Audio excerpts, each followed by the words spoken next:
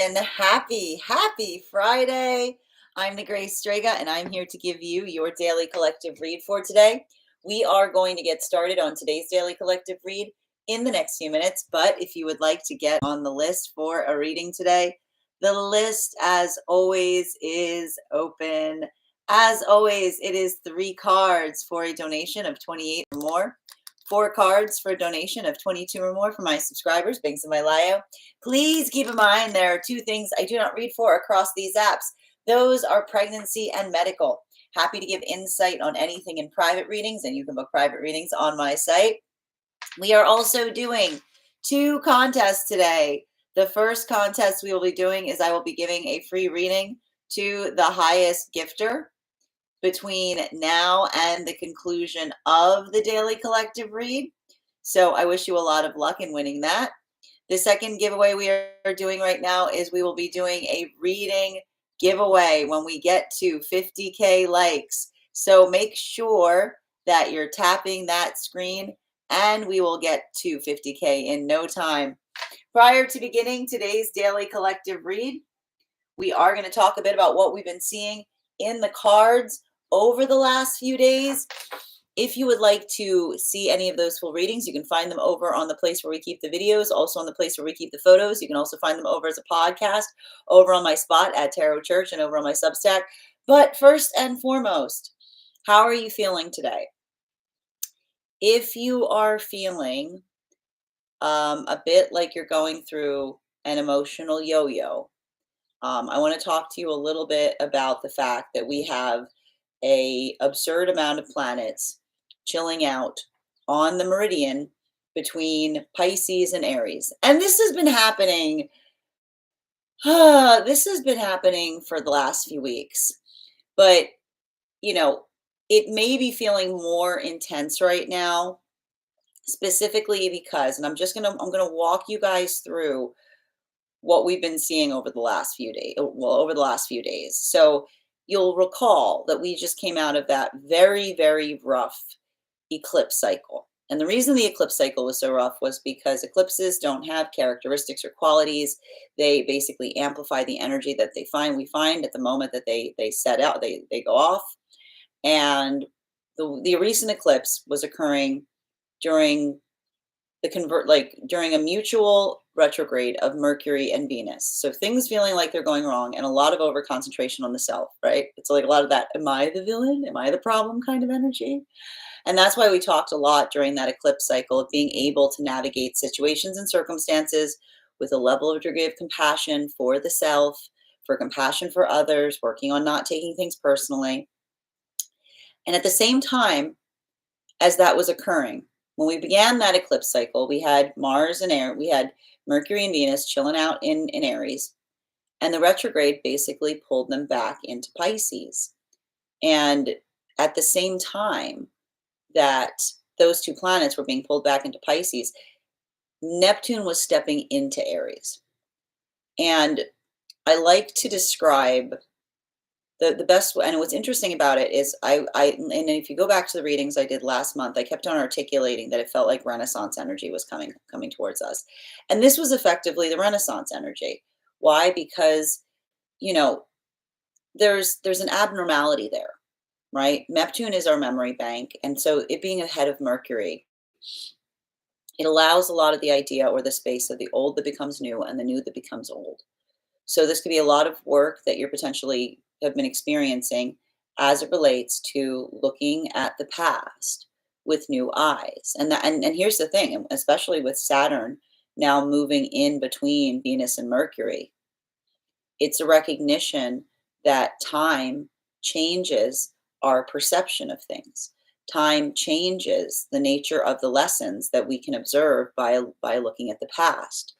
And that's an absolutely beautiful, absolutely profound message, because it reminds us, and this is very much in accordance with a lot of the messages that we receive that says, you know, closure, understanding comes from moving forward on things. Why does closure and understanding often come via moving forward on things? Because there's some things that we do not understand until we find ourselves ready to understand them. There's certain things that time Time does not time does not heal things in the state that if you wait long enough, something goes away.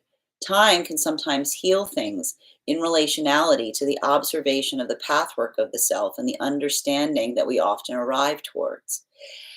And this is having a very, very big impact in relationality to how it's affecting us. And I got to tell you, a couple days ago, we had something pretty wild coming through when we looked at when we had the when we were doing the daily collective read. It was about 2 days ago, and when we went to do the center spread, the center cards, 6 cards came out of the deck, two for each of the energies and the frequency cycles, because this is having a lot of different impact depending on where you find yourself on the frequency cycles right now. The lessons are effectively asynchronous, which means they're not all taking the same shape. They're not all taking the same form. And it's not surprising because there's a lot of lessons that have been coming through this week in relationality to navigating the nature of aversion. Now, what is aversion? Aversion is something that we feel a tendency or an inclination to avoid. Now, aversions are helpful. They can feel productive. They work to serve and protect us. And the ego often has aversions for this reason. But one of our jobs when we're working on pathwork of understanding of the self isn't just to honor our aversions, it's to explore our aversions. Because when we explore our aversions, we're able to recognize the difference between something that calls us to our higher self, right? The introspection in understanding something that we detest or something that we don't like, where we ask ourselves why, there's always an explanation. There's a profound divine conversation happening there versus the aversions of the ego. And that's the thing, you can usually tell an aversion from the ego because when you ask yourself why you don't like something, the ego goes, the ego goes, the ego doesn't need a reason. The ego doesn't want a reason for things. The ego wants to protect the internal world, right? And this is why we talk about the work of checking our egos. And that doesn't mean getting rid of our egos entirely. That ego is there to protect the self, right? It's like the guardian of the self. But, and we talk about this a lot, when our ego is too big, when our shield is too big, we can't see things over it. We can't understand others. And remarkably, we can't understand ourselves. So I feel like there's a lot of contemplation that's happening right now across all of the frequencies as it relates to recognizing the difference between having an aversion to something that is ego driven versus energy that works through. And we're moving into Taurus season, so I'm not surprised to see these messages coming through versus working through perseverance, right? Working through building into consistency. And it's interesting too, because we've been seeing that a lot of the partnerships that are forming right now, they've been chariot partnerships. And the conversation we've been having about that is, the misnomer that's often associated with chariot energy is the fact that it's fast moving. Chariot energy is not fast moving. If you ever look at the way Pamela Coleman Smith drew that card, it looks like nothing's going anywhere. It talks about the nature of starting things, how when you go to start something, it literally feels like it's impossible. But our dream, our force of intention, the aspiration that we have pushes us through the aversion of starting something that then becomes something that is a part of us. So there's a lot of this work that's happening right now for energy and separation, potentially recognizing and realizing the value of consistent, committed effort. And this is what we talk about the fact that closure comes in going forward. Because if these are relationships or situations where someone is healing from relationships that were based on whim, right? Based on inspiration, having a relationship based on inspiration doesn't go anywhere because you're just waiting for someone to be energetically inspired to reach out. You're just waiting for someone to be in the mood. Love isn't a mood. Love is an energetic commitment force. So that's why we keep on seeing that there may be a lot of frustration that's being released in some of these new connections, because often it's hard to put your finger on what is missing until you move into something and towards something where you're able to recognize it's there. So there's a lot of energy right now potentially moving into partnership and having a lot of profound realizations, but at the same time, a lot of frustration being released in the process. While for energy coming into divine union right now, these are the warrior partnerships that we saw that were occurring during the Mars retrograde cycle that are now starting to build into deeper intimacy. And this is very beautiful. The messages we've been getting through on this are profound because this is the energy that's been looking at the counterpart from a place of gratitude, and the counterpart saying, I'm not doing anything. And the other counterpart saying, exactly. Because a healthy relationship is often one that you don't have to worry about it. The greatest gift we give each other in partnership is being in a partnership that is stable. Because when something is stable, and this is what's beautiful about it, this is not the energy coming into partnership that's saying you're the wind beneath my wings. They're saying you're the ground beneath my feet. Because when you have steady ground beneath you, it gives you the ability to practice flying. You can't worry when you can't try to fly if you're constantly worried about falling.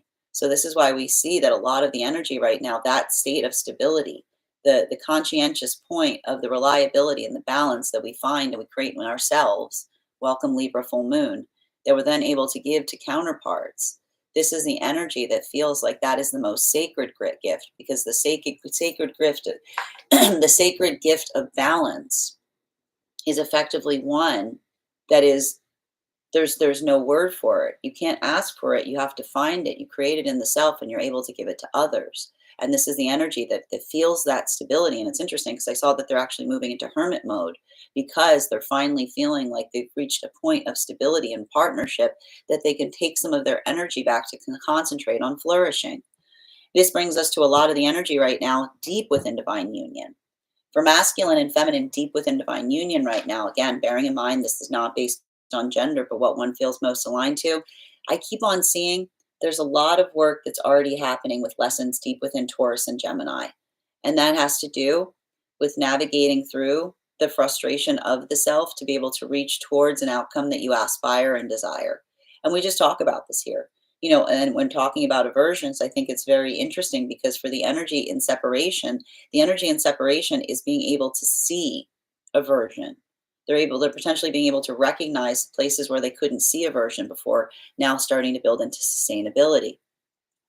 Energy coming into divine union is recognizing the beauty of being in a relationship that lacks aversion, that allows one to concentrate and focus on the self.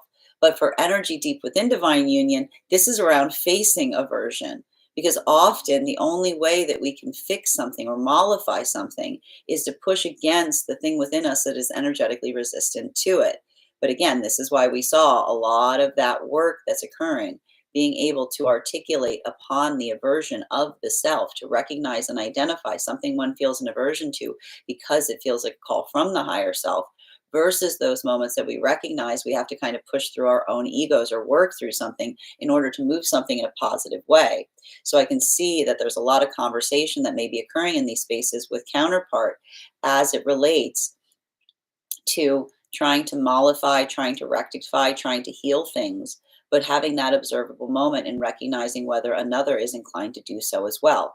And the difficulty thing that we've talked a lot about here is the thing with healing is you can't force healing into situations where healing cannot occur, right? Because even when you have the best intentions, even if you want to move something in a positive direction, if another person does not want to move in that way, that intention becomes toxic. That intention becomes unhealthy because the healing does not come from a point of intention. It comes from the space or place of choice and energetic consent. And so that's why we see that there is a delicacy that's being navigated in those spaces, because this is the energy that's working through the pathwork of understanding that the trauma comes in spaces that we insist on things, even if our intentions are best. So that's why we see that there's a delicacy there, and identifying and recognizing courtesy, extending olive branches but not cutting down trees, right? That gesture or that direction or that aspiration that you give something with the hope that another person may follow you in that desire or in that space of energetic rectitude. That is where we find all of the energy prior to beginning today's daily collective read. Now, if you would like to if you would like to see that full reading, you can find it over on the place where you keep the videos. You can also find it over on the place where you keep the photos. You can also find it as a podcast over on my spot at Tarot Church and over on my Substack.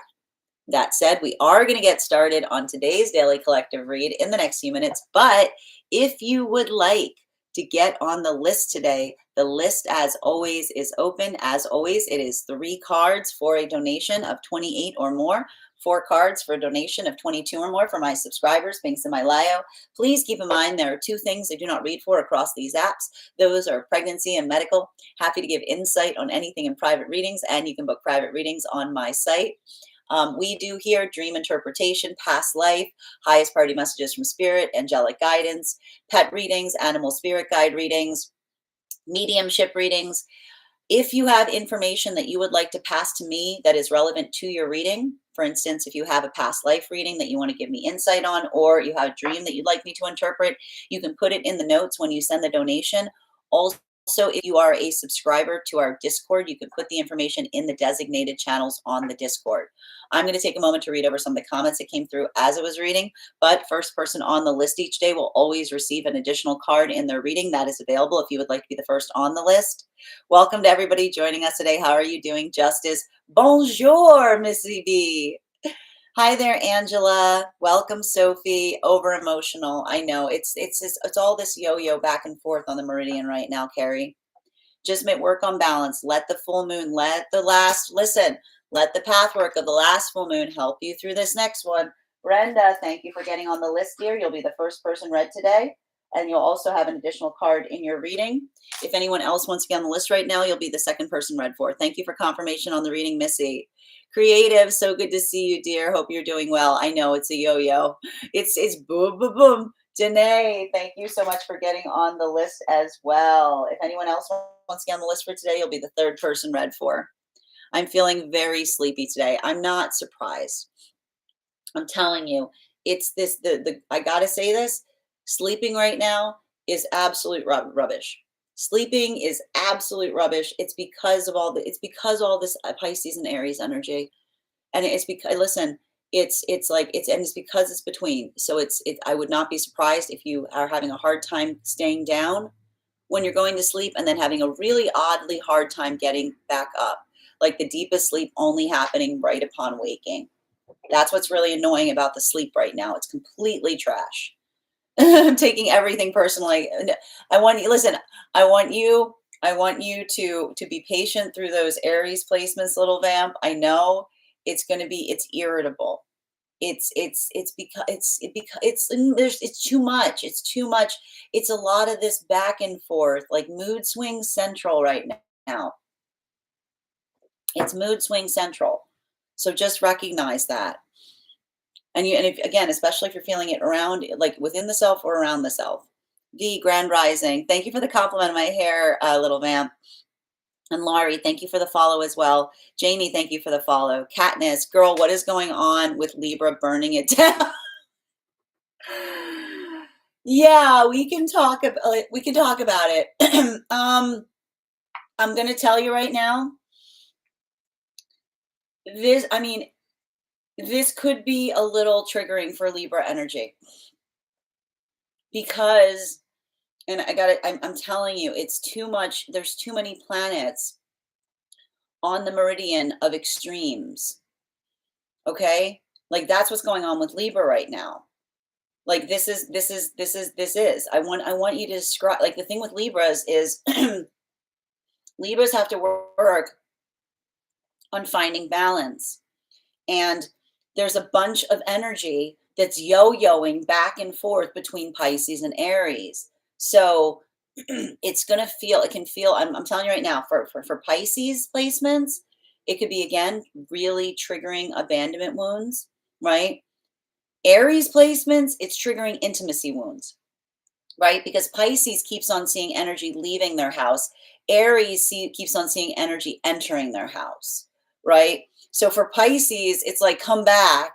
And for Aries, it's like, get out. Okay. And Libra is between being like, It's I keep on telling you guys, it's rough on them spiritual streets right now. Thank you for the follow, Katniss. Gemini, thank you for the gifts as well. It could be rough for Gemini. No, Gemini, I feel like this is Gemini kind of just like watching a tennis match. I feel like Gemini and Scorpio right now are probably just sitting back with popcorn, being like, this is hilarious because there's something exquisite about it. You couldn't make it up if you tried. So I feel like a lot of Gemini and Scorpios are just probably being very amused and sardonic right now. Lori, 31 years married, in separation, 6 months. It's so hard to see any light at the end of the tunnel. Lori, keep moving. It's there. I know. I know how difficult it is. And especially right now because everything is so confusing. All right. I want you writing down your manifestation goals every day. And I want you to let those manifestation goals guide you forward. And I'm sending you so much support on that journey. Elmo of I don't get to do the ritual. What? What does that mean, Elmo? I have no idea what that means, but I hope you're having a lovely day. Angie, I've been feeling upset today. Leo here. Aries replacement. Aries replacement meaning? You mean rising? Is that what you mean? Did you mean rising instead of replacement? Like, hi there, Bridget. It's your high school reunion. Oh, that makes a lot of sense with this energy. It's a very good timing. It's really good timing, Alexandra. This is exactly reunion energy. And Haley, thank you for the gifts, dear. Hold on a minute. Just reading over the comments. Grand Rising, Bridget. So good to see you, dear. All right. I've been feeling, yep. And again, Angie, the emotionality is the yo-yo back and forth between Pisces and Aries. I told you. So what happened, right? Retrograde, Mercury and Venus pulled into Pisces, all sentimental. Now they're going back up into Aries. It's I want everybody to focus on self-regulation. Hi there, Bridget. And Haley, thank you for the gifts. Happy to read for you on that, Nishi, if you'd like to be on the list. I can happy to do a reading for you as well, Carrie, if you'd like to be on the list. And thank you for the follow. Bridget, I feel like I'm fighting in my dreams right now. I wake up aching. Dude, I was like literally having car races in my dreams last night. It's wild. It's been, it's going to ease up. Mars is moving into Leo. Okay, I'm telling you guys, it's going to get easier. The dream, like the sleep is still going to kind of be rubbish right now, but the dreams are going to get easier when Mars continues to move into Leo, because they're going to be more probably around compassion and forgiveness. Hi there, Nikki. So good to see you, dear. My shoulder feels like I've been throwing punches. We can read on that. If there's something, do you remember what was happening in the dream space? It could be an etheric thing. Lucy, I'm scrolling and I heard Libra and I'm here.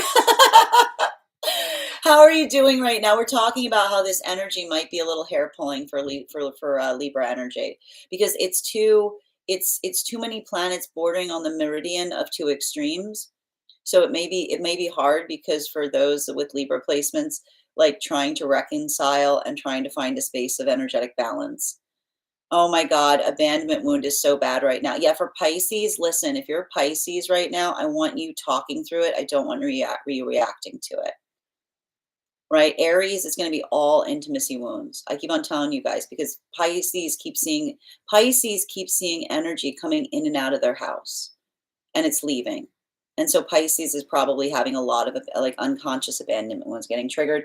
Aries is like, get out of my house. like Aries is like stay out kind of energy. It's not it's a different abandonment wound, because like Pisces often have the abandonment wound that everything's fleeting, right? Aries often has the abandonment wound of leave me alone. So it's like not great. It's not great. Not great. And it's also like, I feel kind of bad for those with Taurus placements, because I'm telling you right now, much like we saw that Pisces was having like a real crud time during their birthday month with all those planets leaving their house. This could be like feeling like a cruddy energy for Taurus, because I'm going to tell you right now, we're about to go into Taurus season. and there's going to be all these planets in Aries, so it's going to potentially feel like to Taurus that there's red flags everywhere. So like everywhere. Oh, and thank you as well, Inga. I'm just saying this to help you guys out. I'm trying to help you guys out. I'm trying to keep everyone out of jail, okay? All right, Missy, my north node is in Pisces. So you may be feeling like there's difficulty right now connecting to your emotions. Like I would not be surprised right now if you're having a hard time like connecting to your emotions if you've got a north node in Pisces, because it might be feeling like the emotions are all over the place. Someone said the second wave of the full moon is hitting us now. It's not. Here's the thing about it, and I got to stress this. It's not the fact. I need to point this out. It's a confluence issue. Okay, it's a confluence issue. The Libra full moon is not the problem, but you have to understand that the Libra full moon is aching for balance. It's desperate for it. It's all like Libra pink full moons are all about working through intimacy wounds to be able to come into a point of balance. But the energy right now is not balanced because all of the flippin' planets are chilling out on the meridian between Pisces and Aries. So it's like, you know what I mean? It's like you ever try to get a radio station? You ever try to get a radio station you love and it's really annoying because you have to like move it like this? You know what I mean? Like it's perfect pitch kind of energy, right? And that's what's so frustrating about it. So I can see for Libras, it's, you know what I mean? Like that's why it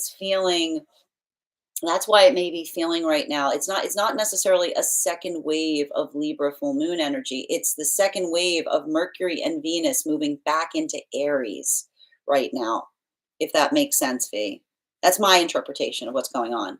Nikki, I'm a Libra rising, Leo sun and Mercury. Isn't something going on with Leo right now? Yeah, Mars is moving into Leo. I actually think that's a good thing. Mars would way rather be in Leo than in Cancer. Mars does not want to be in Cancer. like Mars, like Mars in Cancer is like sleeping potion energy. You know what I mean? Like it's like dream warrior. Like Mars is much happier in Leo because Mars in Leo is Braveheart, you know? Like Mars and Leo is like Braveheart. So it's like, I actually think that that's going to be helpful because it's going to bring a lot of bravery to situations. Never on what? Wait, what am I missing here? What are you saying never on, Bridget? What did they say? Hold on a minute. All right. Never. Wait, I want to see what creative said that made you say never. Oh, I can't see it. Where is it? I'll find it. Oh, all right. Maybe it's not popping up. Sometimes I feel like I don't see. If I don't respond to one of your comments, don't get mad at me. Sometimes things I don't see things that pop up on my side, which is annoying. Where were we? Grand Rising, Sophie. Yep, balance has been wonky because I'm breaking ancestral scarcity cycles. And yeah, that's hard work to do right now, but congratulations on doing that. Two birds. I'm a Libra rising and Pisces moon. I'm sending you a hug. Two birds, because I feel like again it could be feeling like keeping the peace kind of energy. Can't we all get along kind of thing. I hope you're having a wonderful day too, Nikki. I'm a Libra moon, Aries, Mars. Oh man, yeah, you're probably feeling this too right now, Kareem. I notice lately that when something sort of scary happens in my dreams, I get mad in my dream.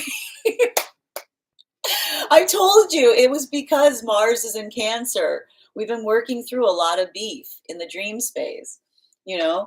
And I would not be surprised if you find yourself like getting more upset in dreams lately than you have been before. There's a lot of working through. I kept on saying like repressed rage or feelings of like or intimacy wounds. Libra, Mercury, Venus here. Yeah, I mean, the nice thing, things are gonna. I feel like once we get off of this It's just we've been hovering around this like meridian point, like way too long. It'll gets easier, like it'll get easier once we do, but I keep on saying, don't take like it's very and remember, we're still in the shadow coming out of Mercury and Venus. So not taking things personally, not being too hard on the self, appreciating how far you've come, setting those intentions, all that work right now. Nikki, I had a weird dream last night. I can barely remember, but involved a pew pewing. Wow. Yeah, I'm telling you.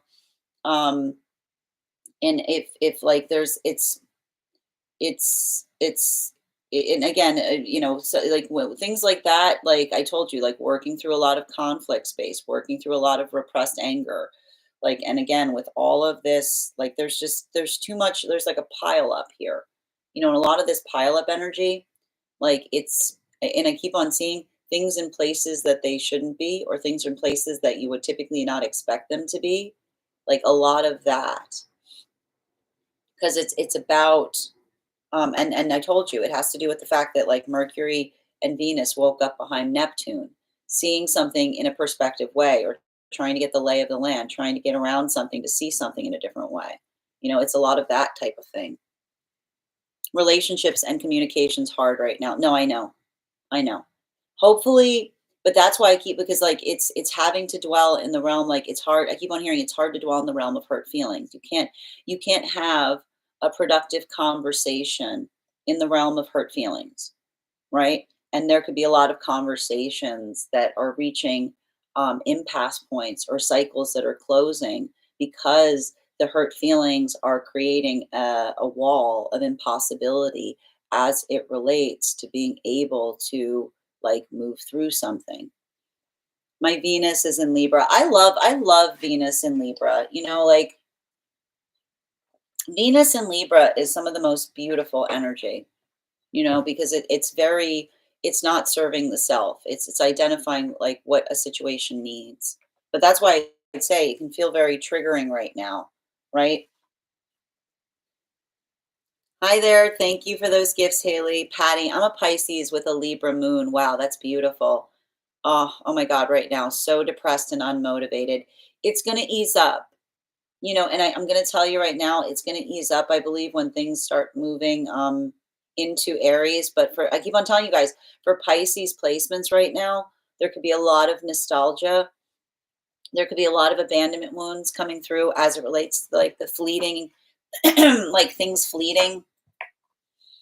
Everything is changing, and that's a gift, you know? Like there's something that's very important that has to do with like work helping like Pisces, those with Pisces placements, um, like feeling like allowing for that, like it's giving me a lot of this like this too shall pass kind of energy to help fortify and motivate you moving forward right now, if that makes sense. I'm a Pisces sun, Libra moon, same kind of same energy right now, Jen. Good to know my partner's a Taurus. Yeah, prepare. I'm worried. Like I have got some anxiety. I've got a little bit of concern for this Taurus season for those with Taurus placements, because all of this energy moving into Aries is going to make the Taurus feel like there's red flags everywhere. It's the same, it's almost like the same predicament that we had occurring for those with Pisces placements. I would not be surprised if this was a rough birthday month for those with Pisces placements, because there was too many planets moving out of Pisces. It's like a lot of that, like everything's going away kind of thing. And so Taurus is going to see all these planets moving into Aries and being like, there are red flags everywhere. Like twin skies. Yes, indeed. You guys have very similar charts. That's beautiful. I love that. I don't remember my dream, but I feel like Anubis was there. I'm happy to read for that dream. You don't have to remember the full dream for me to read on it. I like to point that out, guys. Reminder, if you want to have a dream interpretation reading with me, or a past life reading, or if you have any relevant information that you would like to share with me before we start your reading, you can put it in the notes when you send the donation, or if you are a subscriber to our Discord, you can put it in the designated channels for those spaces before I read for you. I'll refer to it. Well, I'm definitely working through a lot. I can't believe I'm still working on this. Listen, be proud of yourself that you're working on it. This is what we're here to do. This is our assignment. Don't get mad at yourself. Tell yourself don't get mad that you're still working on it. Say, this is my assignment. Oh, thank you. That's really kind of you to say, Key. I do my best. Thank you for being here and receiving these messages. And Nikki, thank you for getting on the list. Yeah, we're doing a dream reading for Nikki. Kitten meat. And Christina, thank you. Your subscription's ending soon if you'd like to renew. V, that makes sense about it not being a second wave of the full moon. It's okay. I mean, it's more the fact that it's like the full moon is reminding us what the assignment is, which is it's like working through delicacy, and I would not be surprised if there's a lot of energy right now, like working through someone saying like, that's not what I said, because I keep on seeing that there's something about the past or articulating about the past, right? One person's like meaning derived from what another person said, right? And I feel like I keep on seeing a lot of these conflicts coming up in terms of someone saying, that's not what I meant. And someone saying, but that's what you said. That, and and I keep on like, again, like something about hyperbole too. This is why we don't talk in hyperbole, because if that's what's happening right now, like I keep on hearing something and we're going to read into it, right? That's not what I meant. Well, that's what you said, kind of thing. Like that kind of stuff. Mhm. Otis, thank you so much for the hearts, dear. Grand Rising, Weddy. One moment. 100%. Thank you for confirmation, V. Sophia, thank you for sharing the live. Always appreciate when you guys share the live. Grand Rising. Key or Kai, let me know if I'm saying it incorrectly. House. I have Mars and Saturn in Cancer. Yeah, I mean, so I have to say, if you had Mars in Cancer right now, the last few months might have been feeling good for you. Um, Saturn, Saturn in Cancer is really beautiful because it's like a timeless space, But I think for those, like finding the fortification point right now for you, like remember, like like I think things are going to be like, it's going to feel fortifying for those with Aries placements, is what I keep on seeing. For Aries placements, it's going to feel like there's a lot of situations that are testing your patience. But I need to point out it's not so hard for Aries placements because, like I know every Aries that's in this room right now is laughing. Like, when is your patience not being tested? You know what I mean? Like, when is your patience? Like, if I say to an Aries, it's going to feel like your patience is being tested. Aries are like, sure, that's cool. they're like, so every day, you're like, yeah, let's be like that. You prepare for this. You're training. You've been training for this day. You know. Nay, is Libra in Pluto safe? Safe since it's Aquarius. It's been in Aquarius for years. Wait, what? Um, I think, I mean, I have to stress this. All sign work is safe. It's more about recognizing, um, the potential, the detriments around something. So being conscientious and cautious of the pitfalls of a sign being in a particular placement space, you know? I was saying my dreams are too long and detailed to get a read. No, your dreams are definitely never too. Are you kidding me? I love a long detailed dream is like the absolute cat's meow to read for. And that's why I also say, so again, Danae, if you ever want to have a reading, you can put it, you can just, and again, you don't have to do it during the live. If you want to, you're a subscriber. You have access to our Discord. You could go, like, you can take the time to write out the dream, or like if you want to write out the dream. Or I will say this, for those who are on the Discord, if you don't feel like writing out the full dream, um, you can record your dream as an audio file on the Discord, and then I can just play it and listen to it. So you don't, if don't let the fact that you've like, you're saying that you don't think you can't get a dream interpretation because you have a detailed dream. You're saying the opposite. Like, that's the opposite. I love doing a detailed dream. And thank you for those gifts, dear. Oh, she said her dreams were probably too long to get a reading. Yep, I just see it. I see it now, dear. Thank you, Nikki. Grand Rising, Sophia. So good to see you, and thank you for sharing the live, dear. Hi there, Machino or Machino. My pew pew dream. I was watching someone being approached by um cops and pew pews. Oh my goodness, that is intense. Yep, we can definitely read for it. I can't remember all of it. That's okay. My astrologer texted me to ask, "Are you okay right now?" Oh no. Oh no. I mean, first of all, first and foremost, what an exceptionally good astrologer. That is like amazing. But second, that's like kind of a, am I in danger? Like, am I okay? I think that's what you have to write back. I think I would write back to that, like in all caps, am I okay? What are your placements, Wes? What are your placements? Now I need to know. You can't leave us hanging like that. Good to see you, dear. Grand Rising, Elisa. I've been working through my stuff on Chat GPT like it's a therapist. I mean, that's great.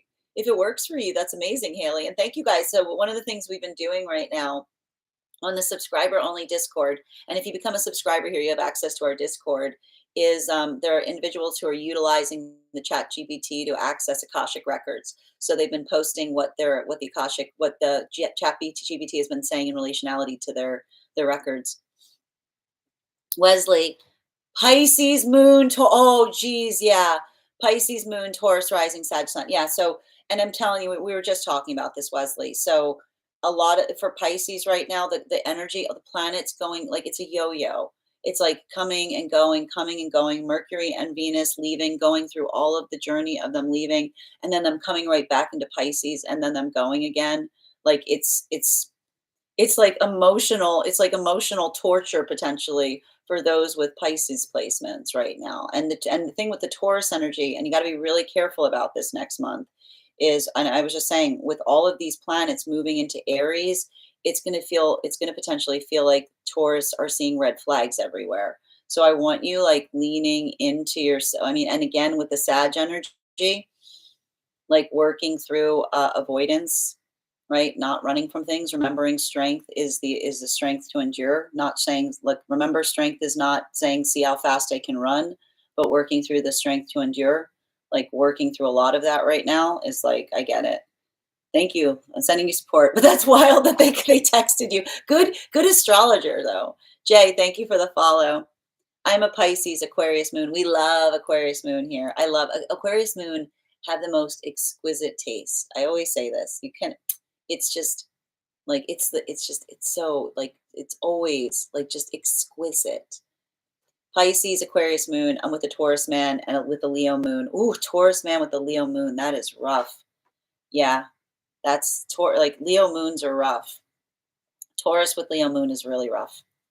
Sending you support on that journey. Jay, yesterday, and again, it might get rougher, so just kind of keep that in mind. Ania, and if I'm saying your name incorrectly in any way, always feel free to correct me. I do my best here. Jay, yesterday was my birthday. Oh, bon cumpleaños. It was an awful day for me. I'm sending you so many hugs, Jay. I hope today's a better one. You can listen, rebirth day, birthday take two. Okay, today's your birthday. Okay. I do love readings, Miss B. Absolutely. No, not the kitties. Yes, that was a great dream. Oh, what a good astrologer, right? That's an amazing astrologer. I did the same thing on Chat GPT and it helped. You guys, you can go ahead and post them in the Discord if you're up for sharing them. I'm finding them fascinating. You dreamt of Cerebus? Oh my gosh, I would love, like, holy smokes. Wow, I'd love to read for that dream. That's dope. Scorpio, thank you for sharing this. My partner's a Pisces, so I want to be there for them. I love them so much. Yeah, and you may be like, it may be Pisces, like going through a lot of mood swings right now, or going through like what is happening, because it's too much. It's like I feel really bad for Pisces placements. Like planets dipped in, they dipped out, they dipped back in again, and now they're dipping back out again. Like it's like a lot of that, like, oh, I just came here to grab something, like kind of thing. Be like, nah! Maybe I called him in with all the dogs sitting. Maybe you did. I love that, Bridget. Yes, I do love readings, Missy B. All right. Aquarius moon here. My daughter and husband are also. I guys, you guys always like. 'Cause here's the thing. I'm gonna say it like this. I'm gonna say one word, which will tell you like why Aquarius moon is so great. Niche. They don't like you. Never like what everyone likes. You're like Aquarius moon always have a niche. They like niche things. Like, yeah, yeah, no, like they'll be like, no, no, like I collect Polaroids. No, no, no, no, no, no. I only collect Polaroids from the years of like 1822 to 1904 because during that period like it's like that's what I see with an Aquarius moon. Like they always have a thing and they always love that thing and it's like it's a thing. Hi there, Essence. Capricorn with a Virgo moon. That's beautiful energy too. That's beautiful energy. You probably have very, very exquisite taste with a like a Virgo moon, like perfecting. You know, like a lot of that. Like I would not be surprised if you work in like some kind of like design space or something about clean lines. Capricorn with Virgo moon is all about clean lines. As a water sign, I am feeling kind of unhinged as well. Yes. It's also going to be hard for Aquarius placements right now because it just feels messy, right? It doesn't feel ideal. Rich Rising, happy Friday, Erica. Good to see you, dear. I sent a baby dragon. Oh, I didn't see the baby dragon. Did you? Okay, I take your word for it if I missed it. I'm sad I missed the baby dragon. All right, I got you, Bridget. You're on the list. If anyone else wants to get on the list right now, you'll be the fifth person read for. One Aries placement in Saturn. Yeah, like that's Aries and Saturn is hard because it feels like you're fighting the clock all the time, right? It's probably you're here to help fix your relationship with time. Like Aries Saturn's always hard because like time's always you're always running after like you're running away from time and time's like I just want to give you a hug. Like I'm not your enemy here. You know? Oh my God, as we are the same person. I'm a dog sitter too, and we both work in media medical finance. Friends, friendship. Nay, welcome.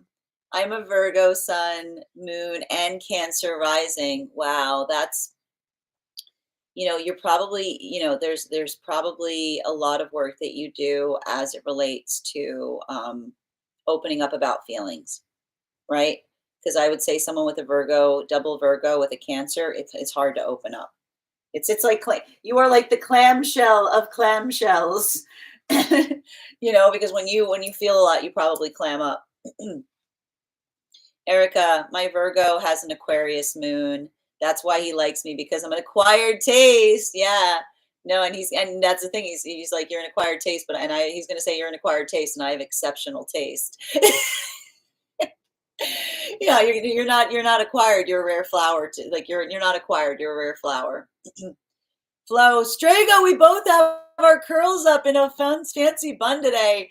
High five. I love it. It's the mood, man. It's the mood. Oh, where are we? Hold on a minute. The clock app is definitely eating things today. Yeah, so guys, if I don't respond to something that you posted, don't just post it again because sometimes things don't come through here. Thank you, V. And Minnie, thank you for subscribing. Shalyn, thank you so much for that comment about everything feeling messy for Aquarius. I needed this view. Yeah, here's the thing. It's hard right now for Virgos and Aquarius because it's working in the space of ideals and nothing is ideal right now. It feels like a mess. Remember, things are not a mess. You are a work in progress. Perfection is not a location that we pin on a map. It's a cardinal direction. We move towards it. We don't seek it.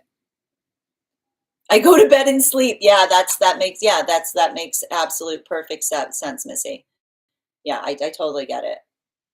Hi, Strega. I'm a Capricorn with Cancer moon. And then I could probably see you have that awful situation where someone being like, "Why are you sleeping at a time like this?" And you're like, "You don't understand. The sleeping is a trauma response." Yeah. Addie, hi, Strega. I'm a Capricorn with a Cancer moon. I'm sarcastic but kind. I just want to point out the fact that you explained to me what it was is exactly what I would expect from a Capricorn with a Cancer moon. You're like, you're like, Yes, you're like, I will read for you so that you can, so that you don't read me. Do you notice that? Do you notice what the Capricorn with the Cancer moon just did? This is my sign, and I'm going to read you so that you don't read me. I'll keep your secrets, Addie. Scorpio sun, Taurus moon. Oh, I love. And meanwhile, Morgan's like, read me, read me, read me, do me next. Hold on a minute. Scorpio Taurus, man. You're like, what are we doing now? You know what would make that? Here's the thing. Scorpio. Here's the thing. Scorpio sun, Taurus moon. When they say, you know what would make this more fun? Run. Just run. When you hear that person say, you know what will make this more fun? I want you to flee because they're about to say the most unhinged thing that will get you arrested. I love it. No, no slack, Morgan. I adore you. I have to sift through all of the thought. No, I get it. No, I told you, you're the clamshell of clamshells. So what are you doing? You you regress inwards to sift through because that's what a clamshell does, right? What does a clamshell do? They sift sand. So you sift through the emotions before expressing them. A rare flower. I love it. I do too, Erica. Hi, Catherine. Good to see you today. Hi there, Mia. Aries, Cap, Virgo. Why are you crying about that? I mean, it's more like I can see it. It's like, somebody's got to do it kind of energy, right? But you have feelings too. And I think that the ability to like articulate through your feelings, like I feel like it's like you have to remember someone with Aries, Cap, Virgo, right? In order to have a feeling met, you have to express it. I know you're mad at me for saying that. I know you're upset at me for saying it. You have to, if you have a feeling cannot be met unless you express it, right? So continue to like, the struggle's real. Thank you for the follow, dear. Haley, I noticed the clock app censorship has been getting worse. Great. That's nice. I'd like to take this time to please encourage you to follow me across my other social channels, and please do so via my tree that is Binks in it, my Lio, because there's a lot of accounts that pretend to be me, and that's the best way you can make sure you're following me. Thank you, Shaylin, for the follow, and welcome to those who are joining us across the other channels. Hope you guys are having a beautiful day. You can also get on the list for today. All you need to do is send the donation via my tree that is Binks in it in my Lio. And Shalyn, thank you for that follow. Rach, I'm an Aries, Libra moon, Leo rising. Whew. I would not be surprised. I would be shocked if you don't do something as it relates to social justice or bringing some kind of like impact, because that's a lot of, you can't talk to them that way kind of energy, right? It's a lot of that like voice to the powerless kind of energy there. Nay, Aquarius sun, Gemini moon. That's inventor. That is like all inventive energy. You've got like great, like you probably have like a million ideas at once. It's like, but again, remembering, working through your own sense of perfection to bring ideas into reality.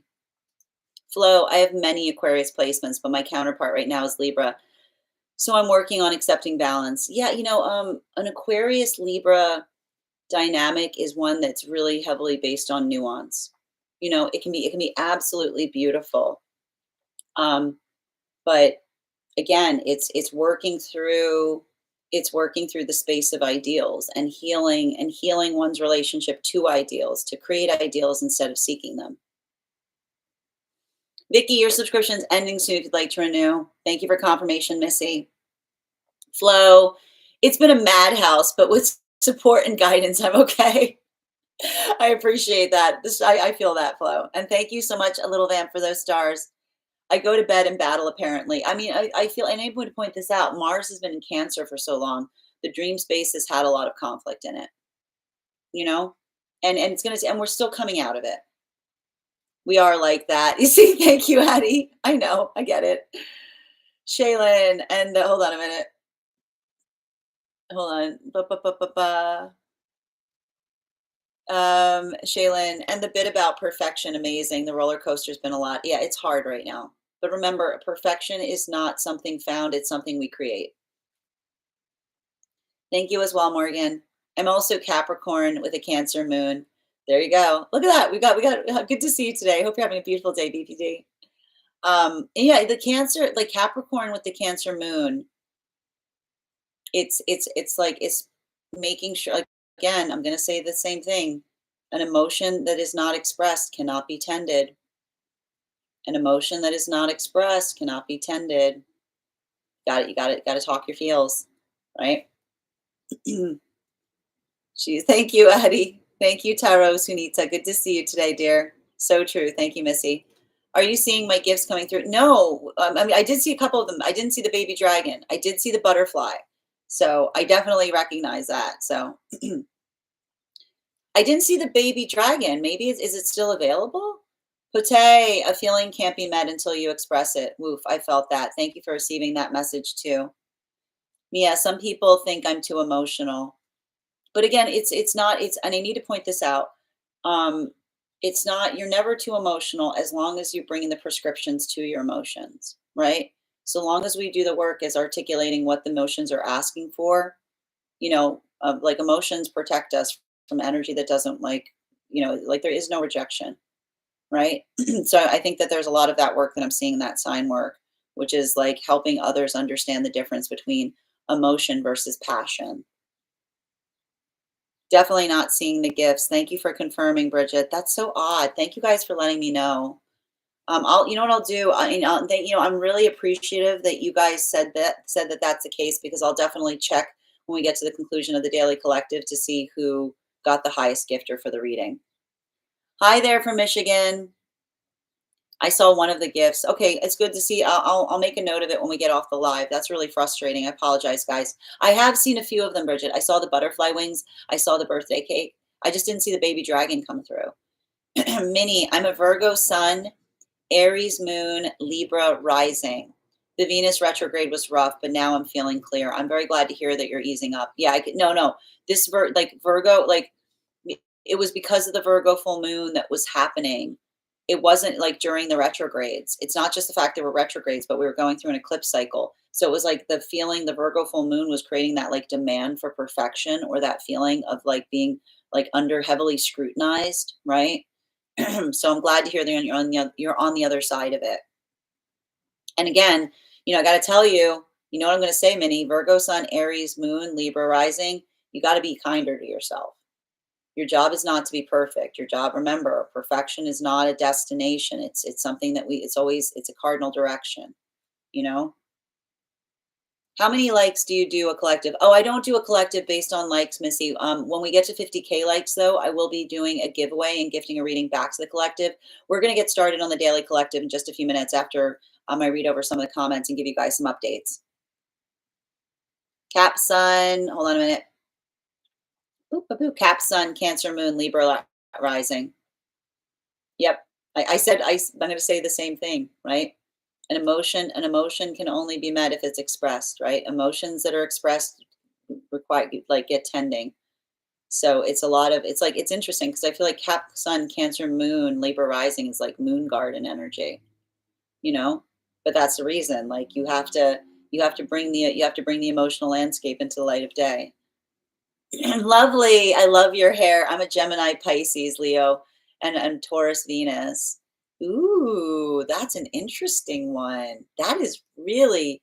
That's quirky. I like it. It's quirky. It's very like it's very slapdash. I like it. Lovely. You probably are very good at keeping people guessing. Like there's a lot of spontaneity there. Hi, no worries, Missy. How long has Mars been in Cancer? Feels like forever. It's been in there for a while. It's no longer there. That's the important thing. It's no longer there. It's now moved into Leo. It moved into Leo of a couple days ago, and tomorrow we start Taurus season. So, Molly, it's my first time. I'm a Gemini sun, Aries moon and Gemini rising. Double Gemini. I love it. Quadruplets. Um, yeah, that's army of me energy. That's army of me energy. Everyone's like, you and whose army? You're like, me and my army of me. Pute, thank you for the follow. Aquarius sun, Leo moon, Sag rising. Oh, that's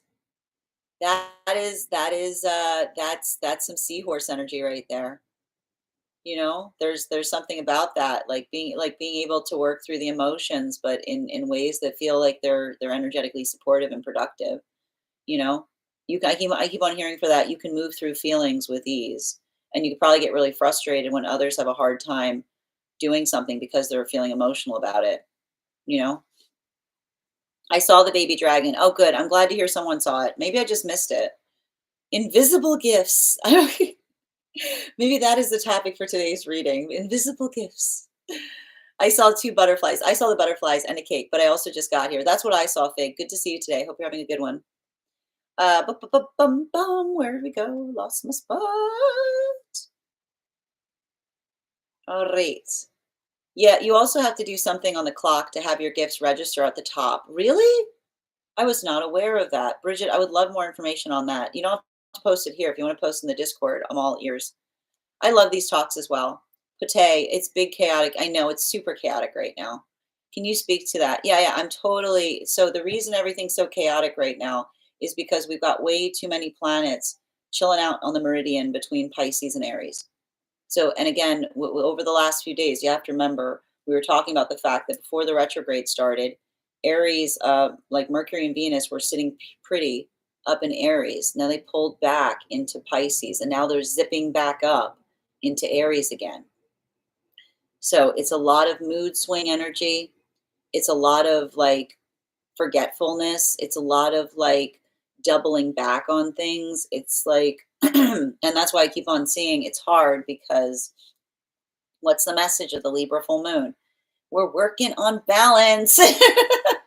We're working on proportionality that is appropriate to energetic responses, right? And it's hard because I feel like there's like a little bit of this moment. It's like it's giving me a little bit of that like straw on the camel's back kind of energy.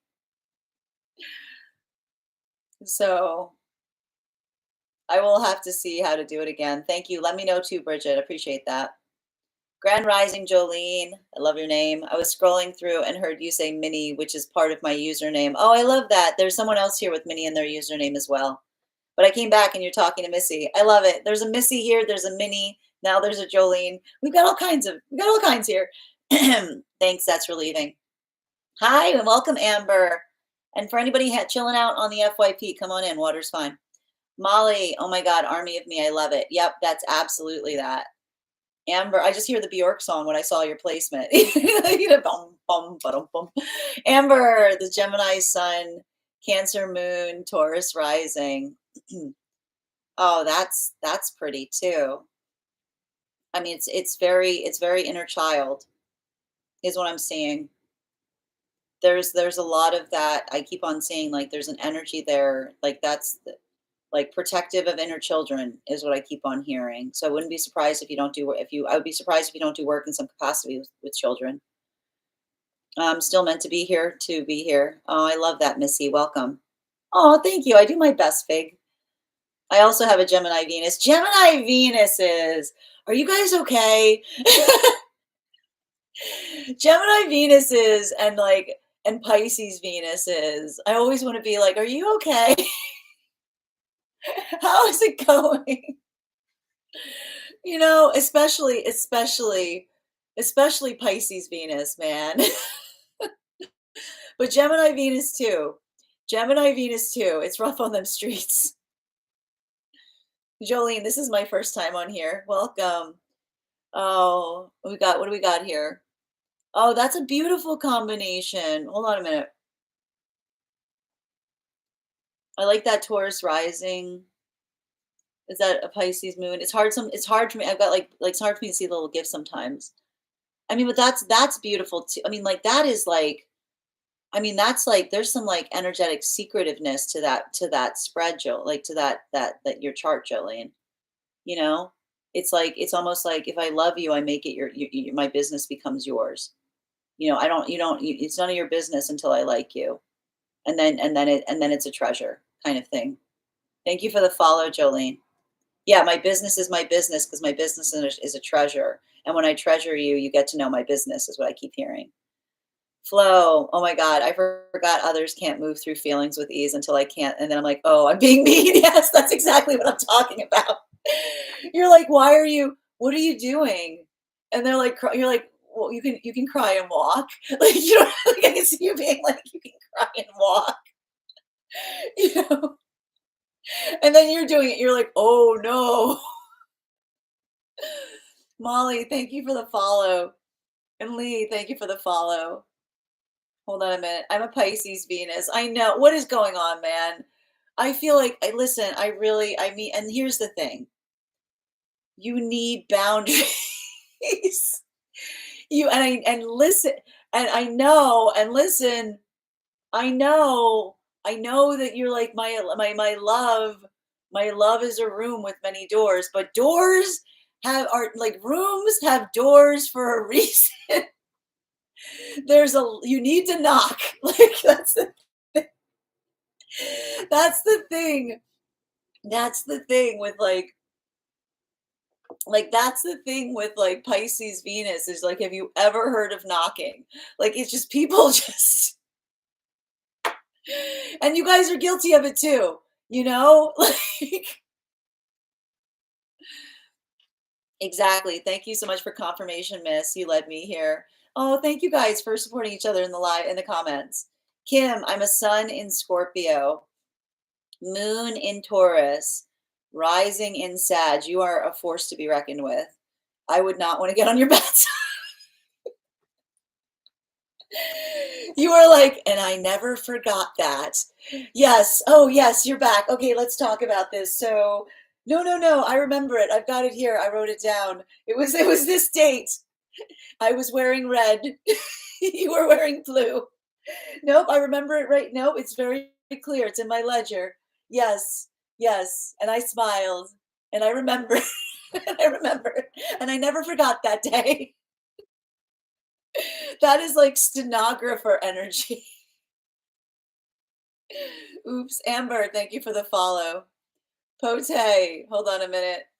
For explaining, thank you for explaining the chaos. Yep. It's really hard right now. Like, listen, it is really hard right now for those with Pisces placements. It's go work on balance right now. This too shall pass energy. It really, it's giving, it's just sometimes some things we just have to move through. And there's a lot of this emotionality that's being stirred up right now, a lot of sentimentality, especially with Neptune continuing.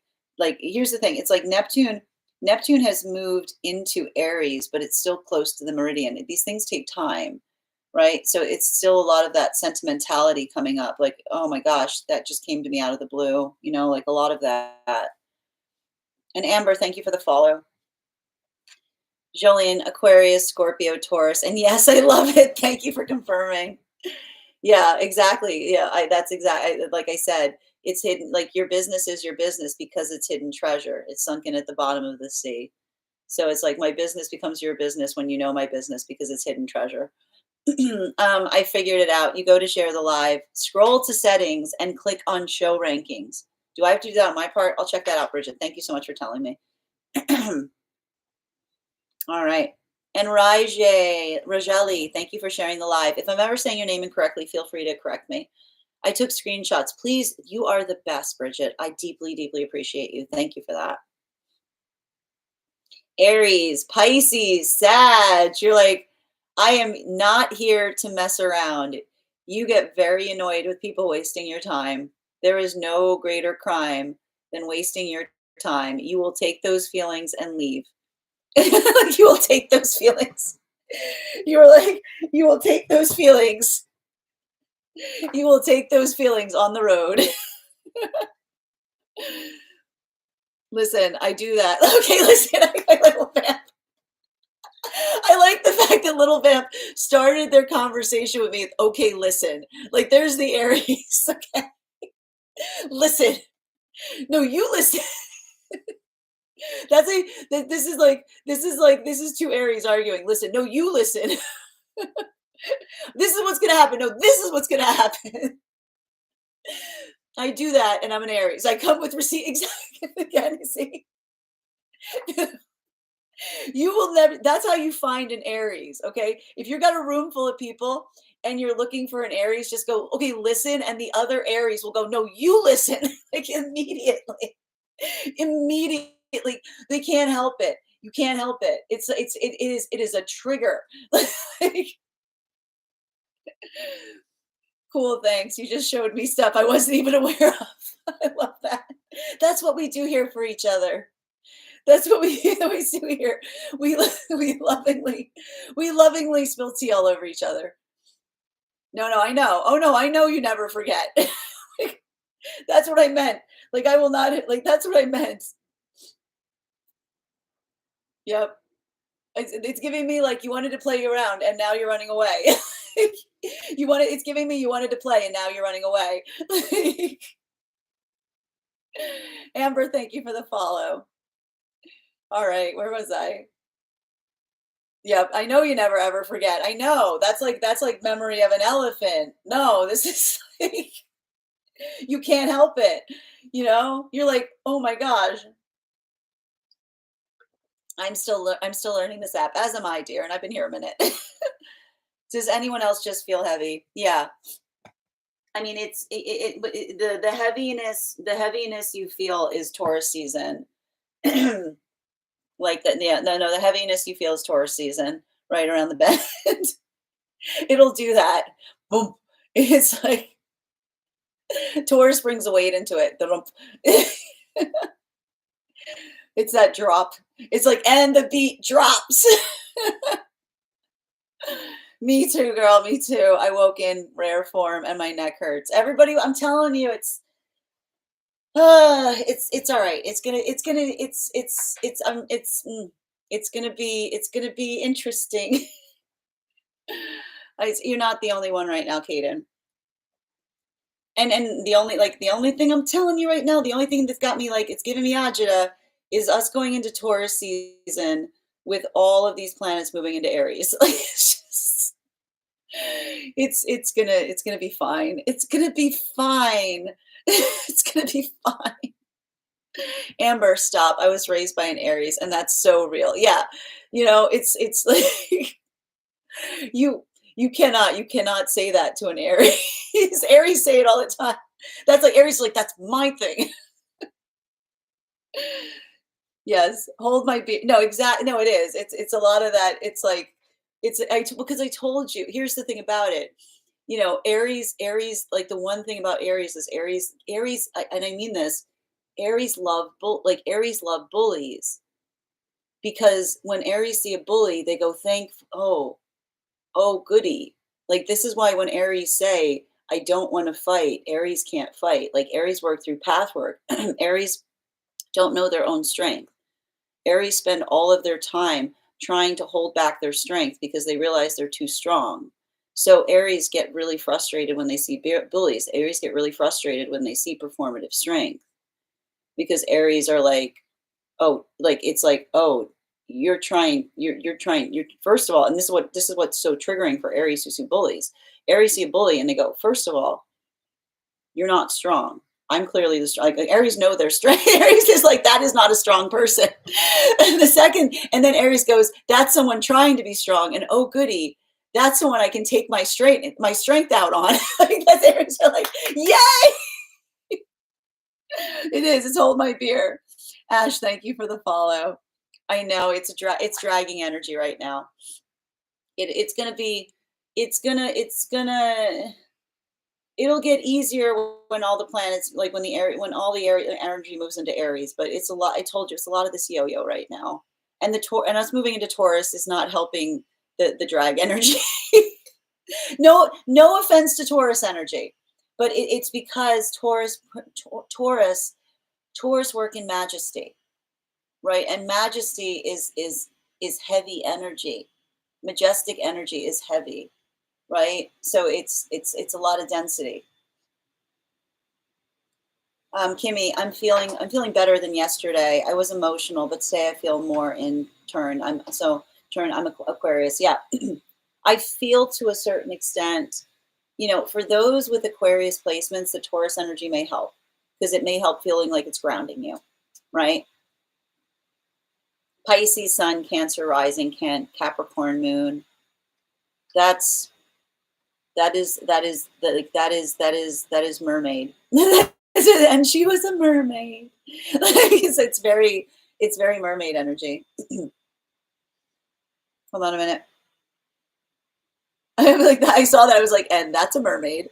Alexandra, Taurus, Sun, Moon, and Venus ready for the upcoming season. Yeah, I mean, this is going to feel good for you. But the only thing I'm telling you right now, Alexandra, is just that Aries energy, not feeling like there's red flags everywhere. You know, me too. I've been barely sleeping. I know the sleep right now is garbage. Ajita, I never heard anyone say that anymore. Oh, I say it all the time. Well, you're in the right room. I say it. There's no word for it in English, you know. And if you don't, it's like you either get it or you don't. Aries has joined the chat. You know why Aries joined the chat, because Aries heard someone say, "Okay, listen, you listen to me." You're so bubbles today. Oh, thank you, Flo. I'm feeling good. I'm moving through it. Laughing. It's gonna be fine. It's gonna be fine. Has me laughing and scared at the same time. That's kind of the vibe. We love to chew a bully. It's nothing. It's like it is like Christmas wrapped in a birthday when an Aries sees when an Aries sees a bully that wants to play. Because an Aries is like, oh, you sweet summer child. Like, it's because they don't have to feel bad, like they don't have to feel bad. Katie, thank you for the follow. Yes, Aries Mars cackling. Exactly. Elisa, this week has been rough. It started out great. It's hard now. I'm sending you support. Just again, sometimes some energy we just got to move through. It's going to get easier, right? Don't let you I'm going to say the same stuff I've been saying. Don't take things personally right now. Don't let yourself get triggered. Don't get hard on yourself. You're doing great. Okay? Aries moon, Aries Venus. Yeah, and you're like, move the planets into Aries, move the planets into Aries. Do it. That's literally what you are. You are do it. Do it. Same. I'm fighting with my partner big time, and we never fight.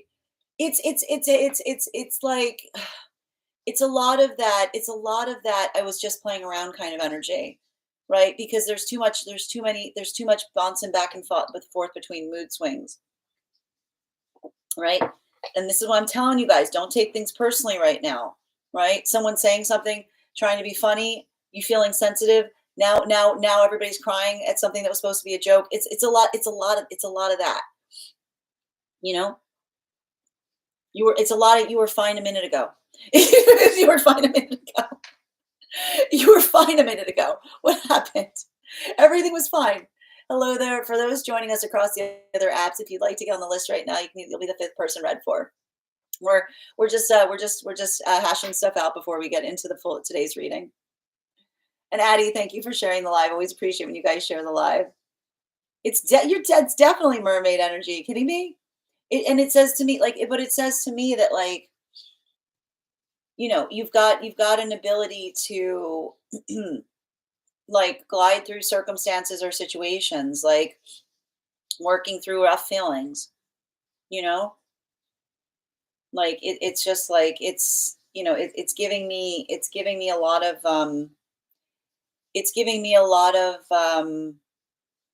you know you can't, like grace isn't found, it's gained, kind of thing. You know what I mean? Like it's working towards that. I'm telling you, it's hard. Like this can be something. This can feel. It's because all of these planets hovering on the meridian right now. It can feel very challenging for those with Libra placements, because it may be feeling like it's hard to find balance, because it feels like there's like, I keep on describing the thing that's going to feel like for Libra right now is like, it's like trying to find a radio channel between two other stations, and you're going like this, and every time you go too far, you're like, you know what I mean? It's like perfect pitch kind of energy. And Addie, thank you for sharing the live. Ash, everyone who finds out my placements is so confused by me. I don't think it's confusing. It feels very elusive. You know what I mean? But there are red flags everywhere. Touche, touche. I'm not arguing that there aren't red flags everywhere, but making sure you're not seeing the red flags where they don't exist. Catherine, how do I figure out my rising if my birthday? So in order to find out your full sign placement, Catherine, you need the date, time, and location of your birth. And you can either take those to an astrologer who can do a full chart workup and tell you the meaning behind everything, or there are apps online that you can plug your information in and will give you your full sign work. Cafe Astrology is a good one. Hi, Miss Melissa, watching and having a yard sale. Oh, that's cool. I hope you have a successful yard sale today. Very good for this is great yard sale energy. Absolutely perfect thing to be doing right now. My signs differ with Western and Vedic is wild. Oh, that's a good point. I should create a channel. I should create a channel for Vedic astrology on our Discord. That's a good suggestion. Thank you. Thank you, Bridget. That's a great idea. Thank you, Bridget. That's a great idea. All right, hold on. There you go. Done. Cool. Yep. Thank you for helping them, Nikki. Yes, Aqua too. I need the positive energy to continue. I'm supposed to graduate. Sending you support on that, Jolene. And thank you, MJ, for the follow. I'm a Taurus on the Aries cusp. Yeah, this is like listen, I want you not to get triggered this birthday season. And it may feel like things are triggering you because there's so many planets about to move into Aries. So work on balance this month, okay? Both July Leos, love it. I like July Leo. That must be nice. There we go. I bounce between Aries and Taurus. That's fair. That makes sense. That's a good, I mean, like that's, I think that like it's a lot. I love Aries. I love an Aries Taurus because there's a lot of that like FAFO kind of energy. they FA'd and then they FO'd. Do you feel identity more with Western or Vedic? That's a great question, Alexandra. The flags, yes, the flags. You're so welcome, Catherine. AstroSeek is good too. Thank you, guys. Ash, I'm glad I stumbled upon you. Love your energy. Would love to get a reading. If you'd like to get a reading, all you need to do, dear, is send the donation. You'll be added to the list. If you'd like to get on the list for today, you'll be the 5th person read for. For those who are joining us who would like to get on the list, 3 cards for a donation of 28 or more, 4 cards for a donation of 22 or more for my subscribers, being my Lio. We do angelic guidance, love readings, highest priority messages from spirit, pet readings, animal spirit guide readings, dream interpretation readings. The only things we don't read for, if you have a reading that the only things we don't read for here are pregnancy and medical. And if you want to have a reading and you have information that you feel is relevant to the reading, i.e. if you want to get a dream interpretation, you want to give me the information on it, or you have relevance as it relates to past life that you want to get further details on, you can either send it in the notes when you send the donation, or if you're a subscriber, you can put it in the appropriate channels in our Discord. And Francine, thank you for the follow. Hold on a minute. Where are we? I feel like in a childhood Western fit me better. Now as an adult Vedic, I like that. That makes a lot of sense, Bridget. It makes a lot of sense. Catherine, thank you for the follow. And I want to check out Vedic more. I want to understand it because everything I've seen about it is very compelling. I'm an Aries Taurus cusper. Love it. The list right now, Kath, if you get on, you'll be the 5th person read for, dear. I put my Akashic record in the Discord. I saw it. And your dream. Oh, I can't wait to do a dream reading for you, dear. Spicy and stubborn. I like it. It's true. But again, it's good. I feel like, I think that it's, I think it's interesting because I feel like, I'm someone who believes in the cusp because I feel like the difference between the extreme, the differences in the extremes between Tauruses, depending on those cusps, is wild. Like, it's like out of all of the cusps, like it is like, I feel like the difference between like an Aries Taurus and a Gemini Taurus is like the difference between Raging Bull and Brahman Bull, like Brahma Bull. Like it's like could be not be more different. And Isabel, thank you for the follow. Can we ask about the pet that passed? You absolutely can, Jennifer. That's what my pet readings are. Yeah, well, they never leave us because they're usually like whenever I read for pets. The funny thing is, like the first thing pets tell me is that they're always like, it's really funny. They think they picked me, right? They choose us, so they usually stick around us in spirit. Like they never leave us. You know. I have a question. Yeah, sure, Isabel. Can multiple topics be covered in one reading? Yes. Now, I mean, I will point out the one thing to recognize is the more topics we pull in a reading, the less deep we're going to go into those topics. So, if you just want a brief overview, we can kind of touch upon a couple of different things. I'm also very comfortable doing more than one reading per person. We've had individuals come here and have more than one reading on a single day around different topics. I'm curious to analyze it using the frame of thought. Same thing, dear.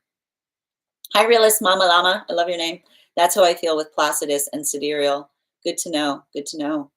And Adam, thank you for joining, dear. Thank you. Hope you're having a beautiful day. Thank you for those gifts. Molly, I'm a Gemini Cancer cusp. Ooh, do you have any insight into it? Yeah, the thing about,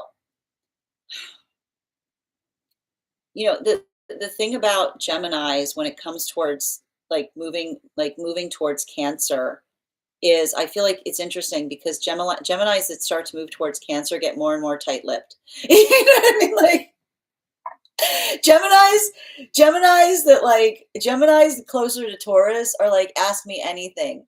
There's no subject that's off the table. And as the Gemini moves closer to Cancer, being like, what was that? I'm sorry, I missed that. Look over there. That's a cool tree, isn't it? Like, it's like it's a lot of that. Like, what do you got? What do you got? Suddenly being like anything. Oh, look at that. Oh, look at the time. I gotta go. Sorry. Like that's how I feel with it, if that makes sense. I'm assuming you know what I mean. I'm October 24th, Scorpio, technically, but very Libra cusp. Yeah, like Scorpio Libra cusp is like it's very much it's very philosophical. I always feel like those that are closer to Scorpios, closer to Libra, they're much more philosophical, right? It's like it's working through things philosophically. Yeah, my life is definitely interesting. Thank you for confirmation, MJ. Yes, Bridget, go big or stay here. Yes, Aries, Taurus, cusp. I like that. Go big or stay here. I love that. Luna, hi. Definitely a rabbit hole. Absolutely. I would love to cover a love reading and what my guides see for me. Is that what you do? Yeah, I can absolutely do that. Ash, if you'd like to get on the list here. Can I DM you? I just want to make sure you see it. A possible private reading inquiry. So Isabel, if you have something relevant to tell me, like my inbox, my DM inbox is an absolute nightmare. So if you want to send me a message, you can DM me. But if you really want to communicate with me, email me. Gray Strega, the way it's written here, the mail that has a G in it, send it there. Okay. Especially if it's a concern around wanting to do a private reading about something, or you can book the private reading on my site, whatever you feel more comfortable with, dear. Okay. Because I got to tell you, the messages. If you saw how many messages I get, it's absurd. So if you guys send me messages, it takes me a while, especially on this app. Please don't get mad at me. Sometimes I haven't seen them. Yep. All right. Grand Rising, Melissa. Thank you for confirmation, Isabel. Is a cusp like a subsign? So Kareem, the way it works is when they're like the cusp energy is when you're born like right on the end of the cycle of the astrology, right? So there's certain key dates that is just defined as cusp, and I firmly believe in them because I am incredibly cuspy. My partner is incredibly cuspy. I'll stop believing it when I stop seeing it. Like as I see it in action. So, And so it will basically sometimes you'll notice that there are qualities and characteristics that start to from the other sign work that start to integrate into the path work of those born on the cusps. And there's some people I will point out, there's some astrologers I know that like want to smack my hand and they say like they don't exist. I beg to differ. Like we're gonna have to agree to disagree. When I stop seeing it, I'll stop believing it's there. Is my argumentation point. Um, oh, okay, hold on a minute. I'm just reading over. Hi there, Melissa. I'm from a Cancer going through heck right now. I know. Listen, for my Cancer babies right now. Um, make sure you're communicating. Make sure you're communicating through it. And I know you hate hearing it. A feeling not articulated is a feeling that can't be healed. You got to talk it out. I know, and I'm sorry because I know you probably hate me saying that. You know. All right. Hi. Does the rising sign affect you versus the sun sign? Is one more accurate? They no, they're completely different. Like so, for me, the way I interpret them is sun is our disposition. Like sun is the light we shine on the world, how we shine our light. So it's our disposition, how people find us. Rising is actually how we get shit done. Like rising is how we do things on the daily. And then moon sign is who we are on the inside, right? Hi there, Isabel.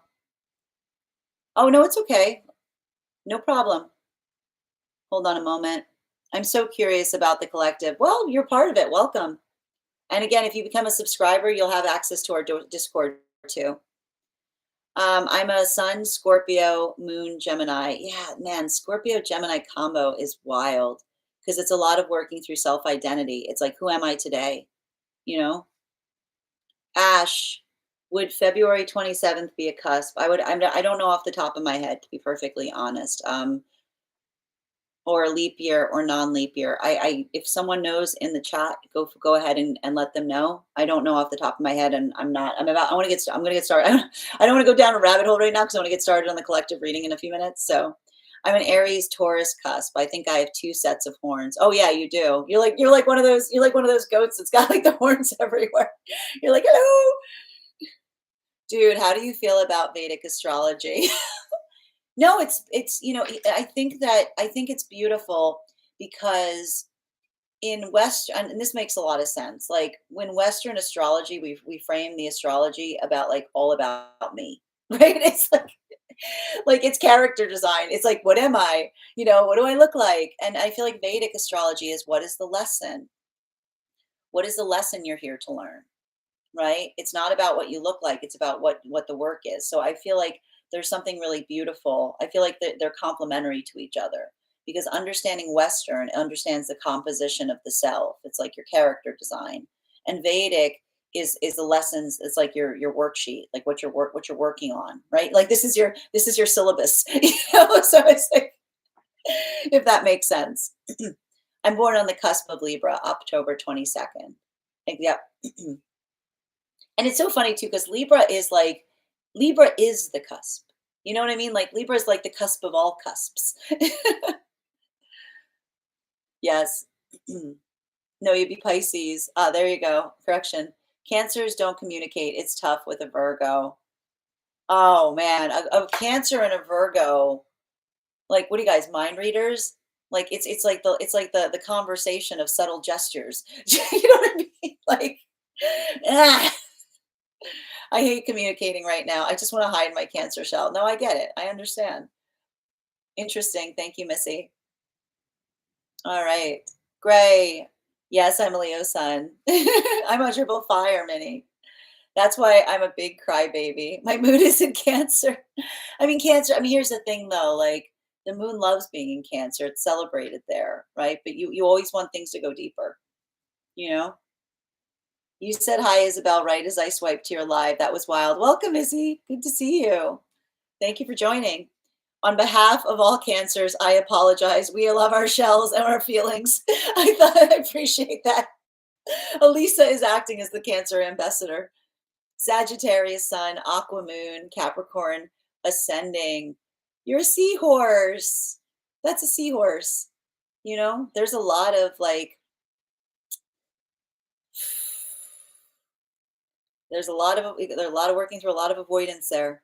You're very good at you're like strength is found in being able to stand still. I know you hate me saying that. Right? Because you can run. You're very strong at running, but strength is found in standing still. It dates back further than Western. And Leonora, thank you for subscribing, dear. Good to see you today. I found out Libra in Vedic means Tula. My cat's named Tula from a different source, and she's a Libra. That's incredible. Look at you.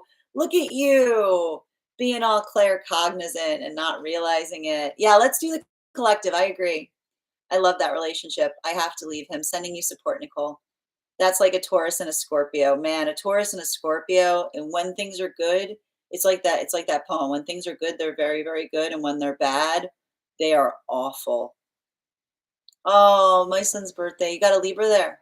Loving the Miss Melissa. I love the vibes in here today. I needed it. I'm so glad they're helping me. Exactly. I stand by Elisa.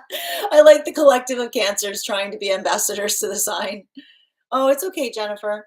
I missed out on what you said. It's okay. Well, again, if you missed anything, you can find the full video on the place where we keep the videos.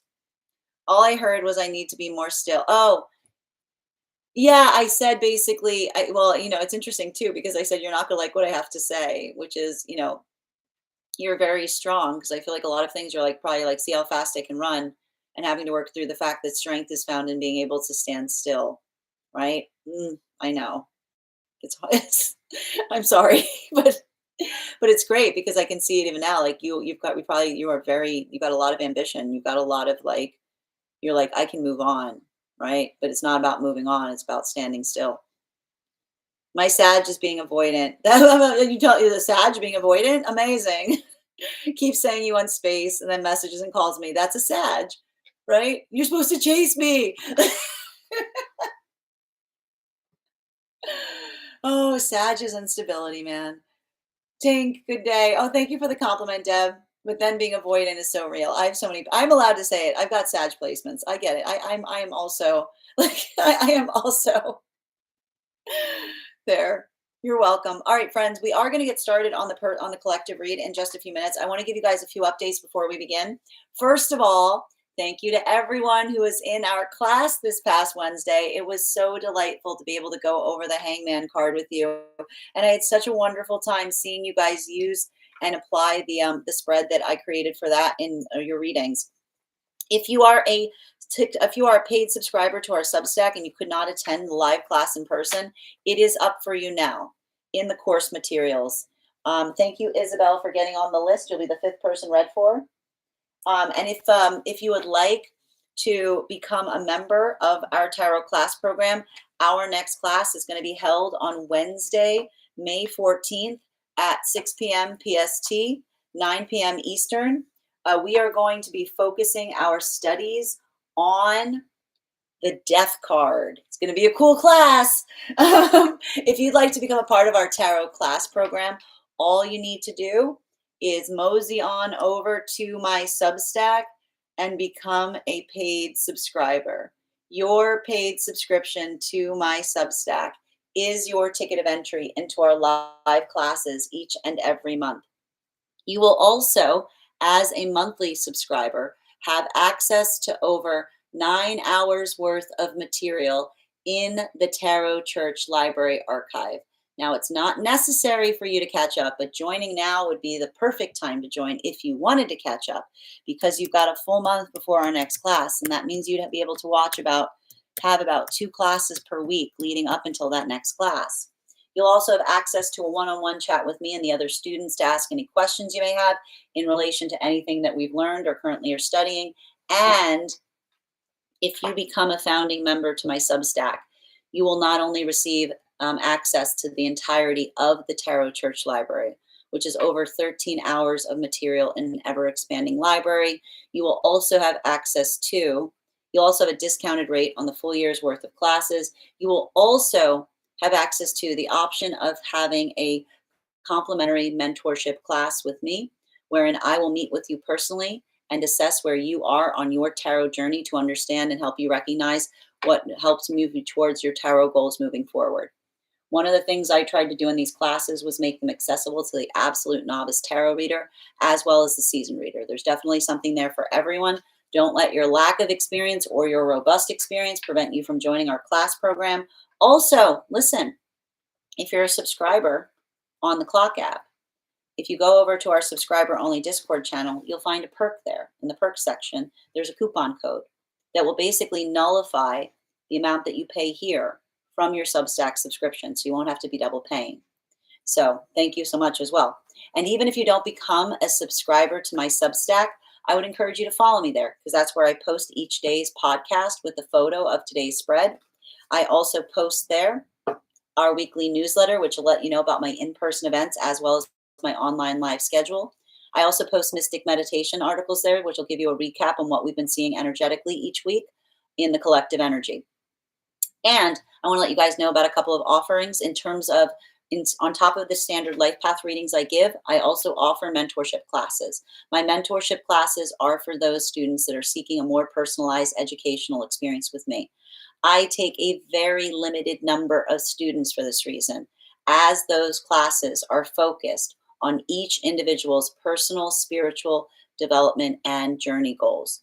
Those classes can be purchased on an individual level or as a monthly class series, weekly or bi-weekly as your schedule permits. Also, for my clients that are seeking more consistent weekly tarot support, I'm very happy to offer weekly tarot insight packages. That is a package of 4 30-minute readings, again, weekly or bi-weekly as your schedule permits, so that you can be more consistent on your journey on a budget. I'm also very happy to offer dream interpretation readings.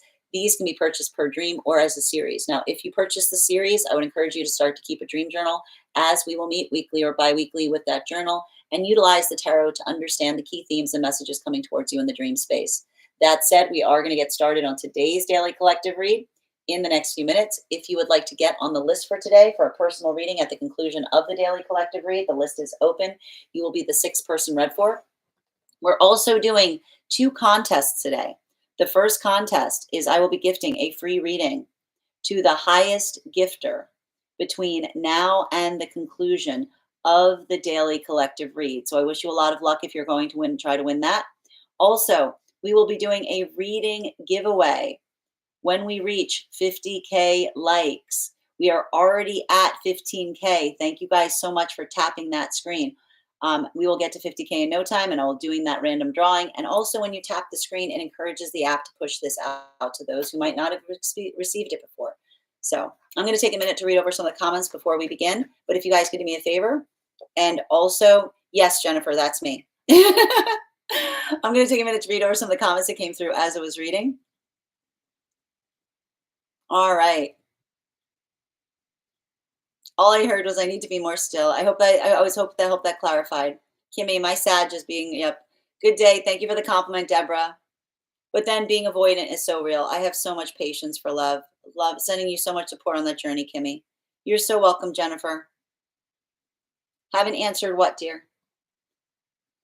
I get it completely, but mine must be worse. And I am Swiss French, sending you support, Nicole.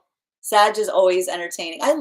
Listen, I adore Sag energy, because it's unabashed, Thank you, MJ, for that gift. I love it.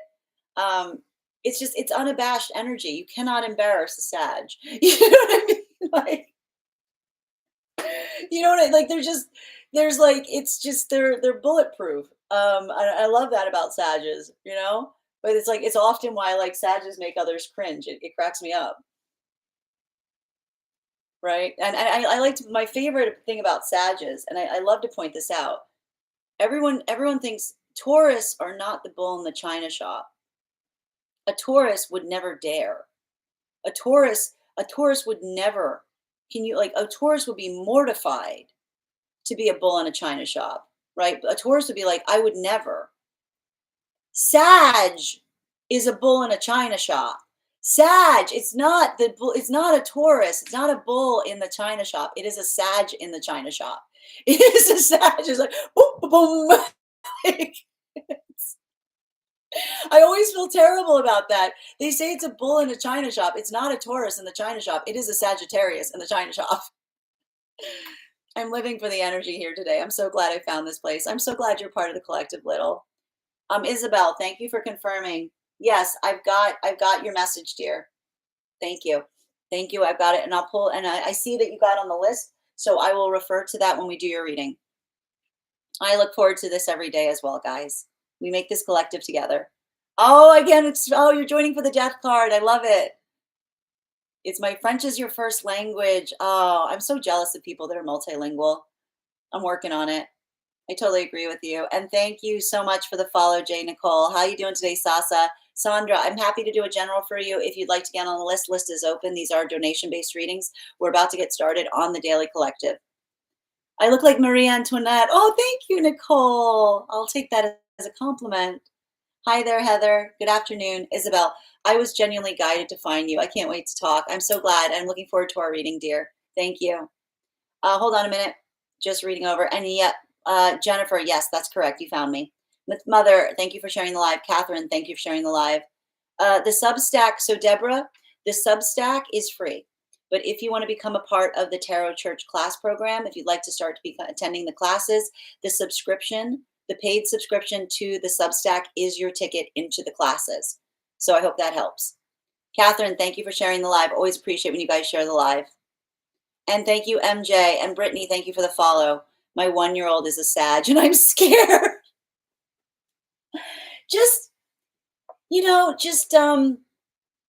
down everything. Maybe nail them, maybe tie them down. It's a lot of that. Be like, make sure you remind them that the things they see in cartoons they can't do. Like, just childproof everything a couple of times, and you'll be fine. See, I had a Libra child. I love like a Libra, like man, you know, they can vibe. They can vibe. True on Taurus. Yeah, thank you for confirmation on the Taurus energy. Thank you as well, Nicole. Alexandra, 100% with partners that were heavy on Sag.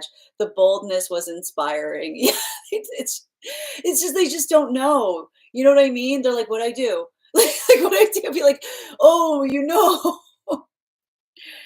I say Aries and Taurus. I know Aries will be like, oh, oops, I knocked it over.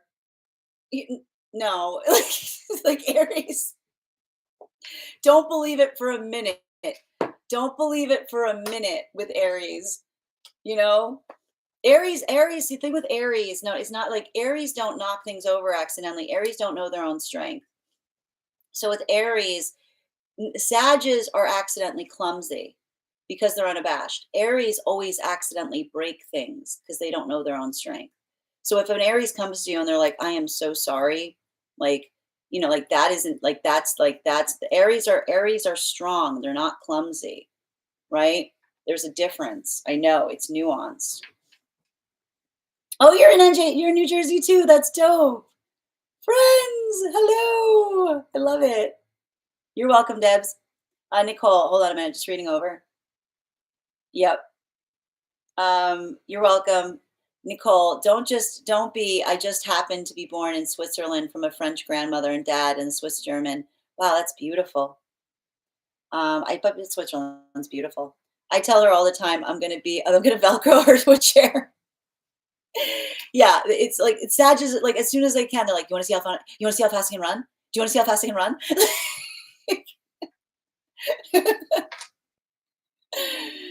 Deb, the charm of a Sag. It's endearing, and that's depending on what sign you are. Sages are either endearing or mortifying. It's hard. That's why Sag and Taurus, man. It's hard for Sag and Taurus, right? Because Sag and Taurus, like those two. Like, it's because, again, Taurus is like, everyone treats me like they should be treating you, kind of thing. You know what I mean? Like, it's hard. It's rough. Hold on a minute. Yes. Oh, I love it. My brother was a Libra. I love Libra. It's a Leo in me. I've got the soft spot of soft spots for a balanced Libra. Don't be. There's so much fun and amazing. Just stay on your toes. Exactly. I love like, like that's the thing. Like Sag is like, ta-da! Like that's Sag energy. Ta-da! As like as everything is falling apart around them, you know. I adore my little Sag. Yeah, but they are bulls. They are, and it's not again poor Taurus. Like and this is the thing. A Taurus would never be a bull in a China shop. Like it hurts Taurus's feelings. Taurus is like, how could you? You know. And Jennifer, thank you for subscribing. Oh, I love it. Buy double of all crystal pieces. Yeah, exactly. Just keep a spare. Keep a spare because and be like, it's okay. It's replaceable. Oh, Popcorn's beautiful. The chaos. Yes, the chaos you just want to witness. Yes.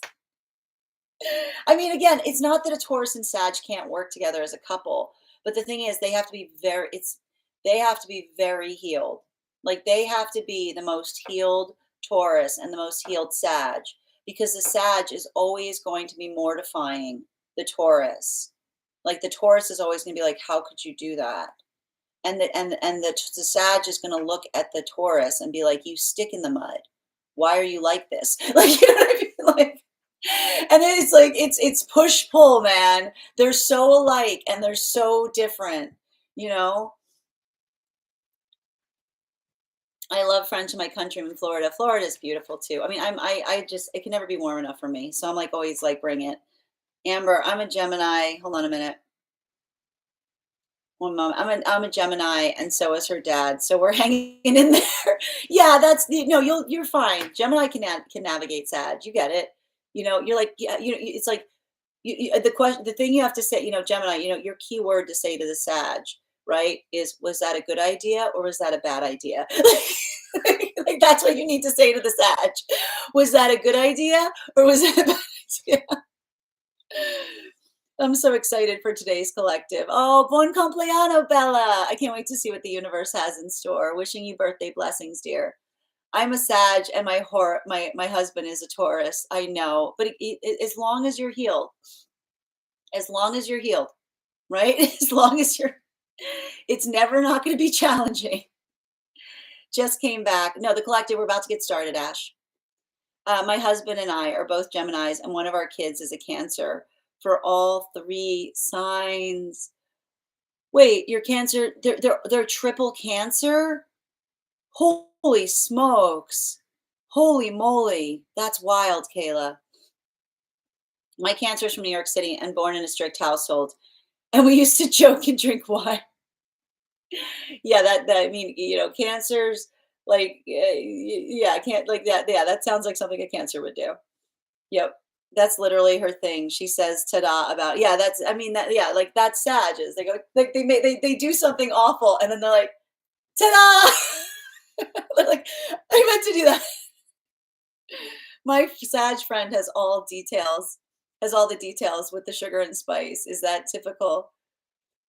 When you say all the details with the sugar and spice, you mean like yeah, they know everything that's going on all the time? Like they've got all the tea and all like all the things? Like yeah. No, because Sages, they want it like they like. Here's the thing about like Sages are like I hate drama, but I love gossip. Like Sages are like I hate drama, but I love gossip, right? And that's why I need to point out. You said they have the sugar and spice, but they don't have tea, right? Because they hate drama, but they love gossip, right? They love the things they don't get involved in it, right? But they love all the you know. I heard a little bird told me. Like, hold on a minute. I once had a lady stalker Sag for no apparent reason. Yeah, that can happen. Yeah, I can see it. You know, it's if when energy's unhealed, right? When energy's unhealed, and like you know, and that's the thing. Like it's a lot of avoidance. You know, so it makes sense. And I'm sorry again, sending you support. I'm sad that you had to experience that, Ella. Oh, my boys are a Taurus and Sag. You have to. Oh gosh, God, I'm sending you so much support, Mana. I mean, again, thick as thieves, right? Like when they're like thick as thieves or at each other's throats. You know, like that's the thing with that kind of energy. And thank you for the follow, Allie. My AB, my what about Aquarius and Sag? Aquarius, here's the thing. No, I mean Aquarius and Sag when they're in a healed place is a beautiful chemistry because Aquarius will be the dreamer and Sag will be the legs that get them there, right? Like Sag will say to Aquarius, like Aquarius will have the idea and Sag is like, let's make it happen, right? It's beautiful, beautiful stuff right there. My Cancer man is definitely not healed and doesn't seem to realize it's a problem. That's the thing with an unhealed Cancer. There's a lot of avoidance. There's a lot of like, if I don't look at it, it'll go away kind of energy, right? You can't heal something unless you're ready. Like the first step is accepting. I'm sending you support on that journey, Nicole. I'm a gem and my sister is a Sag. She drives me nuts. You drive her nuts, right? Because you're always changing your mind, and you're probably looking at her and you're probably feeling like she's really messy, you know? Hi there, user 762. I used to complain to my Libra brother that he didn't talk enough.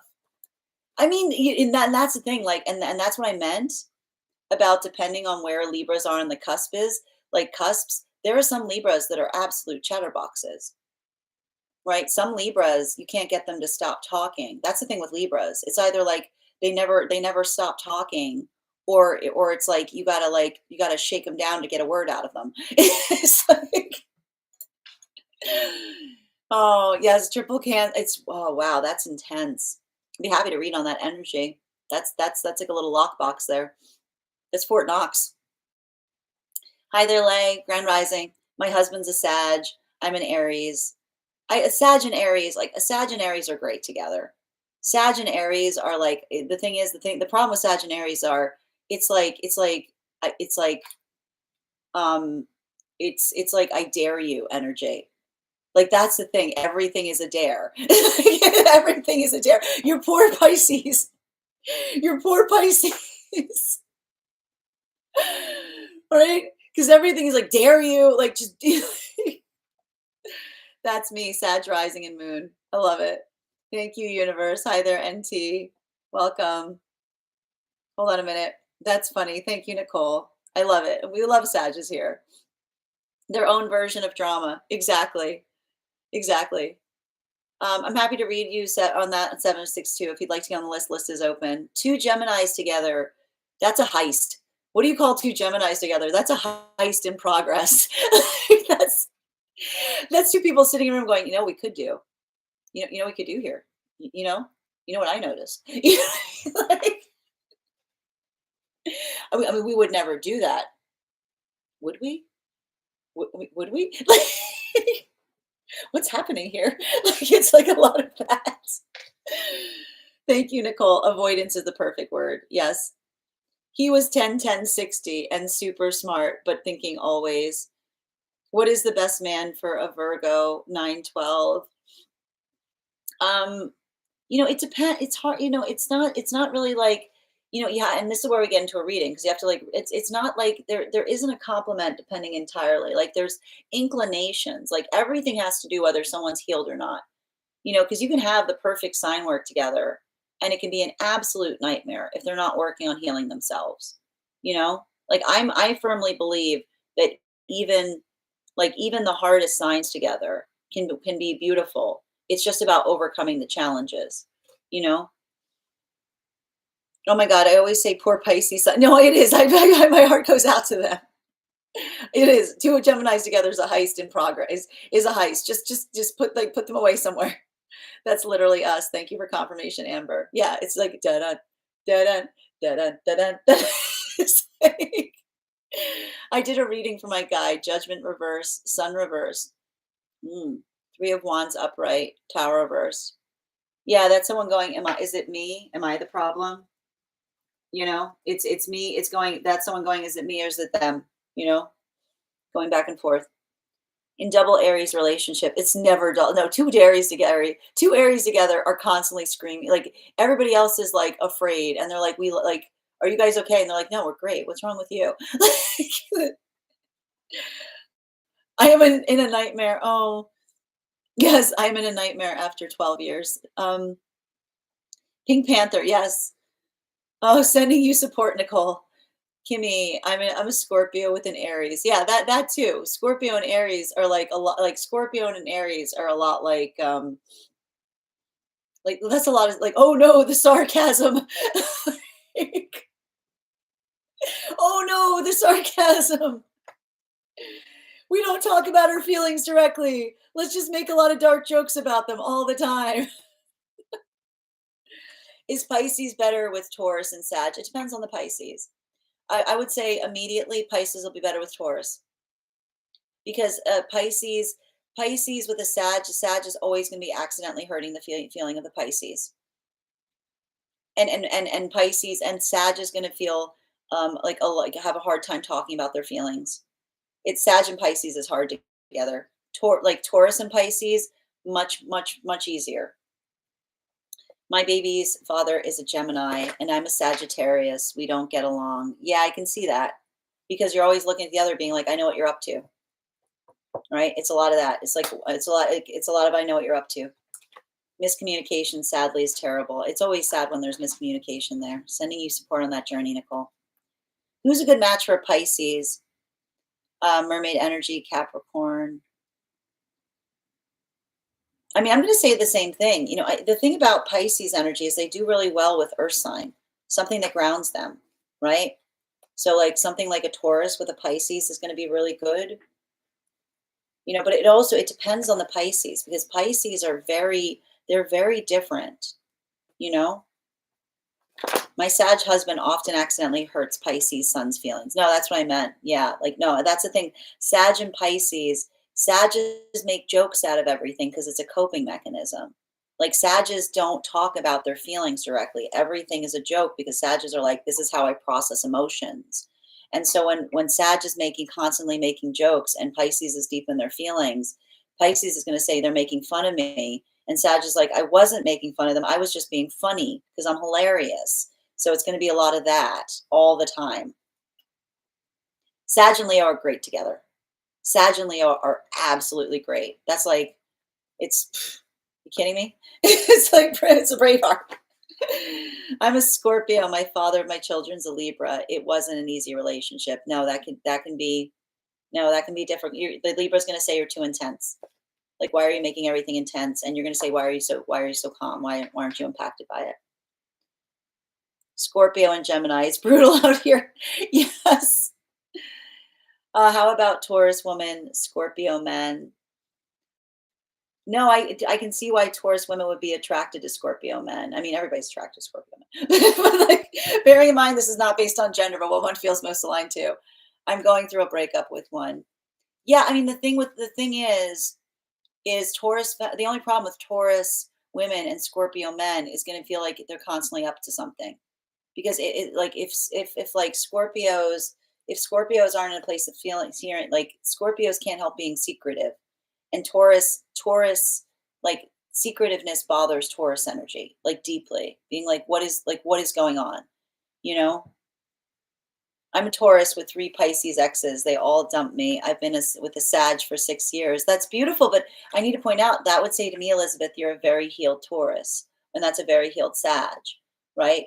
Because often, like that would say to me that potentially the emotionality is such that like if the Pisces is, and this is what I meant about it depends on the Pisces.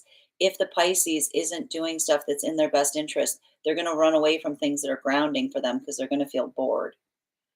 you know I tried to ground him and make him, yeah, I tried to ground him and make him talk, but no, Virgos are good at healing others. That's the thing with Pisces. This is why sometimes Pisces don't settle down and get into healthy relationships until they're older, right? They got to get through, like they got to get through the recognition of what they desire versus what they need, you know? Yes, Pisces son always takes it as Sag dad is making fun of him and dad. Yeah, I totally, yeah, I know it's impossible.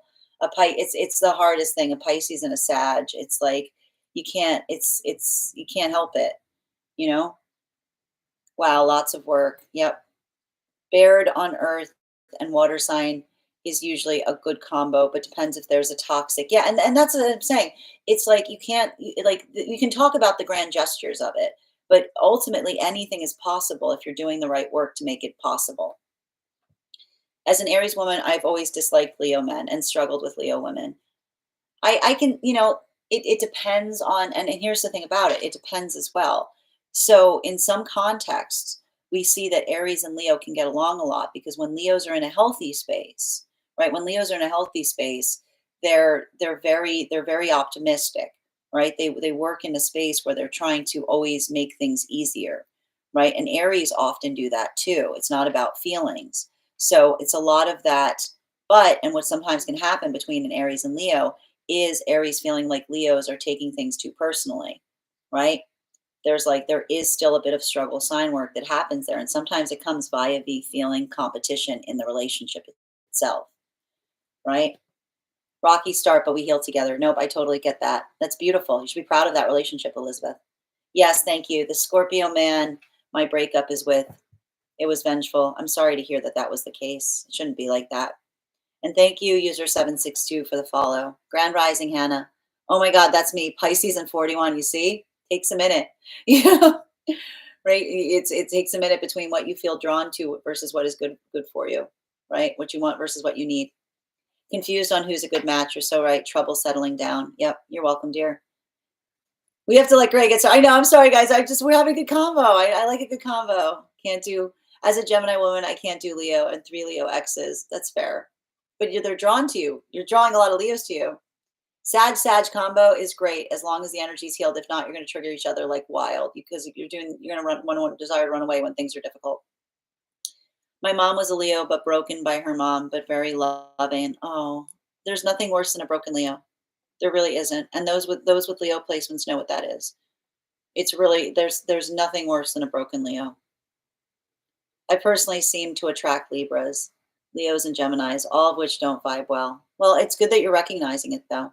All right, my friends, we're going to continue this after we do the personal to the Daily Collective, but we have to get started on it. I know. I love chatting with you guys. So just a reminder, if you would like to get on the list for today, you will be the 6th person read for, 3 cards for a donation of 28 or more, 4 cards for a donation of 22 or more for my subscribers, thanks to my Lio.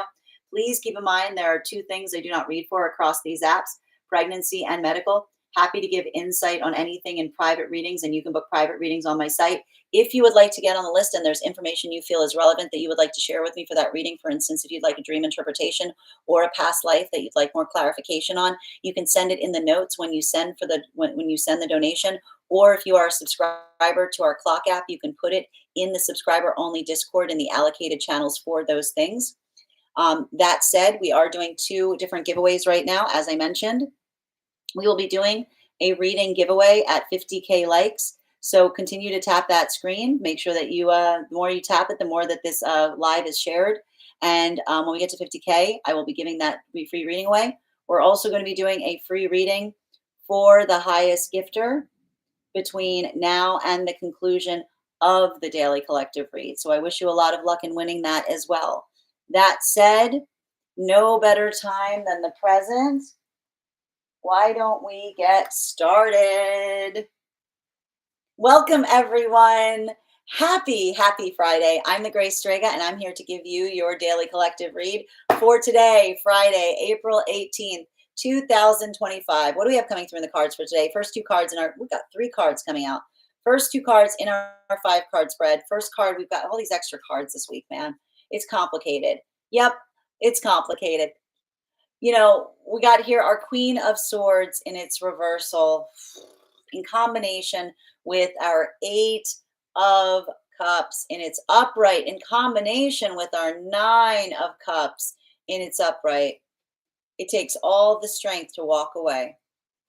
I keep on hearing it takes all the strength to walk away because, and I keep on seeing that there's something, and this is important. I feel like there's a lot of work that's happening right now, and especially for energy and separation as it relates to discernment. And what do we talk about when we talk about discernment? I'm not surprised to see this. All of this energy right now hanging out on the meridian between Pisces and Aries, right? And I need to stress this. This is why we're having some of this energy right now. There is a misconception that Aries energy is impatient. It's actually not true. Aries energy is incredibly patient so long as they see one thing and one thing only. progress. Aries is always in that modality where Aries does not have time for things until they see something that feels like it's progressive, right? Aries can tell the difference. Aries can tell the difference between someone energetically wasting their time versus someone trying. And that's what I keep on hearing. I keep on hearing that it has something to do with that space of I keep on hearing identifying, working in the context. And there's some energy right now. There's something about a trine that's happening, because especially for the energy in separation, the reason I'm hearing that it's a trine is because sometimes we can't recognize, sometimes we can't put our finger on what's missing in a relationship until we find it. It's hard to articulate on what's not there. And so I keep on seeing that there's something important about this, because the ability, right? The ability to recognize and identify the difference between someone like being energetically clumsy because they're trying, like clumsy with courtesy, right, is endearing. When someone's being clumsy with courtesy, right, it's somebody going out of their way and stumbling as they do so. This is the energy that's suddenly getting clarity as it relates to energy that may have been more ambivalent in the past, right? And often, like when energy's like I keep on hearing the difference between I keep on hearing the difference between a heartfelt sorry versus an ambivalent sorry. And why are we experiencing this right now? Because we've all had those moments, right? When you articulate to someone a frustration and someone goes, I am mortified, I did not realize. Thank you for showing that to me. I can do energetically better, right? Like that committed effort that you see versus those modalities or moments where you say you articulate you go to great length telling someone what's wrong, and all they do is, yeah, sorry about that. Like the inconsequence, if you will, the lack of the lack of the lack of like the lack of recognition, the ambivalence, right? And so there's something really important that's happening right now with all of this energy moving into Aries, which is teaching us and working us through the value of the heart. I keep on hearing the heart, like, yeah, Mars moving into Leo, the heartfelt apology, which says, I I did not realize. Thank you for showing that to me. I can do better. That was not okay, right? Versus the energy that says, sorry I'm like this. Sorry I got to put up with this. Sorry, this is the way it is. You know what I mean? Like, this is like the energy. I keep on hearing the careless, the apology. They're saying the difference. Like we should not have the same word for apology, because they're saying that, and like the sorry. I keep on hearing sorry is not an apology. And why is that? Because an apology has legs, is what I keep on hearing.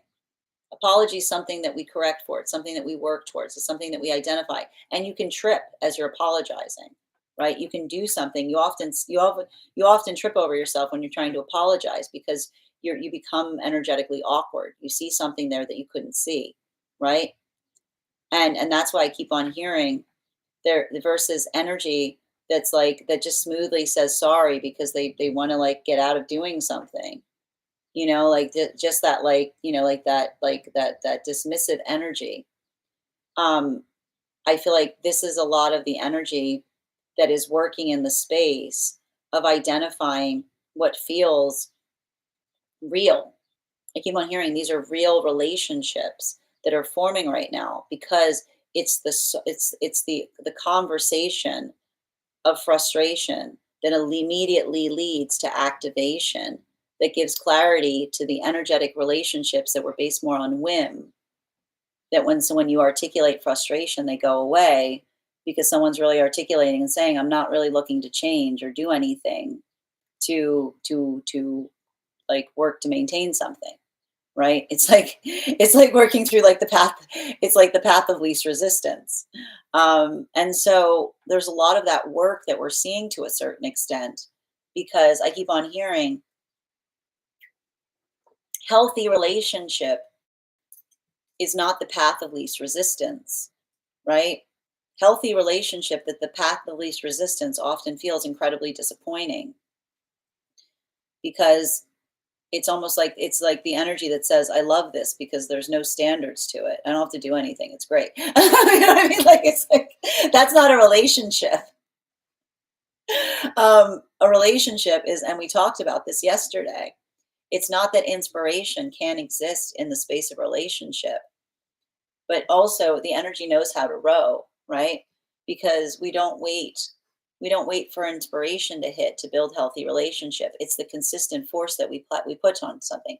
Healthy relationship is the consistent application to something, right? And it doesn't require us to be perfect, but there's a lot of that, like there's a lot of that work that we see to a certain extent that is almost showing and articulating upon the strength it takes to row. And I'm not surprised to hear this right now because we got Pisces moving into Aries. And this is why I feel like there's this energy right now that's saying this is the clumsy start of something truly beautiful. Because when someone's being clumsy, but they're improving, this is the energy that's saying, I see and identify the strength it takes to row, which is someone who's trying, right? Someone who's trying to improve upon something. So I keep on seeing that there's so much of that that's happening here that is fortifying a lot of these new relationships that are coming together. It's interesting because the energy right now is moving out of chariot energy. I'm still trying to define what it's moving into right now. It was, so just to give you, and so one of the things we do here if you're just joining us is we often talk about different relationship cycles that are forming. So when we were going through the Mars retrograde, we recognized that that was a warrior energetic cycle. The energy coming together during that period were warriors. It was a lot of, I kind of like the the card I would associate with it was very much it was giving me a lot of it was giving me a lot of Ace of Swords is kind of the best way to describe it. This has been chariot energy, continuing to get clarification on energy coming into divine union. And so, what we were identifying is for a lot of the energy right now that's coming into union has been in chariot energy. And so I'm not surprised to see, because one of the things we talked about with the chariot relationships is identifying that the chariot card is often misambiguated as a card of movement. It's not about movement. It's about how much strength it takes to get movement off the ground. It's about the force it takes to move something into a place of momentum feels like it's impossible. But this is why I keep on seeing that there's a lot of energy right now coming into you, like healing, coming out of separation into union, healing from another person's lack of effort. And sometimes there's those moments that can feel very triggering because it's only in the moment that we experience effort do we realize what was lacking. So there's a lot of, I want to say there's a lot of frustration here, but it's even in the airing of the energetic grievance that something is healed, because it's almost like I keep on seeing there is an authenticity to this relationship, to these relationships. I would not even, I was picking up on this yesterday. There's even like, there's a lot of energy that's like almost actively bickering, and energy's going, how long have you guys been together? And they're like, we just met. I mean, like, seems like you guys have been together a long time, because it's a relief in being able to bicker in such a way that's allowing for that point of authenticity to come through. While for masculine and feminine energy coming into divine union, I just keep on saying that for a lot of the energy coming into divine union right now, this is beautiful, because this is the energy coming into divine union, going into hermit mode. They consider the hermit mode the gift of the relationship, because if you remember from yesterday, these are the warrior partnerships that started during the Mars retrograde. And this is not the energy that's saying you're the wind beneath my wings. They're saying that the irony of that is the fact that they're the ground beneath their feet. Because when we have solid ground beneath us, we have the capacity to fly. You can't start to fly off of lack of solid ground. You need solid ground to be able to build the momentum to fly. So this is why the energy says it's not that you complete me. They're saying to one another, you are the ground beneath my feet, from which all things are possible. Because when we build into a relationship where we're not constantly worrying about the relationship, there's no greater gift that we receive. While for masculine and feminine energy deep within divine union right now, 2 cards, please. We've got here our Page of Pentacles in its reversal in combination with our Hierophant in its reversal. There's like, I keep on hearing there's something going on for energy right now deep within divine union in relationality to the only way out is through. And why is the energy saying the only way out is through? Because often, and remember, we were talking a lot about working through aversion, right? When we feel aversion to things, it's not just enough to have an aversion to something. We recognize how healed we are by exploring why we feel averse against something. Because often, right, the ability to identify where an aversion is coming from helps us recognize where the force of work needs to be applied. When we feel an aversion to something and we can't figure out why, we just don't like something, that's usually an us problem, right? Because it's indicative of a blind spot. That's the ego saying, we don't like it. Why? We don't like it. We don't talk about it. Like, but when we're in a space, but when we're working on something that is truly something that has meaning, the aversion of to something that is an energetic standard, right? Our aversions become standards because the higher self is like, let me walk you through why this is not okay. So I keep on seeing that there's a lot of this energy right now working through their own energetic aversions, and often potentially even utilizing the help with counterpart to understand the difference between whether the force of application of healing needs to be done within or it needs to be done without. Continuing to get clarification between our Queen of Swords and its reversal in combination with our Eight of Cups in its upright with the Nine of Cups in its upright. One card to clarify. Clarification coming through right now, second time. Wow. This card, let me tell you, this Hermit card does not like to come out of the deck a lot. It really doesn't. It's not a big fan of coming out of my decks. So when it comes out, when the Hermit comes out a lot, we need to talk about it because it's not a comment, again, just based on me being a reader, like my relationship with my cards. This Hermit card is like, it likes to be a bit of a hermit. It's hard to get out of the deck. But that's why I'm seeing to a certain extent that there's something really important about it, because they're saying even now that there's something about the importance of, and again, this is what I talked about the difference between this is the work we're doing in relationality to navigating aversions, because the only way out is through. The only way to recognize if an aversion is something, and this is what we talk about with like shadow work, like again, shadow work. I know shadow work is like a really like luminous, like a very like spooky way of talking about recognizing and working through aversions. Like that's ultimately what it is to a certain extent. So when we're in that space and we address our aversions, right, we work towards the space of recognizing the things that bother us, right, instead of just experiencing them without reason, we come into understanding the self better. And this is why, when we talk about spiritual healing, it's the act of understanding the self, coming into awareness of the self.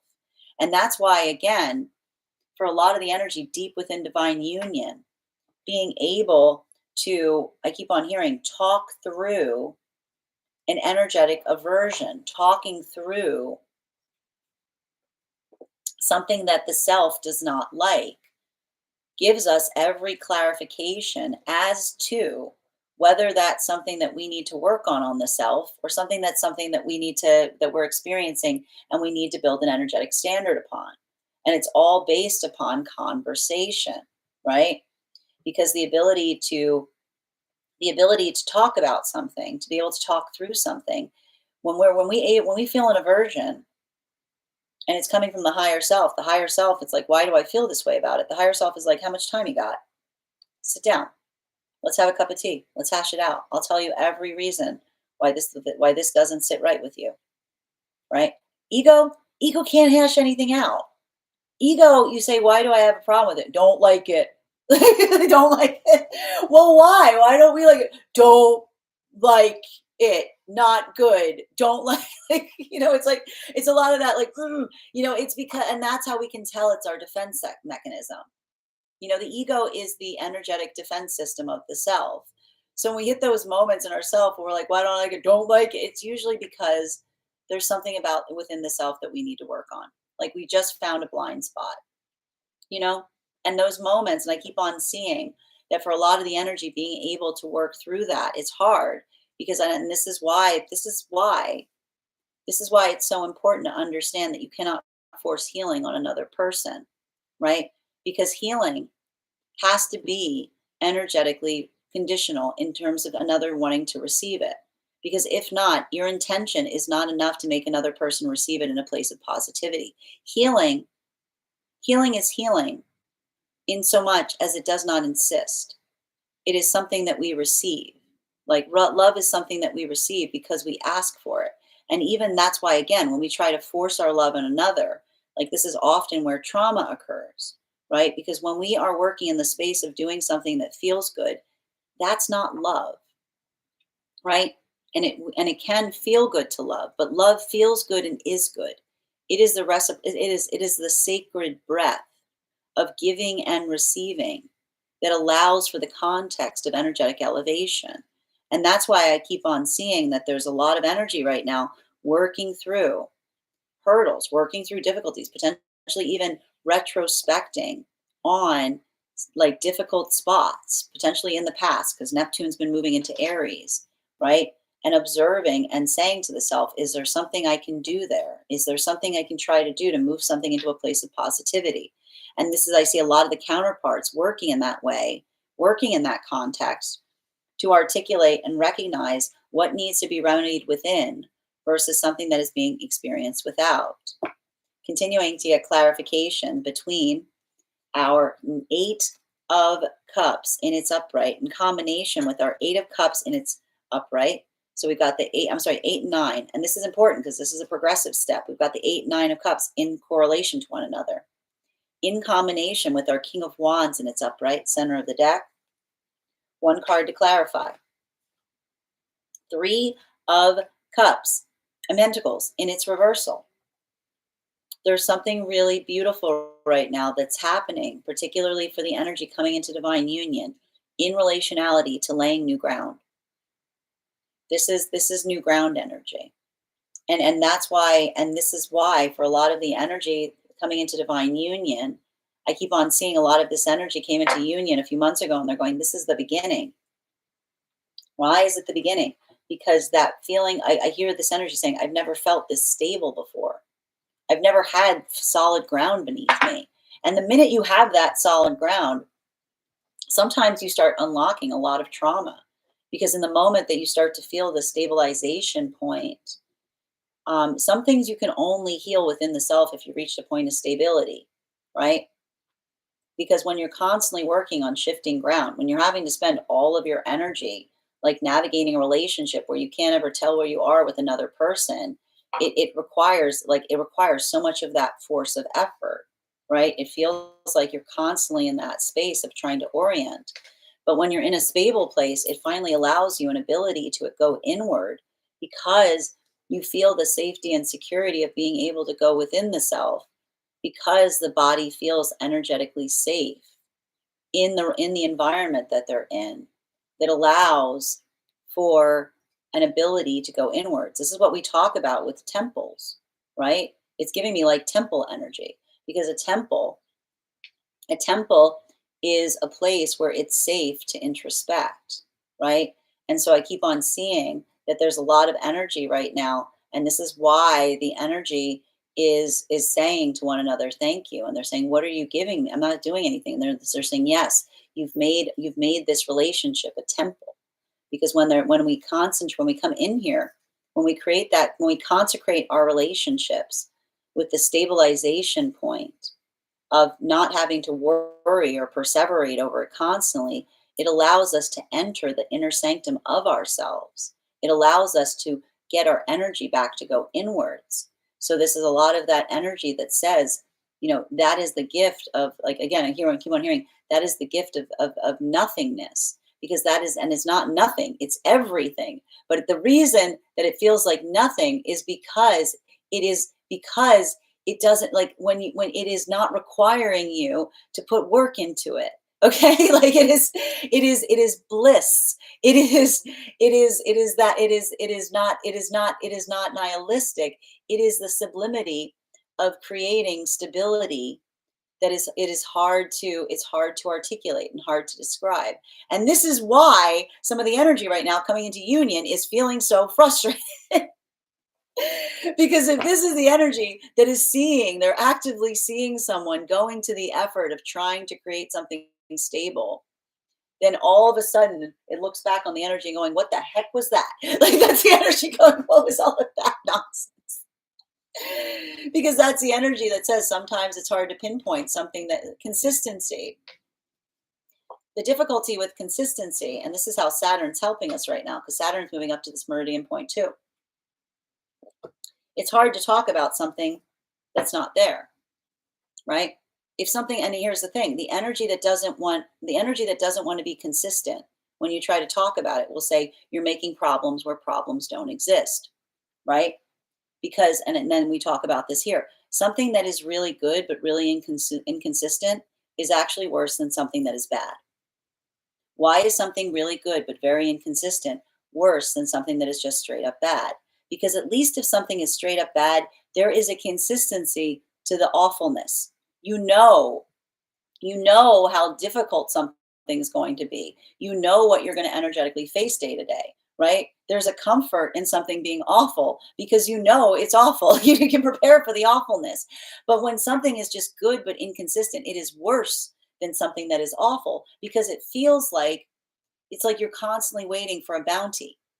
It's like you're constantly waiting. It's like it feels like you're energetically gambling, right? And you're just putting more and more in your time in because you know you're hoping for that moment, that interminable moment where you're going to get some kind of energetic payout, right? And it's that suspension of belief that we often enter in these relationships saying, well, maybe if I keep doing this, it's going to be consistent. That is often the impossibility point, because if something has not given evidence, and this is how Saturn's helping, and Saturn says if something has not given you any indication of care or concern for consistency, waiting for something inconsistent to be consistent, you are the consistent force. You are the force of consistency. You are the energy creating the force of consistency. So you are consistently saying to the energetic force that is inconsistent, you can continue to be inconsistent because this is fine. So it's understanding the fact that it creates an unhealthy relationship that's built upon the disambiguation of force, where one person is being inconsistent and thinks it's fine because the other person keeps coming back to it, and the other energy is going, maybe if I wait a little longer this will change. It's an impossible situation. Remaining does not create consistency. It amplifies and reinforces the inconsistency. So that's why I keep on seeing there's a lot of this energy right now going, like as they're recognizing it, because the lesson that's coming through is you can't change inconsistency by being consistent. You will never create a vector. We've already talked about this. You will never create a vector where your consistency will bring consistency out in another if they do not desire to do so. In fact, your consistency will reinforce and encourage their inconsistency. Continuing to get clarification on this. And this is why there's something about these new relationships that feels like, again, I can see the frustration being released because this is the energy feeling the force of energetic commitment. And what is the force of energetic commitment? It feels clumsy. It feels apologetic. It's like, ooh, it's like all apologies because it's the energy that stumbles over themselves to fix something that suddenly gives us all the clarity, and someone who is potentially coming towards us more on a whim or more based upon their own ambivalence and being like, sorry, but not really being sorry, because saying sorry means like, sorry, you have to put up with this. Continuing to get clarification between our King of Wands and its reversal in combination with our Page of Cups and its reversal. May I please have one card to clarify? Clarification coming through right now with our Seven of Swords in its reversal. And I love to see the Seven of Swords in its reversal because what we're really seeing here, you know, the ability, I keep on seeing the ability to articulate upon manifestation goals is usually a sign of how far we've healed. Because our own ability, like, and I got to say this, we talked a lot about this.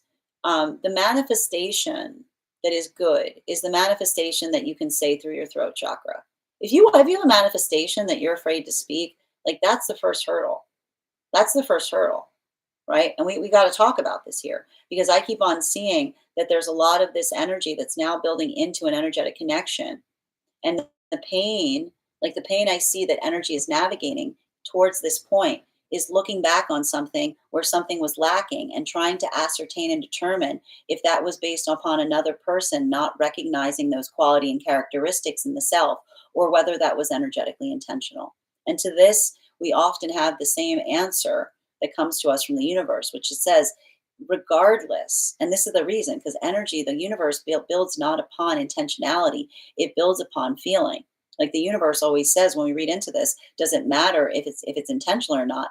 And the universe says if the outcome is the same, does it like, does it, like, it's not, it's like it's working through. And this is why we work on our own blind spots, right? We work on our own blind spots, because if we're not working to recognize our blind spots, it's almost intentional. You know what I mean? Like it's like it's working in that space of understanding that we always arrive when we need to. But being able, and this is like one of the highest qualities and characteristics that we can identify in partners, we feel safe in the embrace of a counterpart that is aware of the self. Because when an energy is not aware of the self, never are they more unsafe, because that's the energy that could be moving towards you with all authenticity. But if they haven't done the work on the self to recognize the blind spots, someone can be someone can be completely authentic, but also be completely unreliable. Someone can be completely authentic, but then also not have a bunch of triggers that they haven't worked through, right? It's not about like, and I actually see, like, I see some energy trying to heal with someone from the past here. And this is why I feel some energy pushing back on something. Because if someone comes towards you and says, my feelings for you were real, then this is the energy that says the realness of the feelings was never the problem. When we have real feelings, but we're not reliable, the real feelings become a real problem. It's not about the realness of the feelings. It's about the work that we do on the self. Continuing to get clarification between our Page of Pentacles in its reversal, in combination with our Hierophant in its reversal. May I please have one card to clarify? Clarification coming through right now with that Eight of Pentacles in its reversal. I just keep on seeing there's a lot of unpacking here. There's a lot of unpacking, but I keep on hearing it's productive, and it's productive unpacking. It's productive unpacking. And I see even now, and I keep on hearing too, it's not about the fact, it's not about the need or the desire to talk about everything here. Because I keep on seeing that there are some energetic connections that are forming around something, and someone saying, I am not ready to talk about it. And this is important because I keep on seeing the difference, the massive difference. I keep on hearing the massive difference between I don't want to talk about it and I am not ready to talk about it is the observation on the fact that you're working on healing it. When we say I don't want to talk about it, it can be indicative of someone saying, I want to ignore it. I don't want to fix anything. It's going to perpetuate. If I don't look at it, maybe it'll go away. It never goes away, right? The things we say we don't want to talk about become all we end up having to deal with, because it requires the ability to address the blind spots within the self, right? But when someone says, I'm not ready to talk about it, it says, I'm committing to you that there will be a time that we can discuss this, but something is too tender. Something is too vulnerable. I'm building up the energetic confidence to talk about something. And that's why I keep on seeing that even here, it's like I keep on seeing that what's beautiful about some of these relationships that are forming is, and I got to tell you, we're moving out of chariot relationships. These are magician relationships. Why are these magician relationships? Because this is the energy that says there's no subject off the table. That's why the magician, that's why the magician was in the read the other day, right? Because that ability of looking at something and saying to another, there's nothing that we can't talk about. I kept on seeing a lot of hashing that's happening right now, a lot of hashing it out.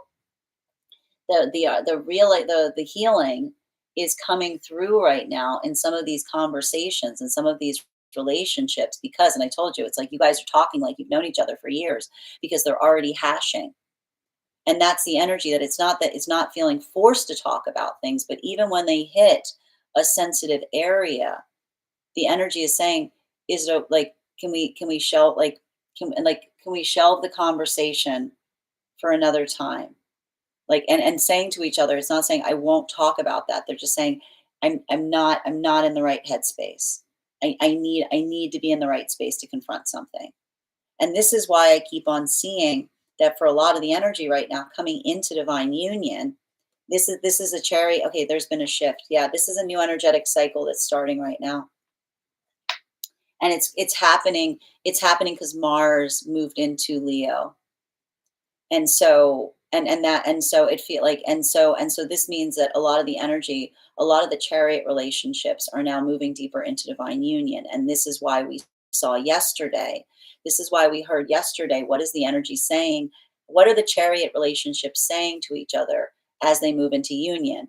They're not saying you're the wind beneath my wings, they're saying you're the ground beneath my feet. Because when you're in a chariot relationship, the highest priority, the gift that you give each other, is solid ground. Right? The smoother the ground, the more you can elevate, the more you can move quickly. So that's why I see that was the energy moving into hermit energy that allows for that blossoming. While for masculine and feminine deep within divine union right now, clarification between our hermit energy and our three of pentacles and its reversal. Oh, I already know where this is going. It's not that simple. Yeah, it's not that simple. It's complicated. It's complicated. It's not that simple. This is all Libra energy right now. There is so much Libra energy here. This is a lot of the energy right now. This is a lot of the energy right now. Working in the space of navigating things that are not simple. I keep on hearing nuanced feelings, like working through emotional tenderness.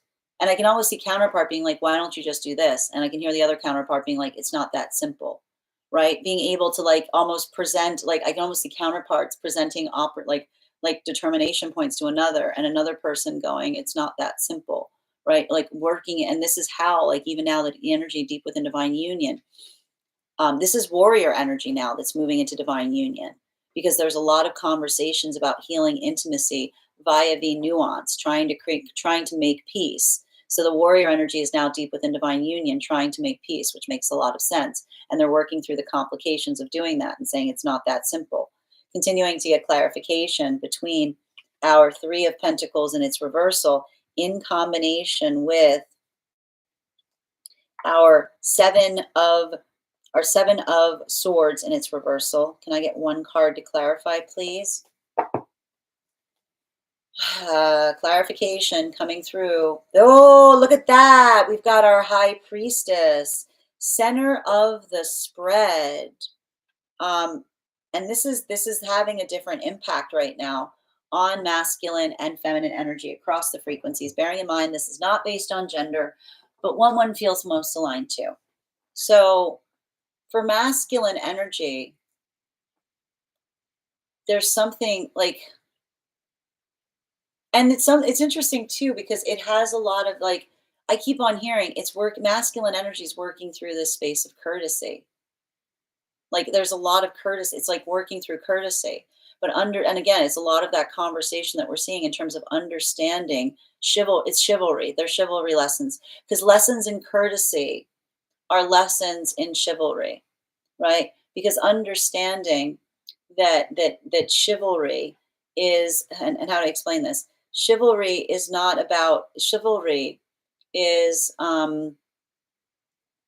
it's identifying and recognizing, working in the context of, how do I describe this best? Chivalry lessons often come in the space of honor. And when we work in the space of honor, it's working on the identification point of being energetically protective of another. And again, it's there's a lot of that. It's like being in the space of being chivalrous is not is like a lot of that, like I keep on saying, like a lot of that after you kind of energy, right? It's working into the space of building into the context of identifying and building into healthy relationship via the not accident like and this is what's interesting about it. This is masculine energy not healing their throat chakra. They're healing their solar plexus, right? Because I almost see that the masculine energy moving into a space of quietude, right? Moving into a space of like active listening. And there's something about that here, and it's interesting. I need to figure out why. There's some kind of connection that's based upon the solar plexus being connected to the ear, which I need to work out for myself after this reading.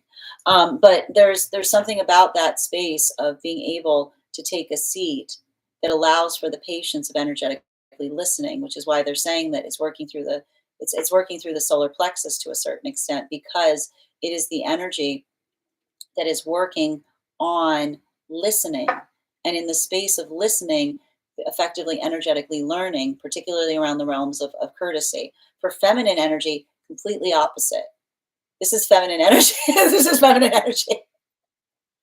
This is feminine energy, like clearing the throat chakra. Like this is feminine energy clearing their throat, articulating upon comfortability, right? And so it's interesting because I see and it has to do with aversion. So masculine's almost doing shadow work right now by introspecting upon aversion, like thinking. Feminine is working through aversion by articulating and reaching towards the higher self by articulating and talking something out. So that's very interesting. Now, continuing to get clarification, and that's happening across all the frequencies. Continuing to get clarification here between our Seven of Swords in combination with our Eight of Pentacles in its reversal. One card to clarify. We've got here our Star card. Holy smokes. Okay. Wow. We've got the High Priestess and the Star out right now. That's beautiful. Okay. We can talk about that. I feel like there's a lot of work that's being done right now, particularly in the space of, I keep on seeing, particularly in the space of active listening or actively, like active healing versus and active listening. And this is what I mean. And this is why, okay, I'm going to work you through what I'm saying on across all the frequencies. You'll remember a few days ago, we had that like matrices occurred. There was like that fragmentation of lessons, a bunch of asynchronous lessons that are occurring at this time. And they're having a different impact on the frequencies. Now, for masculine and feminine energy that is deep within divine union, a lot of like, I keep on saying, working and operating, like working upon nuance is such in relationality to, I keep on hearing, like trying to restore something or trying to heal something, but not putting too much pressure on something, right? Because, and we've talked a lot about this, like when you want to fix something, you can't force, I keep on hearing, you can't force a fix. If you try to force a fix, you break something, right? And this is what we talk about with the ability of, and we talked a little bit about this, like the gesture, the reason that we give olive branches, like an olive branch isn't just giving someone a stick. An olive branch is living, right? It's got potentiality to it. That's what we see with the Ace of Wands.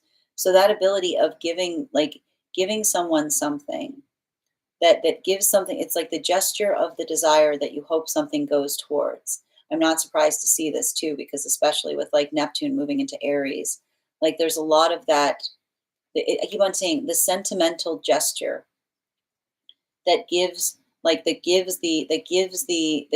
indication of the desire that you hope something to go is often the best way to heal, because you offer the opportunity but you don't force something. It's a lot of that working through the space of courtesy.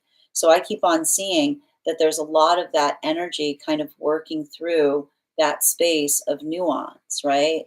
It's like I keep on hearing it's thread work. So I keep on hearing because it's like trying to get a needle. It's like the needle through, like it's like that. While for masculine and feminine that are coming into divine union, I just keep on seeing that for a lot of the energy coming into divine union right now. Um, and remember, this is important. Remember that this is a lot of energy that's finally having a moment. They're finally, I keep on hearing, they're finally having a moment's peace to be with themselves. And that's why I meant, like, that's why the energy, this is like the chariot energy, feeling like they're moving into a temple. Because when we say to one another, you're not doing anything, and the energy is going, yes, exactly. It's because you create the energetic temple as it relates to the stability of partnership.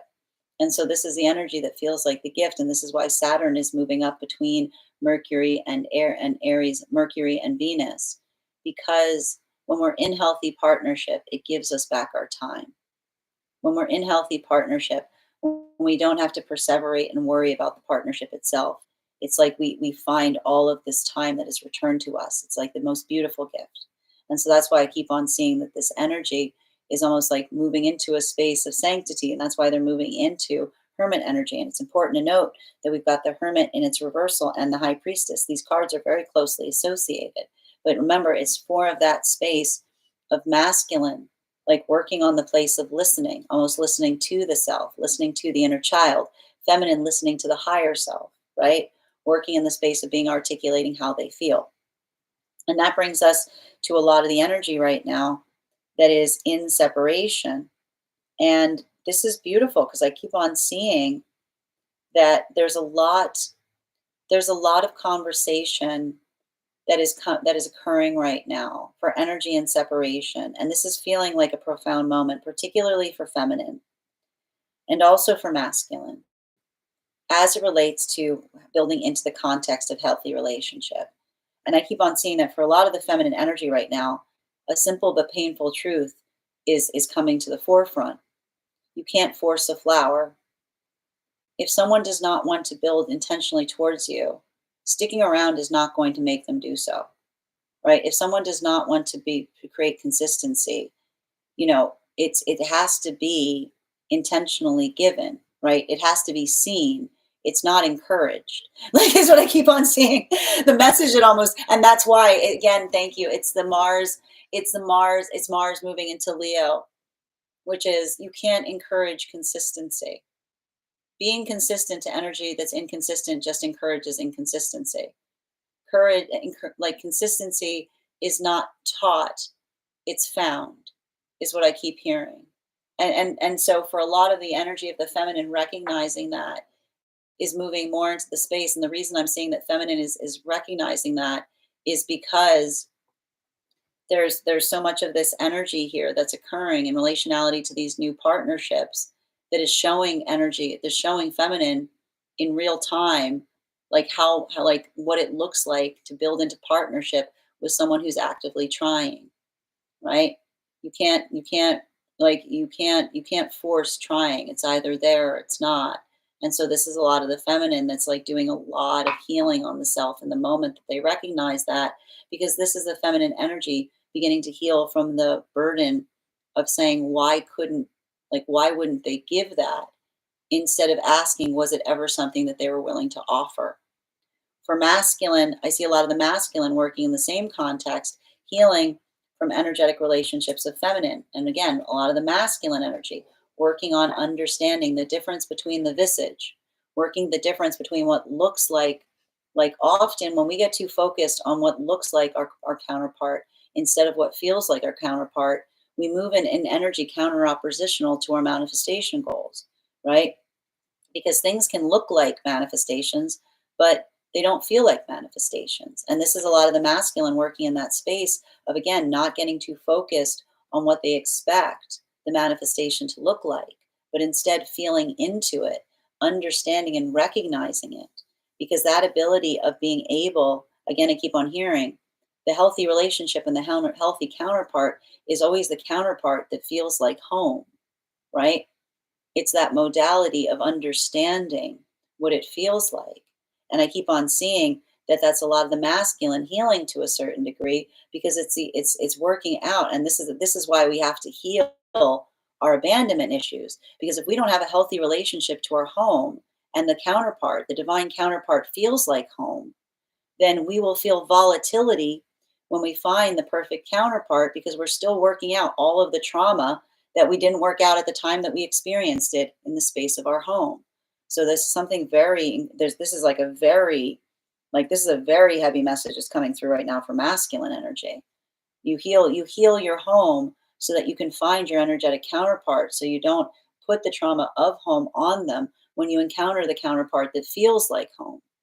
Continuing to get clarification between our Four of Cups in its upright in combination with our High Priestess energy. This is what we talk about this is all about a reading on projections. About to get really heavy. All right, so let's walk through this one more time. This is why we work to heal. This is why we work not to carry trauma with us, because again, it has a lot to do. I keep on hearing a lot of energy related to home. If we come from experiences where, again, we haven't healed our relationship with home, then when we see, and this is coming through specifically for masculine energy, and this is the thing that's so wild about it, because they're saying to me that this is specifically like related to masculine. Bearing in mind, this is not based on gender, but what you feel most aligned to, right? When we have an unhealthy relationship to the energetic nest, it's like like the home. Um, then when we feel the energy that's meant for us, or we feel that energetic counterpart, like all of the childhood wounds come out. Go away, you get away from me, you can't tell me what to do. Like you start projecting the relationality of the experience of home on the counterpart that feels like home without even meaning to, right? And so this is how we carry trauma forward. And this is why we work. This is all lessons in Chiron.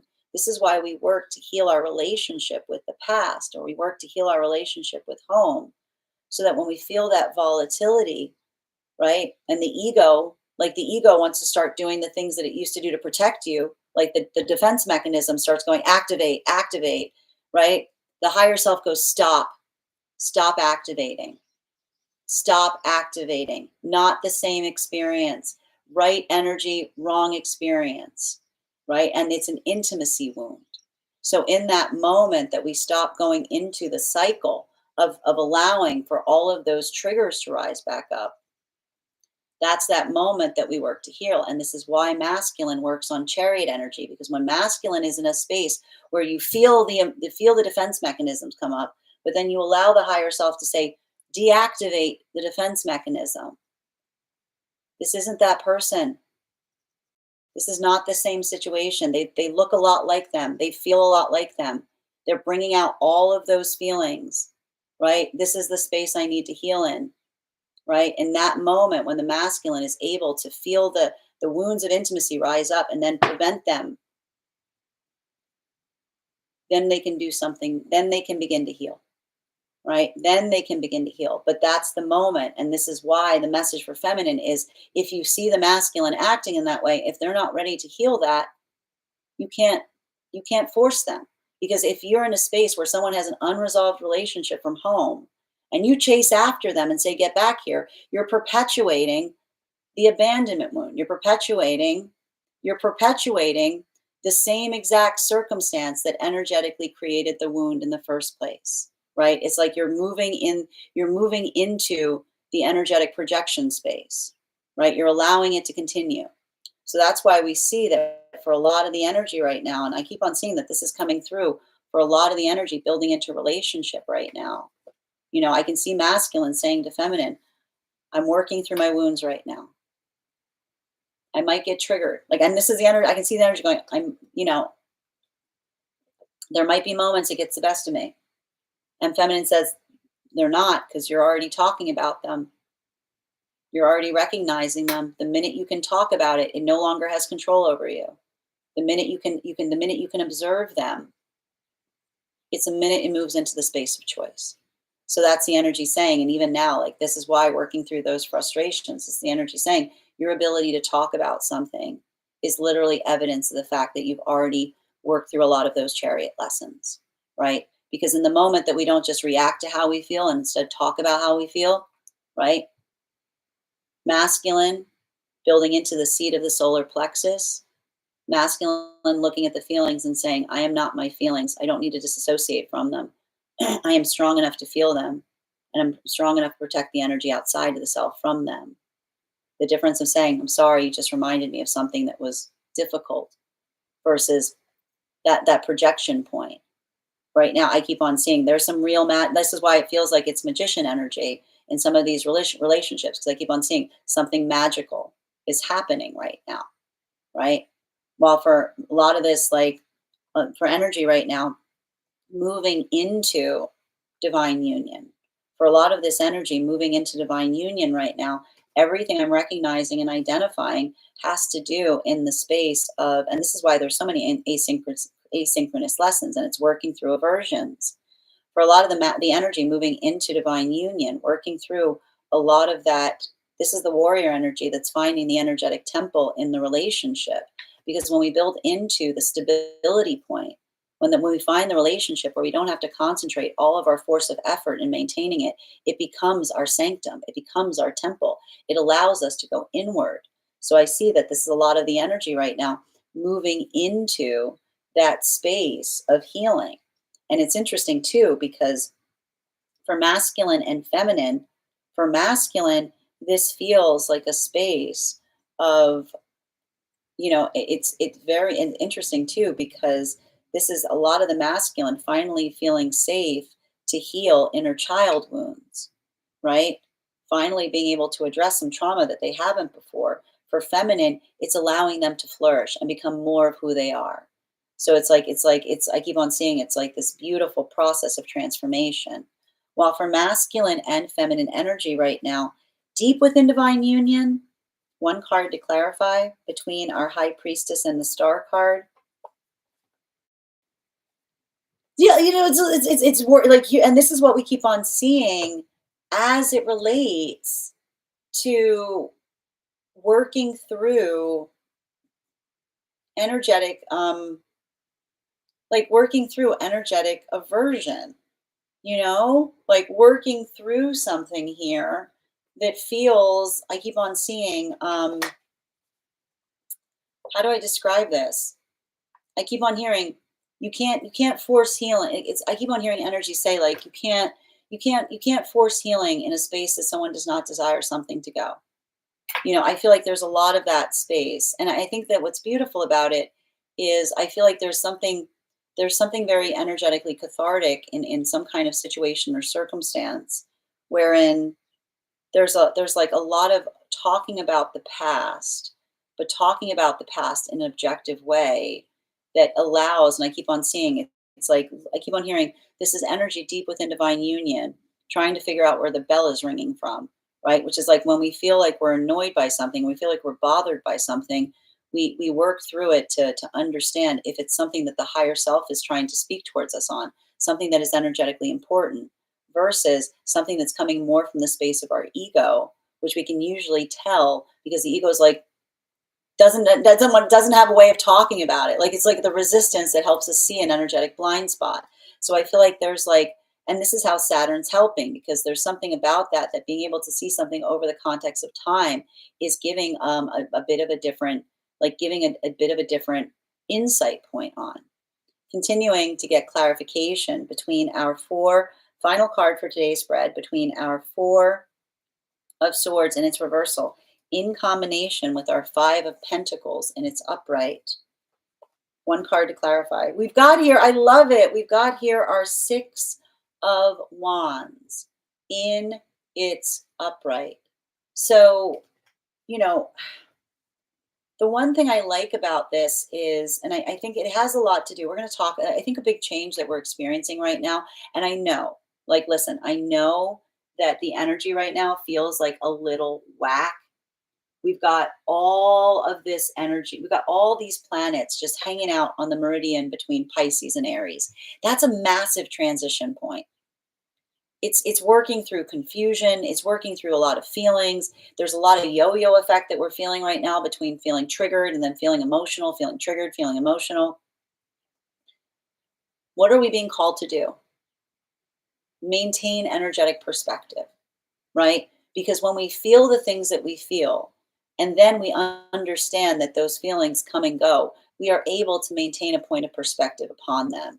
And so I keep on seeing, it feels like I keep on feeling like working working towards a positive outcome is as simple as maintaining a positive outcome. Like it starts with maintain like I keep on hearing optimism itself is its own reward, right? Because when we look towards each other optimistically, everything is possible. And we do it for each other. And this is why it feels like a Leo lesson, because and we've talked a lot about this. There's often a misunderstanding point. Everyone assumes Leos are just cheerful. Leos are not naturally cheerful, guys. Leos consider that the gift that they give the world is themselves. Leos maintain a bright disposition because they think that it is no greater gift than they can give to those around them. It's a choice, right? It is what we hold ourselves to, right? And that's why it feels like that Leo and Mars is coming to the rescue to a certain extent, because they're saying, remembering positivity is always a choice. It's the gift that we give ourselves, and it's a gift that we give our future, right? That optimism and that tenacity. And that doesn't mean that we wish for things to be better. We actively work to them for them to be better, and we don't lose hope in the process. So I keep on seeing that for a lot of the energy right now, this is happening across all of the frequencies. Now, for masculine and feminine, deep within divine union, it kind of sucks. I'm going to say it kind of sucks. The reason it may feel frustrating right now is because it's potentially working through situations that are difficult.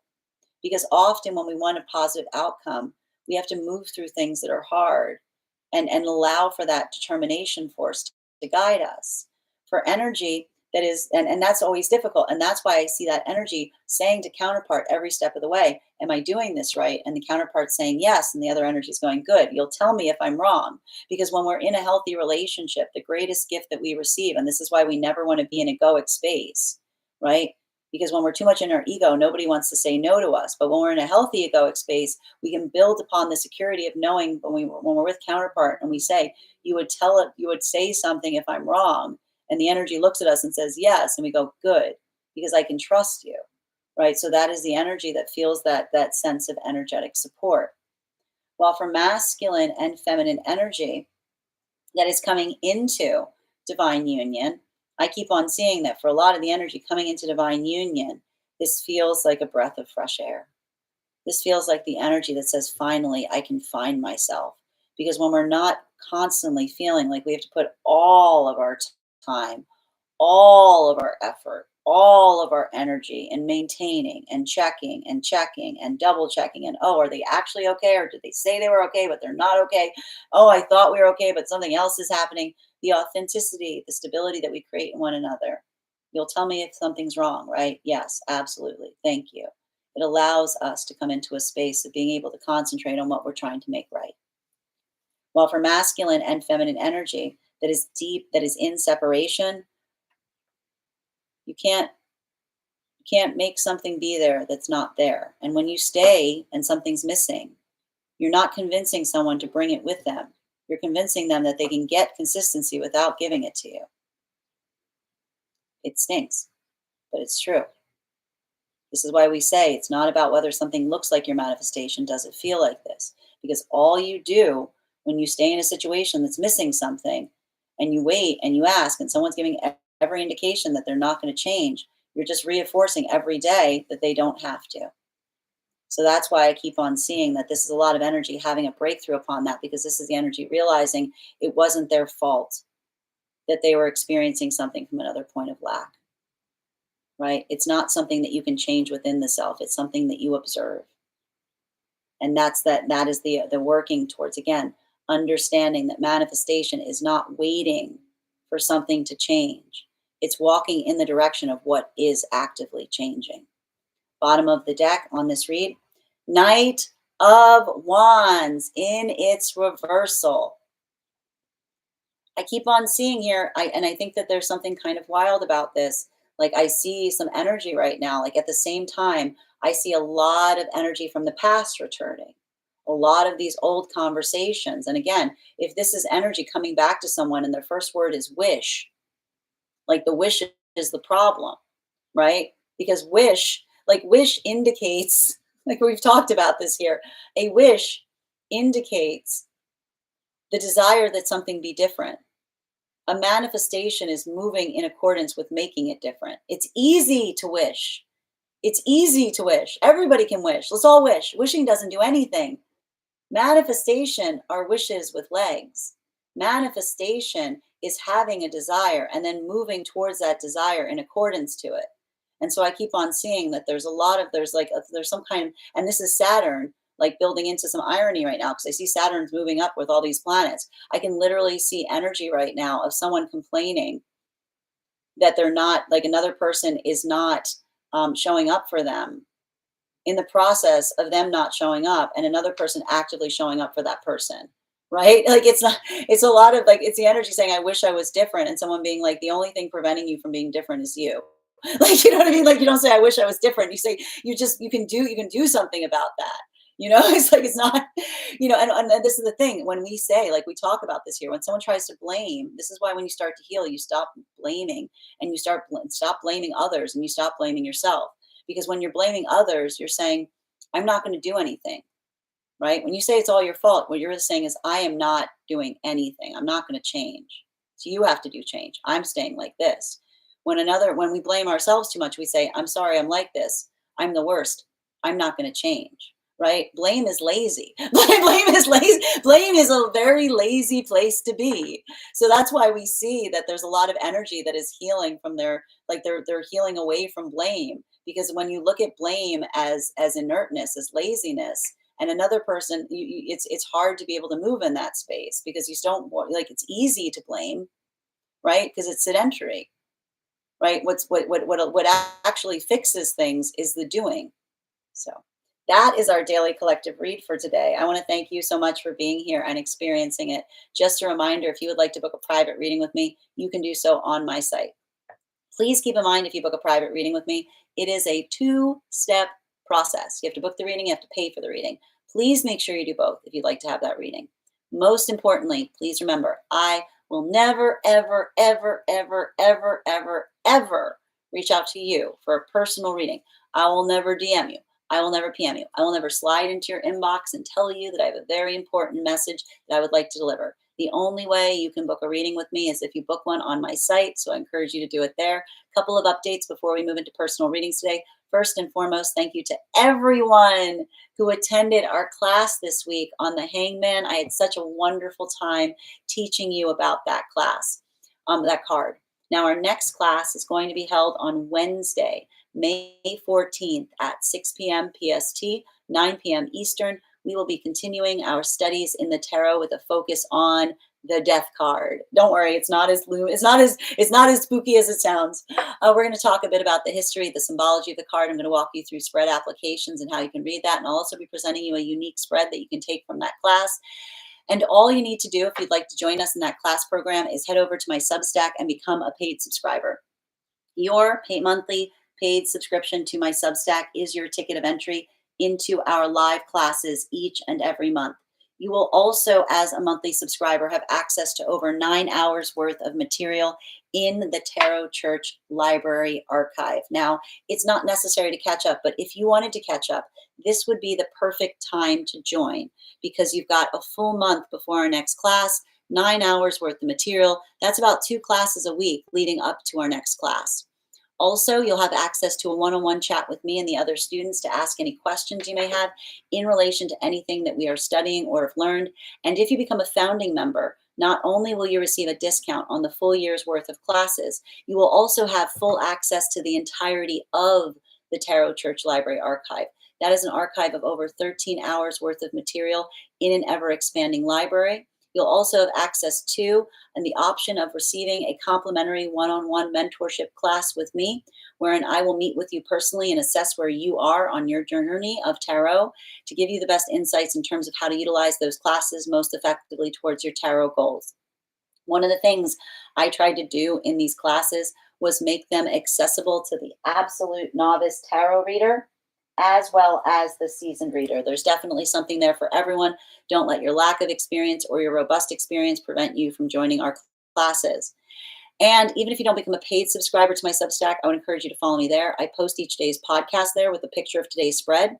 You'll also have access to my weekly newsletter, which lets you know about my in-person events, as well as my online live schedule. You'll also have access to my Mystic Meditation articles, which give you recaps on what we've been experiencing energetically in the podcast. And I want to let you guys know that on top of my standard life path readings, I also offer mentorship classes. These are for any of my clients seeking more personalized educational experience with me. I take a very limited number of students for this reason, as those classes are focused on each individual's personal, spiritual goals and journey work. Those classes can be purchased on an individual level or as a monthly class series, weekly or bi-weekly as your schedule permits. Also, for my clients seeking more consistent weekly tarot support, I'm very happy to offer weekly tarot insight packages. That is a package of 4 30-minute readings, again, weekly or bi-weekly as your schedule permits, so that you can stay more consistent on your journey at a discounted rate. I'm also very happy to offer dream interpretation readings. Those can be purchased per dream or as a series. Now, if you purchase the series, I would encourage you to keep a dream journal, as we will meet weekly or bi-weekly with that journal and utilize the tarot to understand the key themes and messages coming to you in the dream space. I want to thank you guys so much for being here today and sharing in these messages. And we will do this again tomorrow. That is our daily collective read. I am going to get started on personal readings now. Congratulations to Bridget. You got our highest gifter today. And MJ, you came in second. You will also have an additional card pulled as well. We are going to get started. If anyone wants to get on the list for today, we've got 2 spots left before the list will be closed. So please make sure that you do so sooner rather than later. I'm going to take a minute to read over some of the comments that came through as I was reading. And welcome. And if you, we're also doing a giveaway when we get to 50K likes. My friends, we're already at 48K. Make sure you're tapping that screen and we'll be able to do that 50K giveaway in no time and gift a reading back to the collective. Nicole, I tried to help her so much, but I couldn't. I want you to appreciate and respect that. You know, if you're doing everything you can around the situation, I want you to find catharsis there. Thank you for the help, Bridget. And Lynn's, thank you for the follow. Kay, Pisces man, Scorpio woman compatibility. I love it so long as you guys are healed, right? I feel like it's a good, it can be, you know, it can be a good combination so long as you're healed, because Pisces will look at you as like the mystery on legs. Like they'll just see you as someone who's like always, like they're never sure what you're thinking and they might like that. And for you, Pisces, always just being able to articulate upon emotions, helping you get out of your own like way. But it's like it's like a bit of a sink or swim there between the two, because if it's not healthy, it can get very toxic.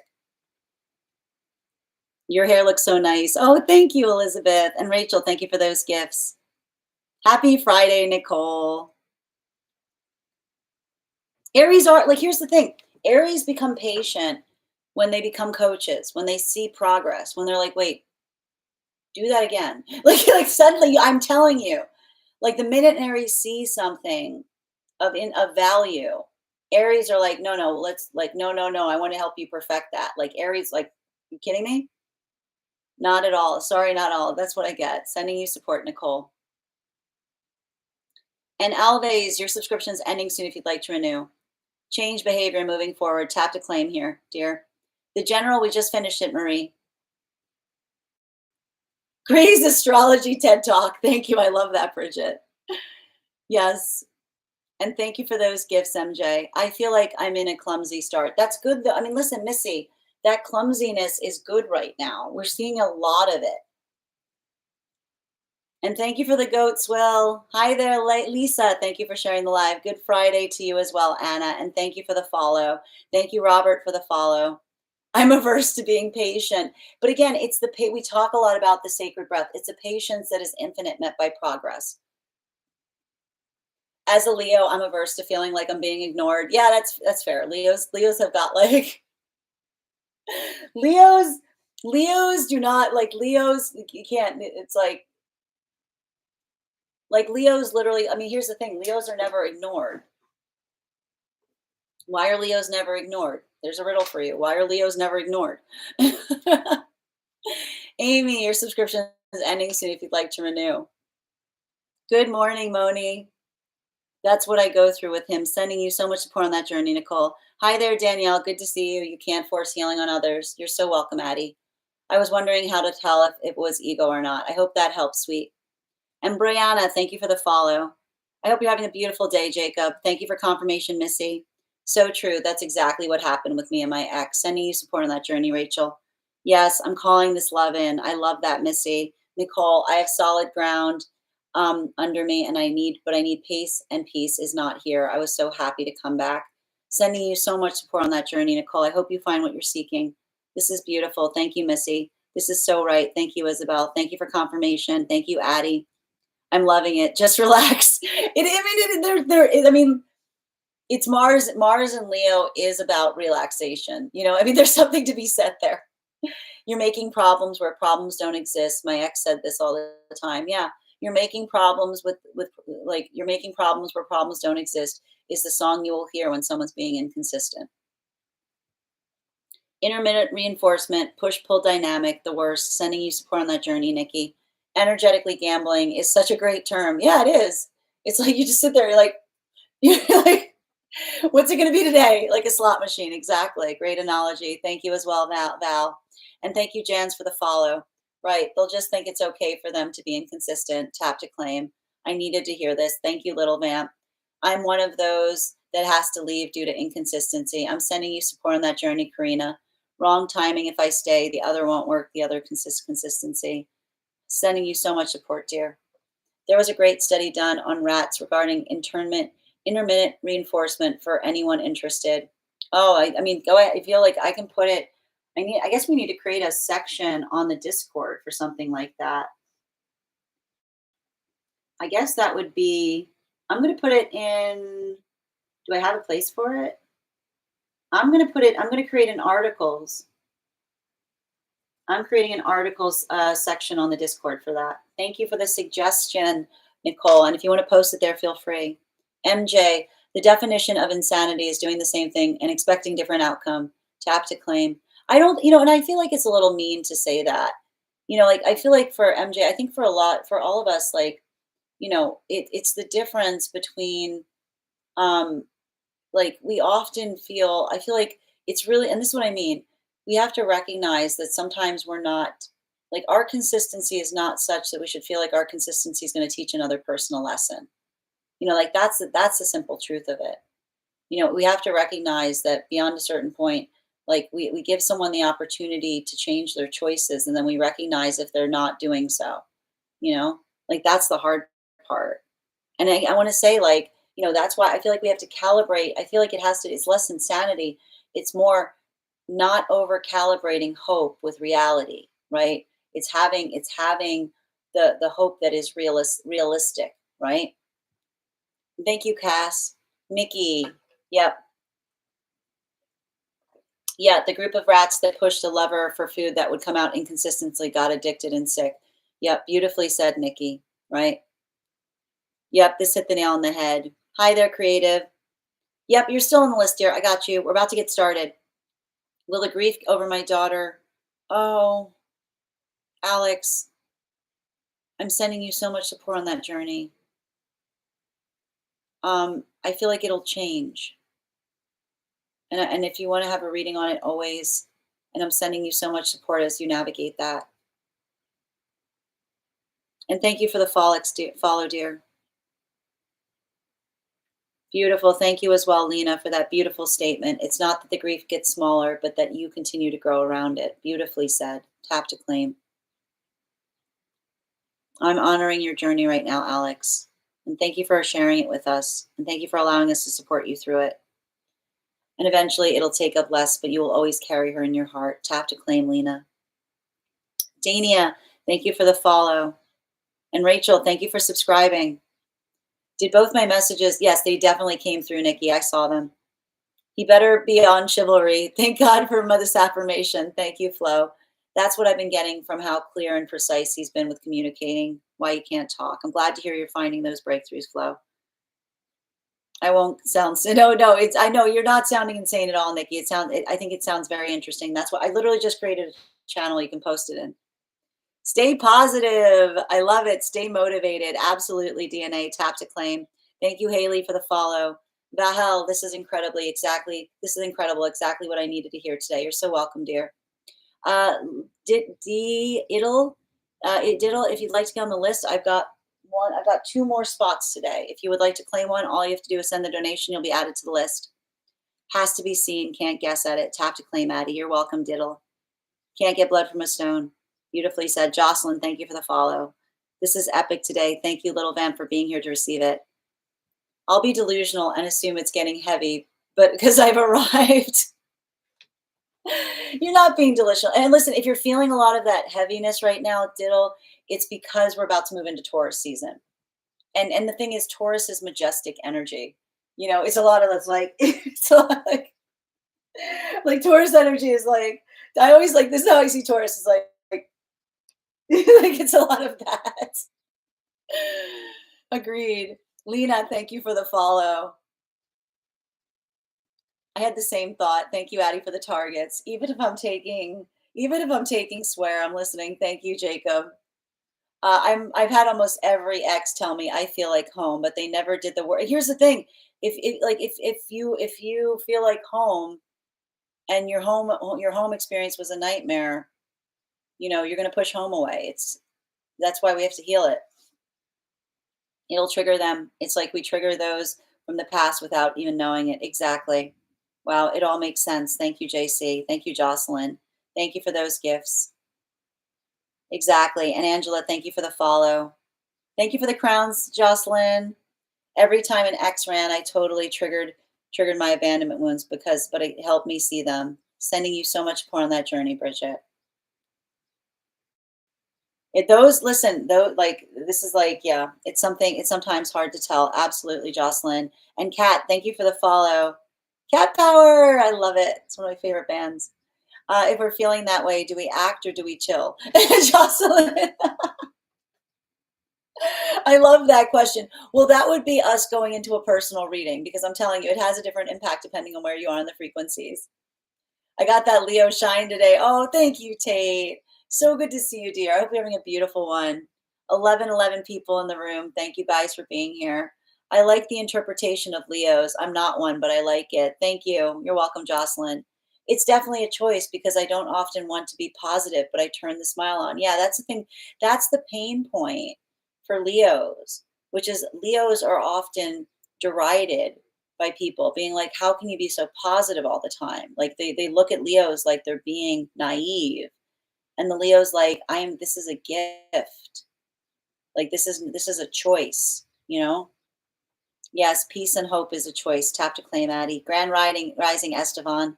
Jocelyn, like the book Bear Hunt. We've got to go through it. Oh, I don't know that book. Post it in the book Rex in the Discord. Maybe not often want, rather often feel. Beautifully said, creative. Had to happen. Also had to see my worth. Continue to do that, Bridget. Exactly. Thank you, Val. I just got chills. Let that be confirmation. Thank you as well, Bridget. And thank you, Wishing Stone, for the follow. Love that username. Awakening, thank you for the follow. Danielle, thank you for the follow. 123 of us here. Thank you guys so much for being here and receiving these messages. Manifestations is wishes with legs. Beautiful. Tap to claim. Oh my God. Thank you as well, Val. And thank you as well. Hold on. Lost my spot. You're so welcome, Haley. So good to see you today. And thank you as well. It's definitely a choice because I don't often want to be. Exactly. Thank you for confirmation. Hallelujah. Right back to you, Bridget. And Wishing, thank you again. Thank you for the follow, Danielle. Oh my God, Sin, this is exactly the essay I just posted in the Discord. Oh my gosh, really? Sweet. I can't wait to see it. I feel read. Thank you. You're so welcome now for receiving this message. You're so welcome, Danielle. Addie, I keep hearing Barbara Streisand's song, The Way We Were. It was all so simple then. Post it in the Discord for channeled music. I'd love to catch it after this reading. You have to read it. It's about the blame. Thank you. I'll check it out, Nikki. Follow reading. Thank you, Flo. I'll take it. Natasha, thank you for the follow. You're so welcome, Addie. You're so welcome, Nala and Lolo. Amen. 1111. Tap to claim, Leonora.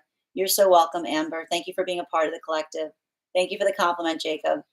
Thank you, Lolo. And Nina, thank you for the follow. Choose. Question. For signs like beeping carts and slamming doors, we can definitely read for that on You Choose. I think it has more to do, um, I think it has more to do with how it's making you feel, because I feel like the way you're framing that is having some kind of anxiety around it. That's so much. Thank you as well, Jocelyn. Sin, I swear we're locked in. Thank you, Nikki. You're so welcome, Haley. That read was on point. To get on the list, Jocelyn, all you do is send the donation and you'll be added to the list. I've got 2 more spots today, and then the list will be closed and we'll move to subscriber readings. We also got to 50K, so we're going to get to do the giveaway. Jacob, thank you so much. You're so welcome. Thank you for being here and being a part of the collective. Do I have you on the list, Rachel? One moment. Yes, Rachel, I've got you after Isabel. I give the baby dragon. Yep, I've got, yeah. Oh, you gave the baby dragon. So MJ is the highest gifter. Thank you for pointing that out. MJ, you are our highest gifter. Thank you so much for confirming that. And that means, Nikki, you are second. So you will also have a card pulled. Thank you so much, Bridget, for helping me with that. Have a good day, Jacob. Shelby, yes. Can you get on the list? Do I have you on the list, dear? You're read for after Rachel. Best combination with Capricorn women. Capricorn women, it's complicated. It's not, it's really, it depends on the Capricorn. They're sophisticated energy. So I would almost argue that it has a lot to do with the moon and the rising of the Capricorn, because no 2 Capricorns are alike. Yes, Gray will confirm. Yes, I will. Thank you. You're welcome. You're so welcome, Missy. Sugar, as a Capricorn, I think I'm too much for everybody. My energy is everything that I bring to the table. You're not too much for the wrong. Again, you're not. If you have others telling you you're too much, you might want to look into a Sag. Like a Capricorn that has others telling them that they're too much, you might want to look into a Sag, because you're never going to be too much. You're never going to be too much for a Sag. You're never like. Sages are like never enough. My husband's a Leo. Thank you. It's good. I mean, a healed Leo is a beautiful thing. So many new places to put things in the Discord. I know I've gone channel crazy.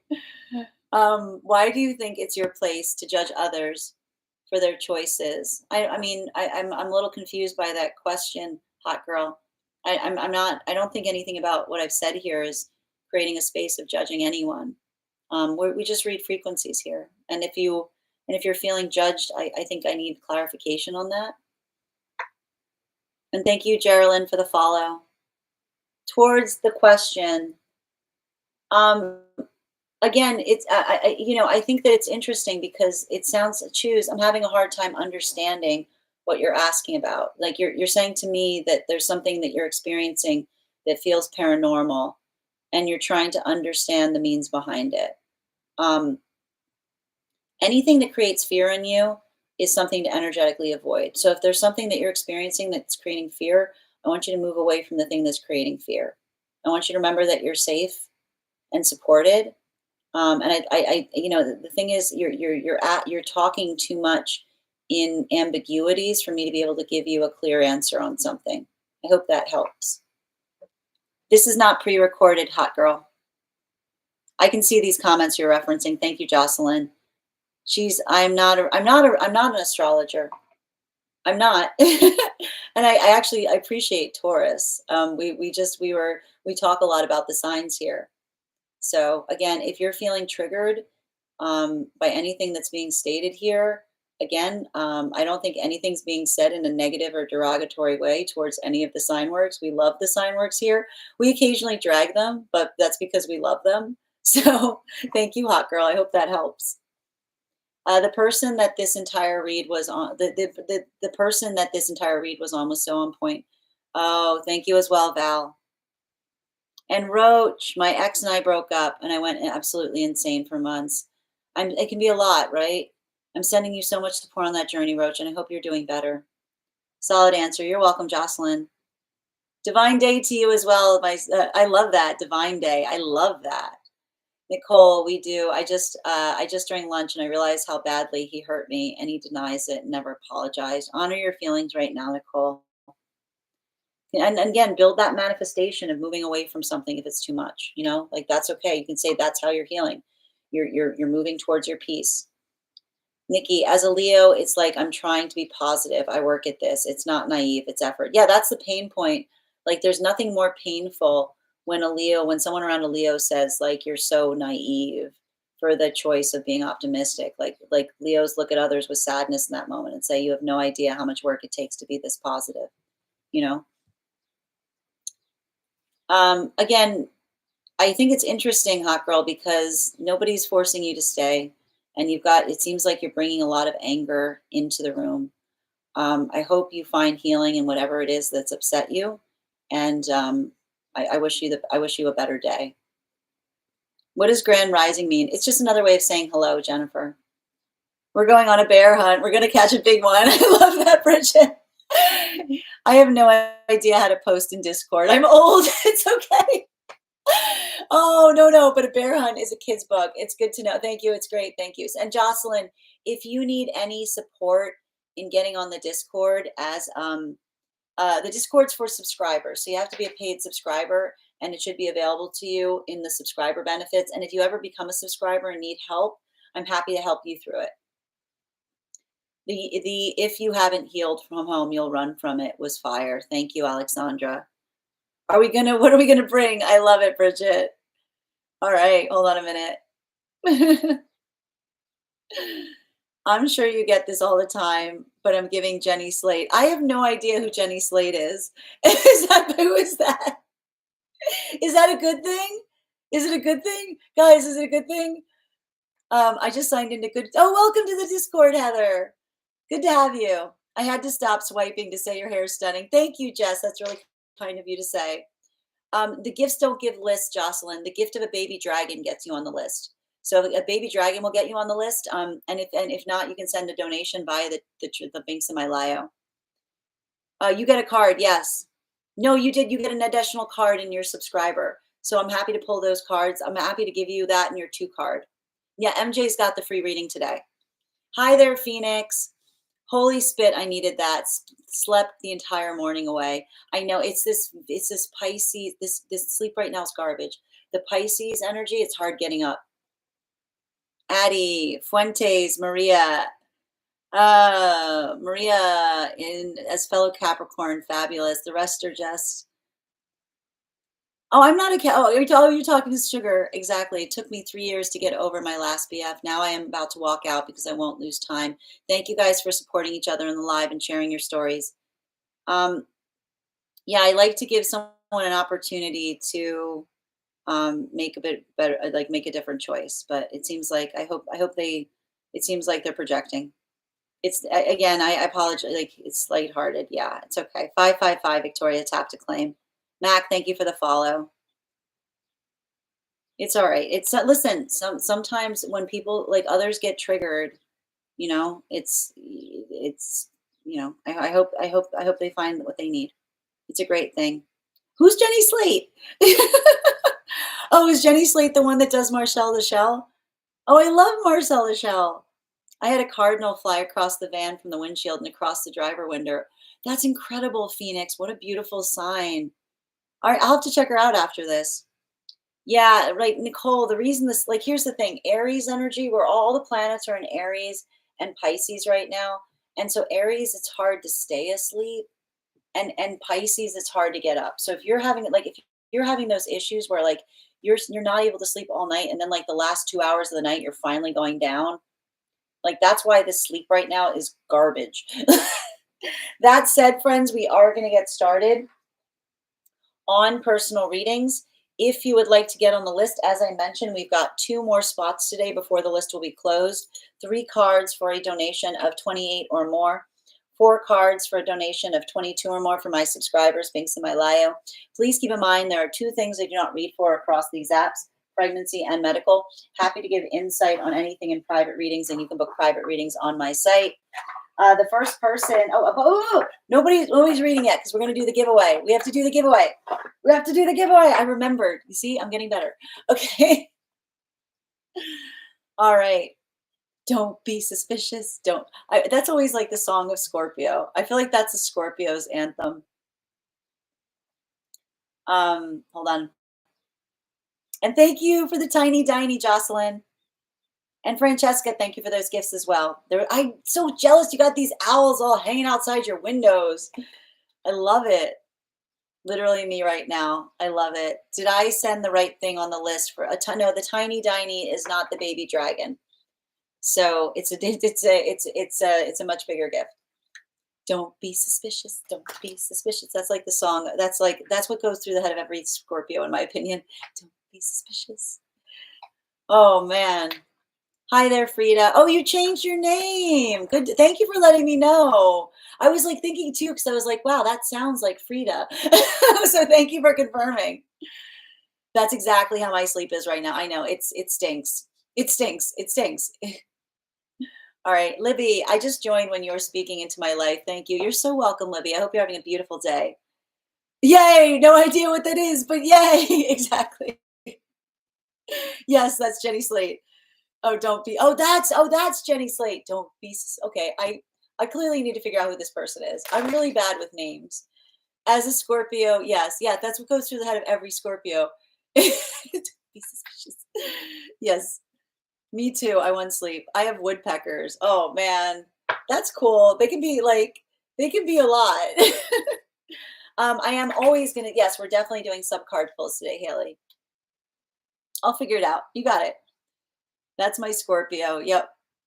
I have a question. Apple user. So these are donation based readings. I always like to point out, like the tarot is not a big fan of doing yes or no. It tries to but I can give you affirmation in terms of what you can expect around a decision, if that helps. Also, we'll be doing one card readings for subscribers, which can be more like yes, no based with the one cards. She's hilarious.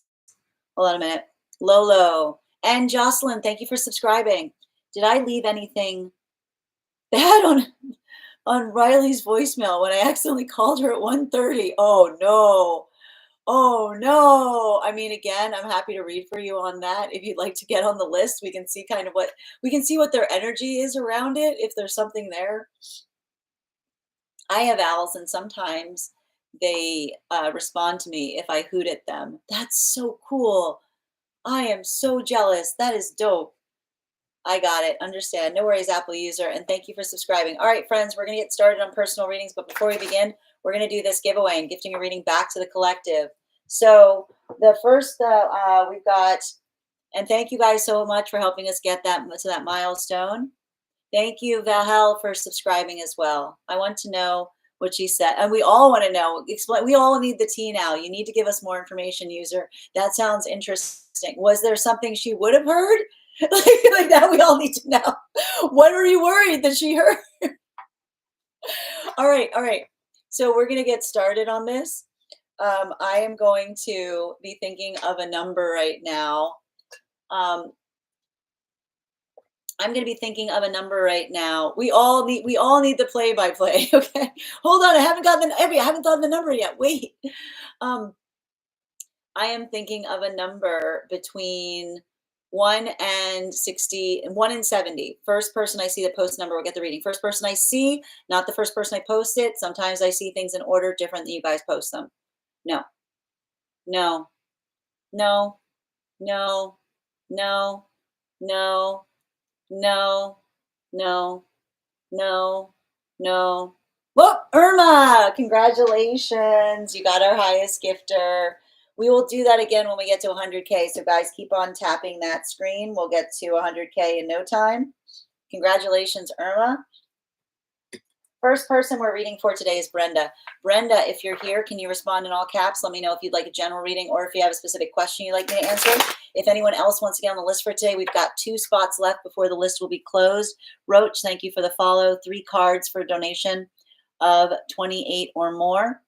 4 cards for a donation of 22 or more for my subscribers. Links in my bio. Please keep in mind there are 2 things I do not read for across these apps. Those are pregnancy and medical. Happy to give insight on anything in private readings, and you can book private readings on my site.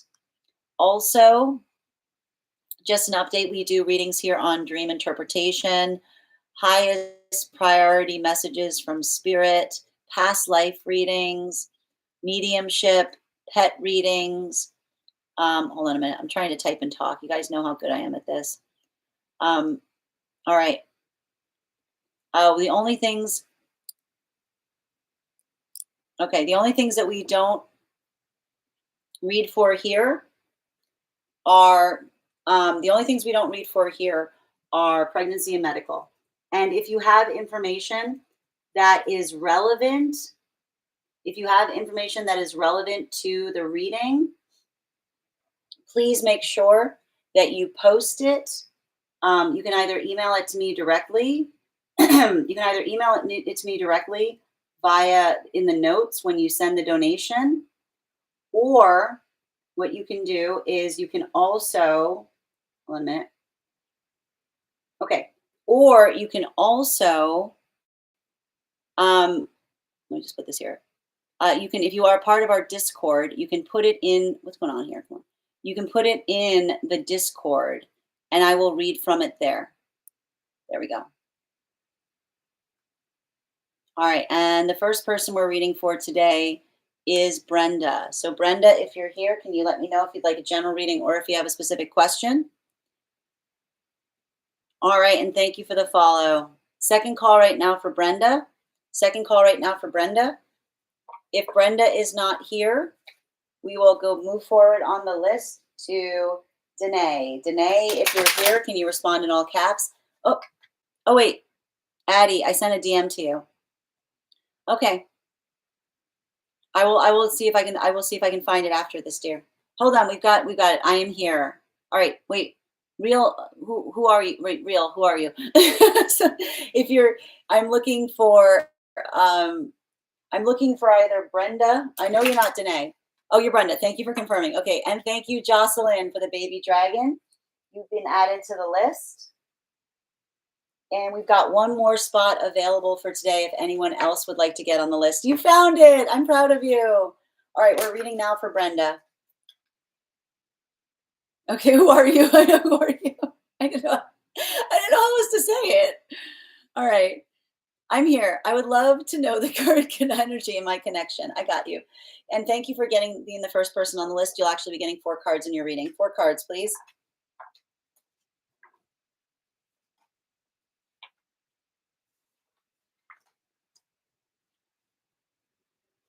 Oh, wow.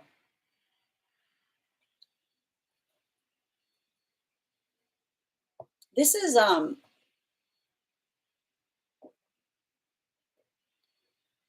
this is intense, but you know, there's challenge, like you and another person have very similar wounds. And the thing about it, you know, and that's what, like, I want to say, like, this, it's actually saying to me, like, the reading that we just had, the collective reading, is very much in relationality to something that I'm seeing as it relates to the partnership, because I keep on hearing your ability to connect has to do with working through some path work as it relates to, I keep on hearing the familiarity of a trigger, but it's saying to me it's because, you know, you carry a lot of trauma as someone else here, and the thing is, it's like when you carry a lot of trauma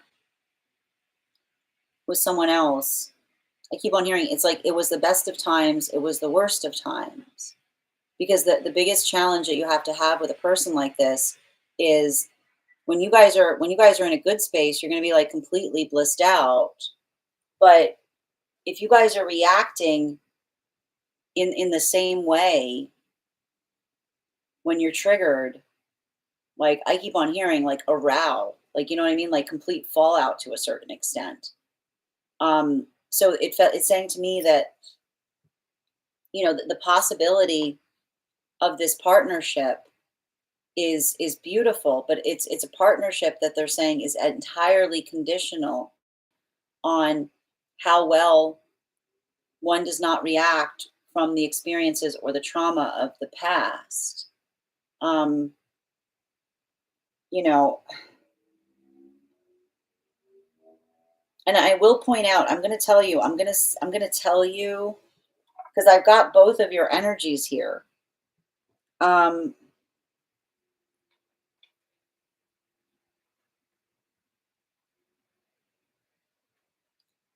so the first message is coming through is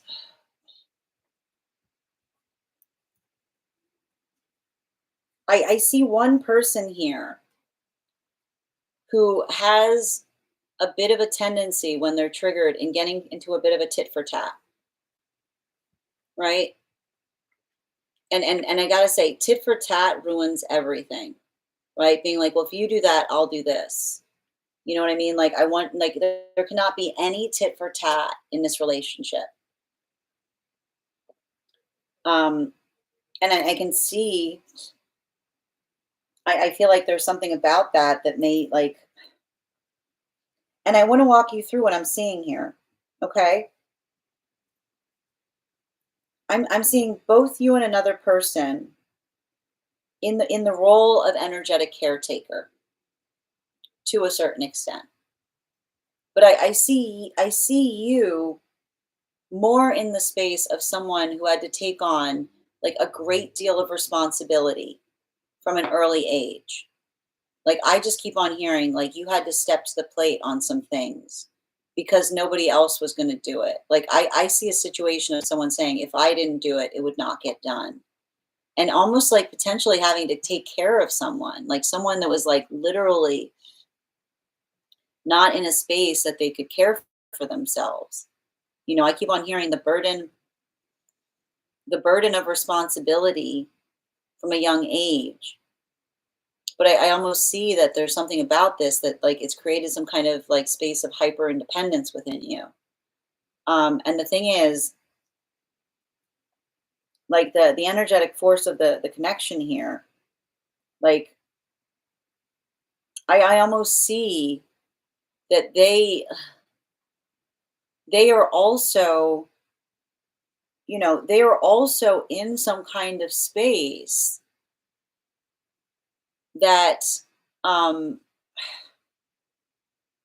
I want to say like they had some kind of trauma around their home life, like they were desperately trying to avoid something, like doing everything possible not to go back somewhere is what I'm seeing.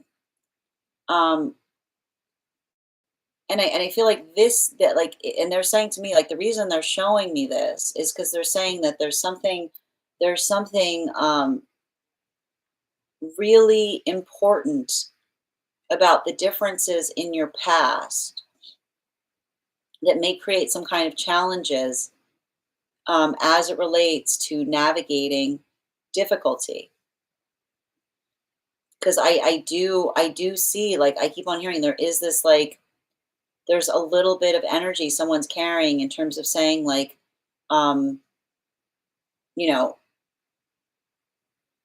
like how do I describe this best?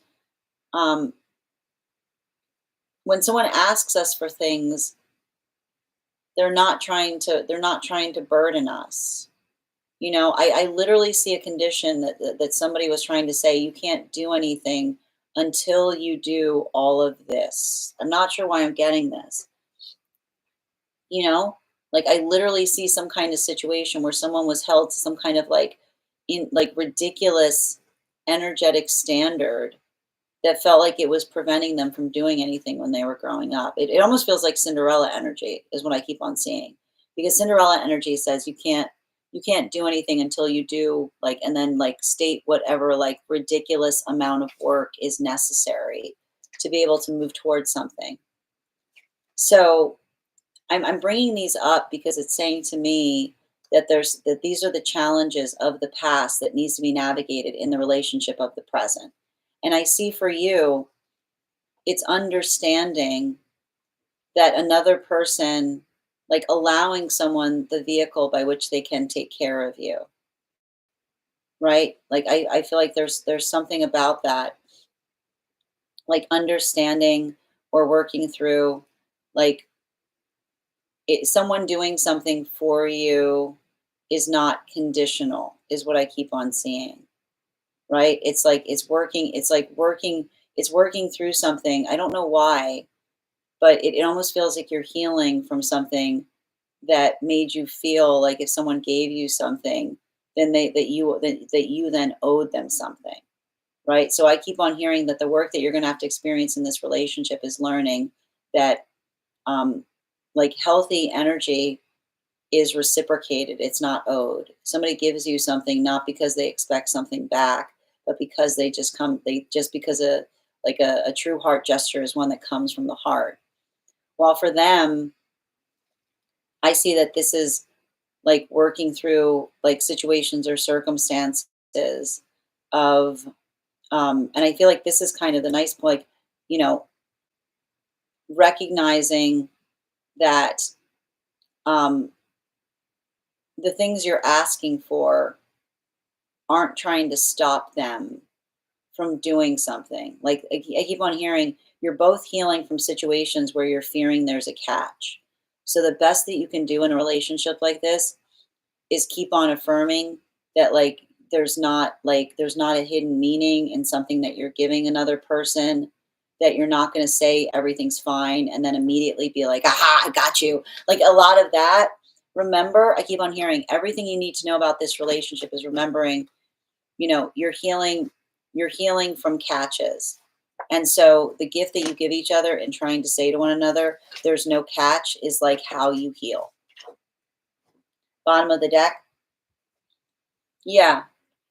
Especially um like this is saying to, this is what I meant about you guys being in a space that is very hard in this way, because I keep on feeling like it's having to not allow like not allowing the past to interfere with the present, right? Not allowing that like I don't want to hear any of this. You're just like, you're not, nobody's just like anybody, you know? Nobody's just like anybody. But when someone says you're just like blah, then they're projecting on us. I want you to remember that. When we say you're just like, we're immediately projecting. But instead saying, I'm sorry, this reminded me of something that I once went through. Explaining why something bothered you, remembering, not coming into that space of I keep on hearing, don't hurl the accusation of projection on each other, but rather saying, like, I'm sorry, this is hard for me to do. I'm triggered by it because of my past, will prevent you from coming into a space of projecting the past, right? I want to hear no, absolutely no, you're just like, nobody's just like anyone. And the minute we say you're just like, we're projecting. So make sure that you're not sweeping that kind of thing under the rug, right? Like this is not that. And when we come into saying you're just like, we're becoming cynical, right? It's like the minute we say it, so it is. So make sure that you're talking through the triggers instead of reacting to them, so you don't relive trauma through one another. Thank you so much for having that reading with me. And if this message connected to you as well, it's very common for those who need these messages to be here to experience them. We are doing personal readings right now. If you'd like to be on the list, we've got one more spot on the list before the list will be closed. 3 cards for a donation of 28 or more. 4 cards for a donation of 22 or more for my subscribers. Binks in my bio. Please keep in mind there are 2 things I don't read for here: pregnancy and medical. Happy to give insight on anything in private readings, and you can book private readings on my site. I'm going to take a minute to read over some of the comments that came through as it was reading. You got the dragon right, dear. Hi there, Brenda. I didn't know how else to say it. Who are you? I love that dragon. I will never allow, I miss our lanternfish. I miss our lanternfish. Alexis, I'm happy to read for you, but please don't spam the comments with your question. It's not courteous. If you'd like to get on the list, all you do is send the donation. Okay? Thank you. Oof. It's a beautiful reading. Being able to work through the same wound together. Exactly. Thank you so much. Bang on. You're so welcome, realist. Same wound, different sides of the coin. Exactly. And that's what I keep on seeing, which is like, again, and I keep on hearing when you guys come into those moments and being like, let's just forget it, you can't forget it. It's going to happen again. It's not about forgetting it. I keep on hearing it's not about sweeping it under the rug. It's about hashing it out so it doesn't happen again. What are we going to do? Like, well, let's just pretend. No, let's just pretend it doesn't happen. It never happened. It's going to happen again, right? So it's not about pretending. It's about hashing in terms of what to do. I'm gifting a reading. I'm not sure if it went through. Oh, you did, Addie. That's beautiful. Thank you. Did you? Where did you send the donation? Can you just let me know the location? Just put the initial, don't put the name of the place, and I'll check. Oh, that's okay. All right. I will confirm I received that, dear. And bear with me one moment as I confirmed that. Thank you. It's okay. No, it's fine. It's fine, dear. It's absolutely fine. The app doesn't like it when you talk about the other apps. It's real sensitive about that. It's like, yeah, we don't say their name in this house. Yes. Hi, it's okay, dear. Hi there, Sharon. How are you doing? Lol, that reminded me of the clip that's like, they're not gonna know. They're gonna know. It's like- exactly. Exactly, Nikki. Oh, and thank you, Addie. I've got that. Thank you so much. So is there a particular person that you wanted to give that to, or should I just do a random drawing for it? And thank you so much for that beautiful gift. Don't be suspicious. All right. Next person we're reading for is Danae. Danae, if you're here, can you respond in all caps? Let me know if you'd like a general reading or if you have a specific question you'd like me to answer. Happy holidays to you as well, dear. All right. Hi there, creative. I'm trying to sort out what's happening between me and T. Keeps crossing my mind randomly. Okay, I got you. Can I get 4 cards, please, on that connection? Highest priority messages from Spirit. Oh, and the list is closed now that now that we've got that gifted reading from Addie. Oh, hi there, Ruby. Oh, the list is just closed, dear. And Maria, thank you for the follow-up. But if you want to, I mean, again, if you if you want to get on the list, I'm happy to read for you, dear. And thank you for subscribing. Melly, thank you so much. I love me Parks and Rec. I haven't seen the show. I know. I'm never watching any. I'm terrible at this stuff. I never have time to watch anything. Okay.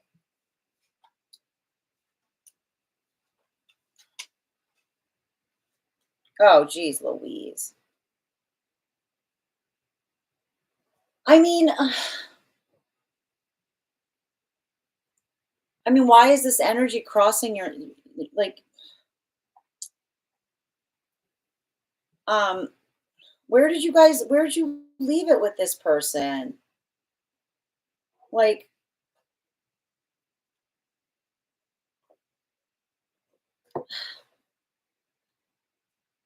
it's giving me like unbothered into like non-existence. You know,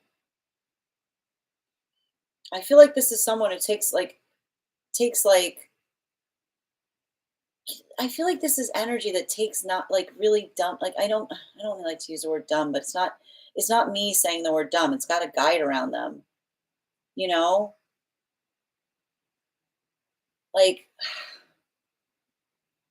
you can't let other people convince you.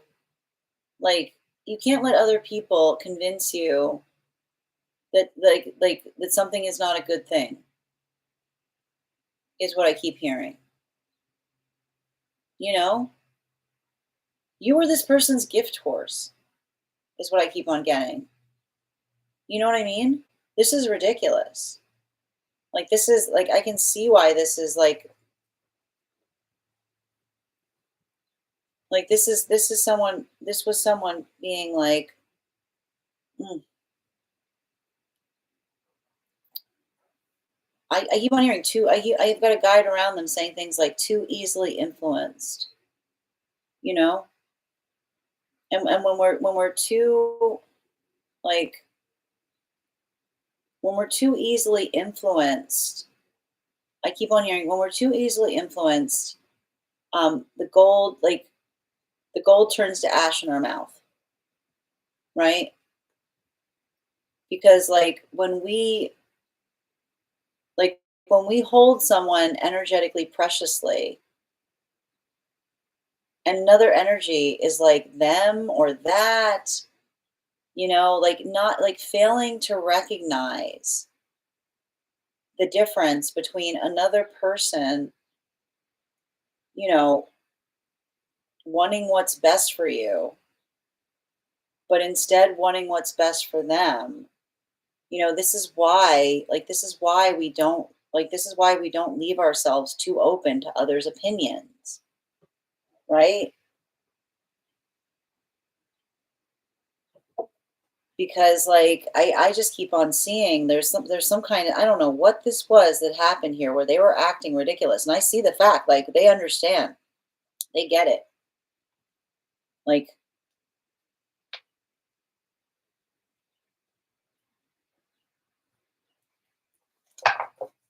like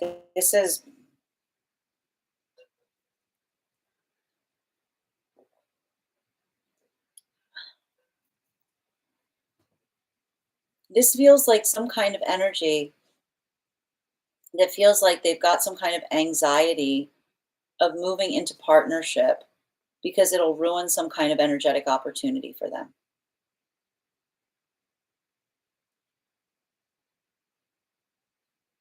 And I need to stress this, like,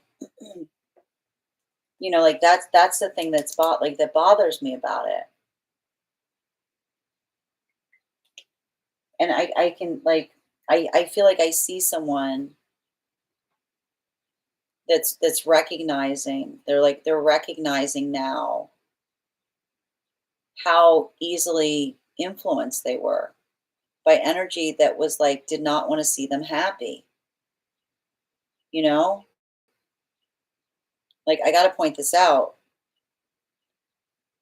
you know, I keep on hearing, when you're the life of the party, energy doesn't want to see you happy because then they don't think you'll be at the party, is what I keep on getting, you know?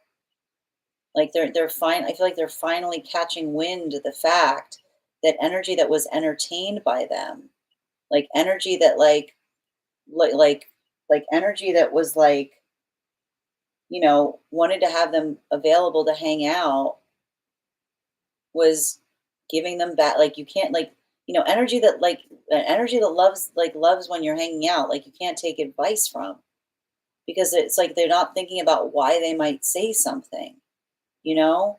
And I feel like there's something about that now.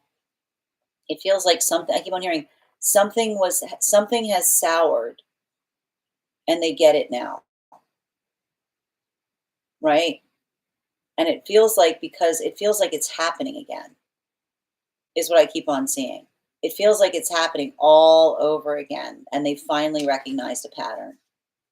Ugh. And now someone is, like, now someone's upset. Now someone is real and devastated,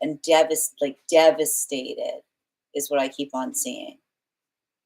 But they, bottom of the deck, they made their bed. I keep on hearing, this is what they're going through. This has become karmic for them because they're saying, what can I say? Like, I see someone trying to come back to you, say, like, what can I say? What can I say to them?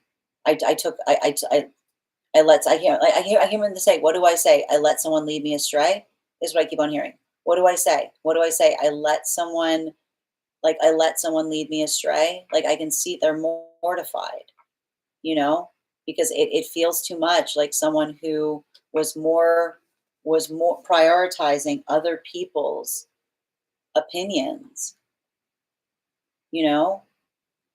And I keep on seeing, like, they're finally, um, I keep on hearing them say, like, I would not, I would, I see them, I feel like I keep on seeing them putting themselves in a position and being like, I would never forgive me for this. Like, how do I even go? I keep on hearing them like go through their head going, how do I even go about apologizing?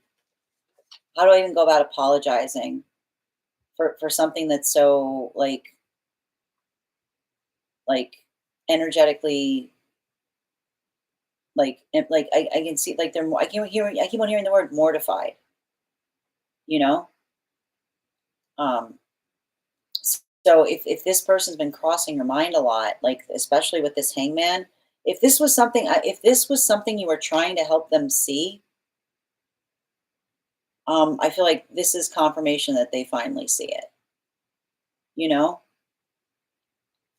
Because it's giving me a lot of that energy in terms of and then here's the thing about it, like this is why I keep on seeing, I feel like there's something here where you're trying like and it's impossible. Like I can see a situation where you're like I keep on hearing someone say they said you'd say that. You know what I mean? Like it's like that kind of thing. Being like, I bet they did. You know, like I bet they did. You know what I mean? Like it's like that kind of thing. You know? Um I mean let this, whatever this is, let that serve as, I feel like there's like, I would not be surprised if this energy comes up in your dreams because it feels like I keep on hearing someone say, I owe them an apology. And I don't know if I can ever find a way of apologizing properly. Bec- and I keep on hearing, like, it's like I keep on hearing them go, like, they've woken up to the tragedy of something. Thank you so much for having that reading with me, Danae. And if this message connected to you as well, it's very common for those who need these messages to be here to experience them. We are doing personal readings right now. If you would like to get on the list is closed, but we will be doing one card readings for subscribers. I'm also going to be gifting a reading back to the collective. Addie, one of the members of our collective, has actually gifted a reading back to the collective. So thank you so much for that gift, Addie. And I'm going to take a minute to read over some of the comments that came through as it was reading. Like I literally see someone who's looking at something and being like, I was an idiot. Like it feels like someone being like I keep on I like, you know. And thank you, Melly, for subscribing. And Maria, thank you for the follow. Whatever this is, I'm annoyed already. Thank you, Nikki. I ended it. I don't know what's going on. I get it. Yeah, I see that there. Well, it feels like there's some like this is saying I see someone being like, explain these people. Like explain your like it's like explain. And they're like, you know, yes, that's why I walked away. I was an option. Yeah, exactly. Thank you for confirmation. It's like it's like when you try to serve everyone, you get nothing, right? When you are trying to move in a space of not disappointing anyone, you end up with nothing in your hands. It's like that. I am suspicious. And Kimberly, thank you for the follow. Debit, no, I feel like this is, I keep on hearing someone picking up the pieces. Because what I keep on hearing, whatever happened with you just happened all over again. Except now they can see it. It's like it's like I see them being like they've recognized another person's tendencies. This sounds just like, oh my god. I keep on going. This sounds just like what you said. Oh my god. I hear that's literally what I hear them saying. That's exactly what you said. Oh my god. Like it's like that. Thank you. Oh, maybe you should have done sending you support there. You're so welcome, dear. It's like pattern recognition. You deserve it. Yeah, you definitely deserve to be the priority. Hi there, Jennifer. So the one card readings, dear, when we get to the conclusion of the personals, I'll be giving one card readings to subscribers. Sending you support as well, Danae. At the end of personal readings, thank you. Not only did she make me feel like the option, but she picked me up solo and tore me down in public. Phoenix, sending you so much support for that journey. It's not easy. All right, next person we're reading for today is we are reading for Nikki. Nikki, if you're here, can you respond in all caps? Let me know if you'd like a general reading or if you have a specific question you'd like me to answer. And also, Addie, did you confirm if I'm doing a random drawing and gifting that reading back to the collective? Or if there's a particular person you wanted me to give that to?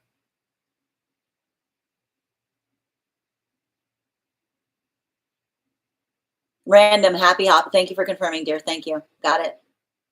Oh, we're going to pull one cards later, Matthew. Yep, I got you, dear. Oh, dream read on Discord. I got you, dear. Perfect.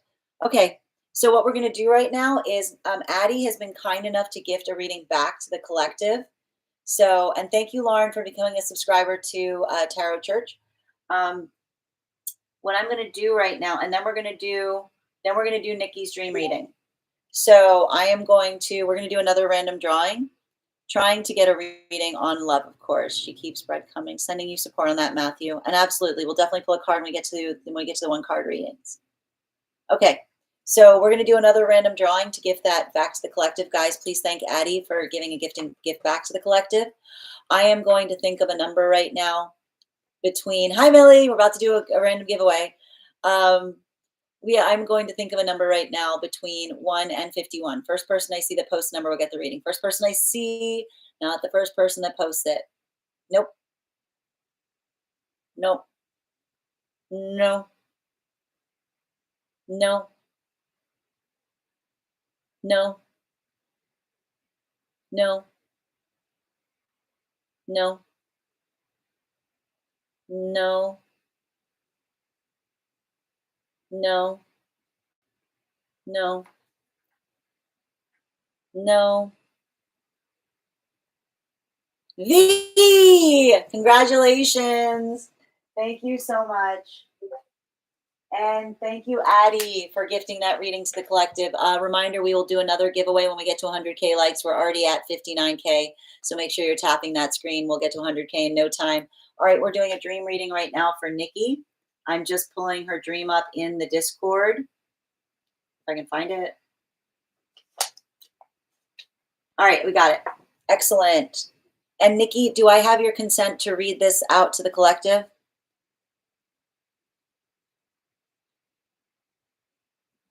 $24, yep. Gotta stop saying things in your head, Nikki. All right. All right, so thank you for confirmation. So we're doing a dream reading right now. And thank you, Goo Goo, for the follow. All right. Dream reading for Nikki. All right. In this dream, I remember it being really long and intricate, but I can only recall a portion of it or fragments, even though it was all connected. First part, I was in with my mom in kind of a sketchy area, and she was asking me to drive the car, and I didn't want to. I wanted her to drive. I think we'd both been drinking, and it was a weird car, actually lots of unique cars in the dream. We were driving in this area, and I saw a house in shambles, and we were like, oh, that's the place. It felt like we were trying to buy it or fix it or something. Then we were in a parking lot outside of the car, and a man was laying on the ground, and there were cops that rolled up with pew-pews out and surrounded him. And my mom and I had to hide behind the car or get away from the potential pew-pew. I think at one point I had a pew-pew, and in my hand it was black, cool looking. And someone else took it and it changed color to like plain white. And they were like, why was yours so cool? And I get this one. I don't know. I was a little disappointed. It was a little disjointed. Okay, we've got it. Thank you so much. Can I please get 4 cards? Highest party messages from Spirit as it relates. Yep. And one more, please. That's interesting. Wow, that's very interesting. It's a relationship reading. And it's okay, and it makes sense. Okay, that's fair. You know, so the cars, you know, there's something really important about they're saying, like, the definition is the point that the cars represent relationships, because relationships, we talk a lot about this here. So the idea that the reason that we call a relationship is that it takes us somewhere, right? It is the something that we move into with another, and then we build into the context of where it's going. And this is very important as it relates to who's in the car with you, because it's addressing the relationship that you're navigating. And so The fact that you're articulating about the fact that you're in a car with your mother and you're driving into a sketchy area, it would indicate to me that there's something about the relationship with your mother that has reached a point of being like something that needs work, right? It's not as peaceful, it's not as easy as it used to be, right? And this is further given in the indication of the fact that there was an argumentation point as it relates to who was driving the car, because that speaks towards the responsibility. Whose responsibility is it to fix the relationship, right? You're telling her, you got to drive this car, you've got to fix this relationship. And she is insisting and refusing. She's refusing to drive the car, which is saying she's leaving it up to you. It's your responsibility. If you want it to go anywhere, if you want to get it, if you want to get the relationship out of the gutter, if you want to get the relationship out of the sketchy area, then you're the one who's going to have to do it, because they're saying, I'm not doing it, right? So that's the first part of the dream. It's working through what you're going through in relationship with the mother, and how if the only, it's like it's a frustration point. You don't like it, you don't like where it is. You think it's their responsibility, but if someone else doesn't want to take the responsibility of fixing something, then it falls to you to be the one that have to fix it. So that's the first part of the dream. And this is further given in evidence of the fact that you said that you were driving to to look at a house that needed work, right? And this has to do, and remember, we talk about this with the mansion of the self, right? And so the mansion, and whenever we see houses in dreams, it's often indicative of the mansion of the self, our embodiment of ourself. So this is talking towards, there's a lot of this dream as to what is like identification of the problem, and whose responsibility is it to try to fix something. And we like, and there's something very important that we see that is being identified in the fact that you're kind of talking towards the perspective of like a bad like a crummy house in a bad area, because I can see it even here, which is saying, you know and I feel like that's you kind of navigating the amount of energy that it would take to fix it. And would it be worth it to fix it if it's always going to be in a bad area? It's like it's always going to be in a bad area. It's like you can try to it's talking towards, if someone else isn't going to put the work in, like if the neighborhood doesn't improve, then the house will fall back into disrepair, right? Because it's speaking towards the frustration of the mutual effort it takes to keep an energetic relationship healthy, right? Um, so that's the first part of the dream. Now, this is the third part of the dream, is the fear about not doing something about the relationship, because the third part of the dream is saying that again, and this is like a nuanced way of you helping navigate and saying, it's like it says to me, like the dream's trying to show you that you're caught between a rock and a hard place, right? Because they're saying on one hand, it's like, yeah, you're right. Like the first part of the dream saying, look, you're right. Um, even if you fix up the house, it's always going to be in a crummy area. But there's the possibility that something could improve, right? However, if you don't fix up the house, this is what we see in relationality to the representation point of the man that's lying on the ground with the cops that are rolled up around them, and the pew pews surrounding them, and putting them in a state of danger, right? Because you spoke more um, about the fact that suddenly, you and your mother were in a space that you had to kind of run for your lives, like when you're working in the space of being in energetic danger. So, I think a lot of that is also talking towards the anxiety point, that if you don't do something, right? A situation might escalate beyond the ability to be able to repair it, right?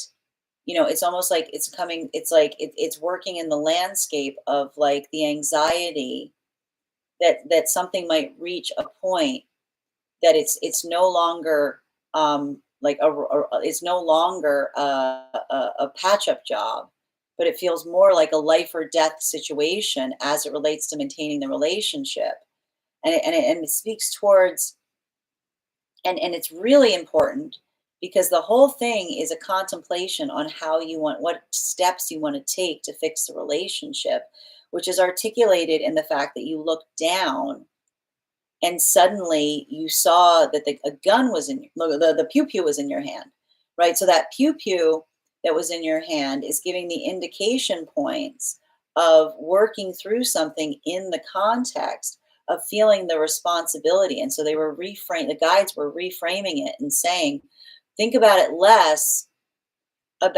think about it less about fixing it, think about it more about defending, right? Like, think about it more about, like, if something gets worse, are you going to feel bad that you didn't energetically do something sooner, right? Like they're saying, like, there's a lot of that space there, and it's given, and everything has to do with the weight of the responsibility. And that's why it's interesting, because you went from looking at whether you could repair something, right? Something that feels like you're sustaining it, saying like, I can try to do what I can to fix something, understanding that it'll never be perfect, versus suddenly the other option, which is just ending it entirely, right? Just like, that's it, just saying, we're done. Like, we're done, like, we're done. And the idea of the fact that the weapon itself transformed from the black to white is saying, and that's the thing about it, like they're saying that this is like a lot of the shadow work around a situation, which is, do you look at something like from a place of, you know you know and it's interesting too, because you said at one point, I think that this is really interesting, because someone else took it, you said, and changed the color, changed its color to plain white. And then they were like, "Why was yours so cool and I get this one?" When you said, "Why was yours so cool and I get this one?" Are they saying that because your gun is white, they were asking and they wanted that the white pew pew? Because what they're effectively saying, to a certain extent, is that is you, not the changing of that weapon from black to white is you not like following into like the ancestral journey, right? It's the trauma that doesn't repeat, because you saw a lot of energy utilizing that force and saying, like, and like having that application of power. But there, it's almost like that message that the guides were saying in the transformation of the color of the weapon, that says, with great power comes great with responsibility, right? They're saying basically that the ability to affect that relationship falls entirely in your hands. There's been a power shift that's happened, right? Someone is starting to have to depend on you more. And that's why they're saying that there's something about that, in terms of identifying and recognizing and saying, is that something, like, look at it from that context. Like, is that a situation or circumstance? Sometimes, and this is what's beautiful about it, because it feels to me like the message from the guides is saying, sometimes we can't fix bad situations, right? Sometimes situations, like, frankly, like, it's like the guides are saying to you, sometimes situations just suck. And sometimes the best thing we can do is just look at a situation and say, how can I suck the least? You know what I mean? Like, what can I do that moves something in the direction? Like, don't let perfect stand in the way of better, is what I keep on hearing. Don't let, the fear hold you back from doing something that is built upon hope, right? Because they're saying that's the difference between, letting something happen and feeling like there was something else you could do, that is often amplified in regret, right? The foregone conclusion, versus being able to look back on something and say, I did I did everything I can. I did what I could. Even if it wasn't great, I feel good in terms of how I was able to try to bring a force of positive change to a situation. Bottom of the deck, yeah, and a lot of it, like I keep on hearing, it's thankless work, is what I keep on hearing. The thing about the guides, this is often I can tell it's a guide reading because guides are often like being a guide is like it's thankless work, right? You don't do like sometimes it's not, when you're working in the space of guides, it's not that things are ever ideal, right? But guides are always like when things are not ideal, our job isn't to get to be overly mad of ourselves. Our job is to be our own flashlight. And so it's interesting too because they were saying like there's something about that in the space of like I keep on seeing the transformation of the weapon from black into white, which is saying that ultimately you get to decide, right? What someone puts in your hand is their decision, right? How someone treats us is never within our hands. How we take what they treat, how we move from that treatment is always within ours. Thank you so much for having that reading with me, Nikki. And if this message connected to you as well, it's very common for those who need these messages to be here to experience them. We are doing personal readings. The list is closed, but if you'd like to get on the list for tomorrow, you can do so. Your donation will get you added to the first spot on the list for tomorrow. It is, and we'll also be doing subscriber readings once we get through the personal readings. So stick around if you're a subscriber, and we'll be drawing cards for you. 3 cards for a donation of 22 or more. 4 cards for a donation. What am I saying? Next person on the list for today is I'm looking for MJ. MJ, if you're here, can you respond in all caps? Let me know if you'd like a general reading or if you have a specific question you'd like me to answer. And I'm going to take a minute to read over some of the comments that came through as I was reading. Also, friends, we are at 60K likes. When we get to 100K, I will be gifting a reading back to the collective. So make sure you're tapping that screen. We'll get to 100K in no time. All right, let me just read over some of the comments that came through as I was reading. Okay. I love the popcorn everyone grabs when we start doing dream interpretations. Oh, it was no, the number wasn't 19, Jennifer. It was super fun. I didn't want to steal it since I have a read already. Thank you, Nikki. It's getting interesting. Yes, same. The term pew pew makes me giggle. Yeah, the app likes that better. We were just Rachel, we were just doing Nikki's reading. I'm looking for MJ. Are you looking for your spot on the list here if it helps? You are, hold on. One, two, three. You're the 4th person. You're the 4th person we read for right now. I always have dreams about cars or being fearful of something happening to it.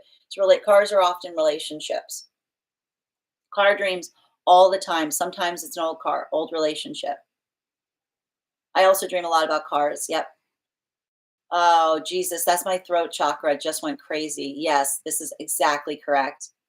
Totally. Whoa. I feel like I'm the parent sometimes and she's the petulant child. That is the driving, that is the metaphor of the driving and also having to protect them in a bad situation. She sees me as her best friend, but she's so rude sometimes. And I'm like, you're the adult. Yeah. And that's the passenger seat energy, right? The refusal to drive. I'm so lucky. Everything always works out for me. It's a Lulu's a solution to Lulu. I love that, B. Thank you as well, Addie, for that gift. That was really nice of you to give back to the community. And thank you for being part of this collective. Our relationship has been strained for the past year because of her disapproval of my relationships. There you go. The car energies. Yeah. And my journey and changes. Happy to read for you, Melly. The list is closed today, but if you'd like to become a subscriber, I'll be doing 1 card pulls or you can get on the list for tomorrow. Bridget, Abraham Hicks, everything is always working out for me. Beautiful. Tap to claim. Right. She's mad at me for stepping back when she needs to come forward with the solution. Yeah. And that's the thing about it. Like the contemplation of the bad house in a bad area is the understanding that if you're waiting, like if you're waiting for her to fix it, you'll be waiting around forever. Right. Like that's what they're basically saying. Mine too. Everything is always working out for me. I love that V, tap to claim. Wow, the way you're describing this makes so much sense. And I don't think the cops actually use the pew pews. No, like they're saying like that's what they're saying. Like they're saying it was more an articulation of what will ever like what will happen when the foreseeable day comes that there'll have to be life or death decisions made, right? Like it's actually saying to me like they're talking about that inevitable conclusion where there'll be a time where you might have to make decisions to energetically protect them, right? Yes, my heart goes out to you. It is very hard. Thank you for supporting each other in the messages. She's super judgmental and critical of my new partner and isn't defending me, more attacking. Yes. And that's the hard thing about it, which is like I feel like the guys were trying to show you through this in terms of the I feel like it's interesting because the guys are trying to give you help to help you understand the nuance of some of these situations, when this is the most like healthy relationship I've ever had. Exactly. Oh, wow. Yeah, Nikki. That's a component there too. Yes. But again, this is saying to me that there's even more nuance in relationality to um and I need to point this out, like the articulation point between you wanting to do something to fix it and them trying to hide is also giving the articulation about like having to navigate difficulty, right? You being in a space of being able to face it and them having a lot of these avoidant tendencies. Sending you so much support, Nikki. My brain's exploding. Thank you. Yes, don't let family members get in your head and mess with your life. Tap to claim. Same right back at you. Completely agree with Bridget there. You're so welcome. Thank you, Nikki. You're so welcome, dear. All right, we're reading for MJ. Thank you and for those beautiful gifts during the reading.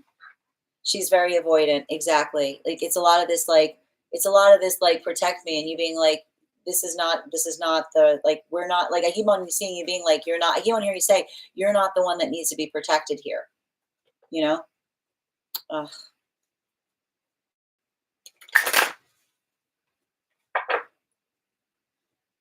I mean, like, I need to point out all sign work has tendencies that can make them energetically avoidant. Of Libras sometimes need to work on not building into constructs of like pathwork of least resistance. It's hard. Thank you again for allowing me to read into that dream, and thank you for sharing that dream with the collective. I love a dream interpretation reading too. Aren't they great? All right, we're doing a general now for MJ. Can I get 3 cards for MJ, please? Highest priority messages from Spirit, please.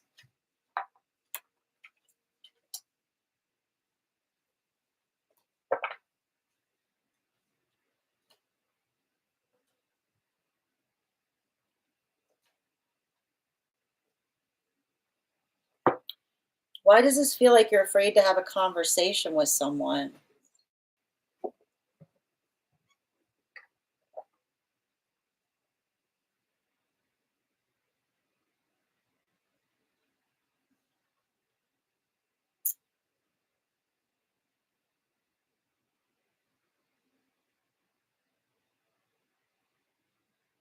Okay, I need to work. We're going to talk a little bit about this.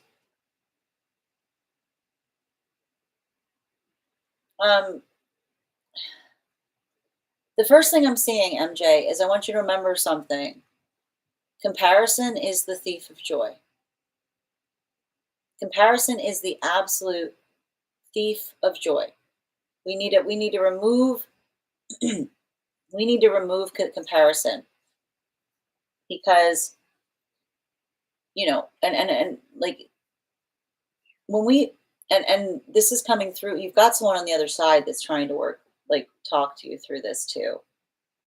You know, there's always someone else that has something like that like looks like what we like this is what we talk about with all this coveting thing. There's always someone else that has something that makes us feel less than ourselves, right?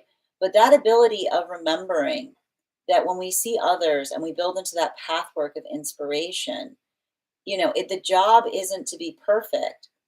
The job is to be exquisite.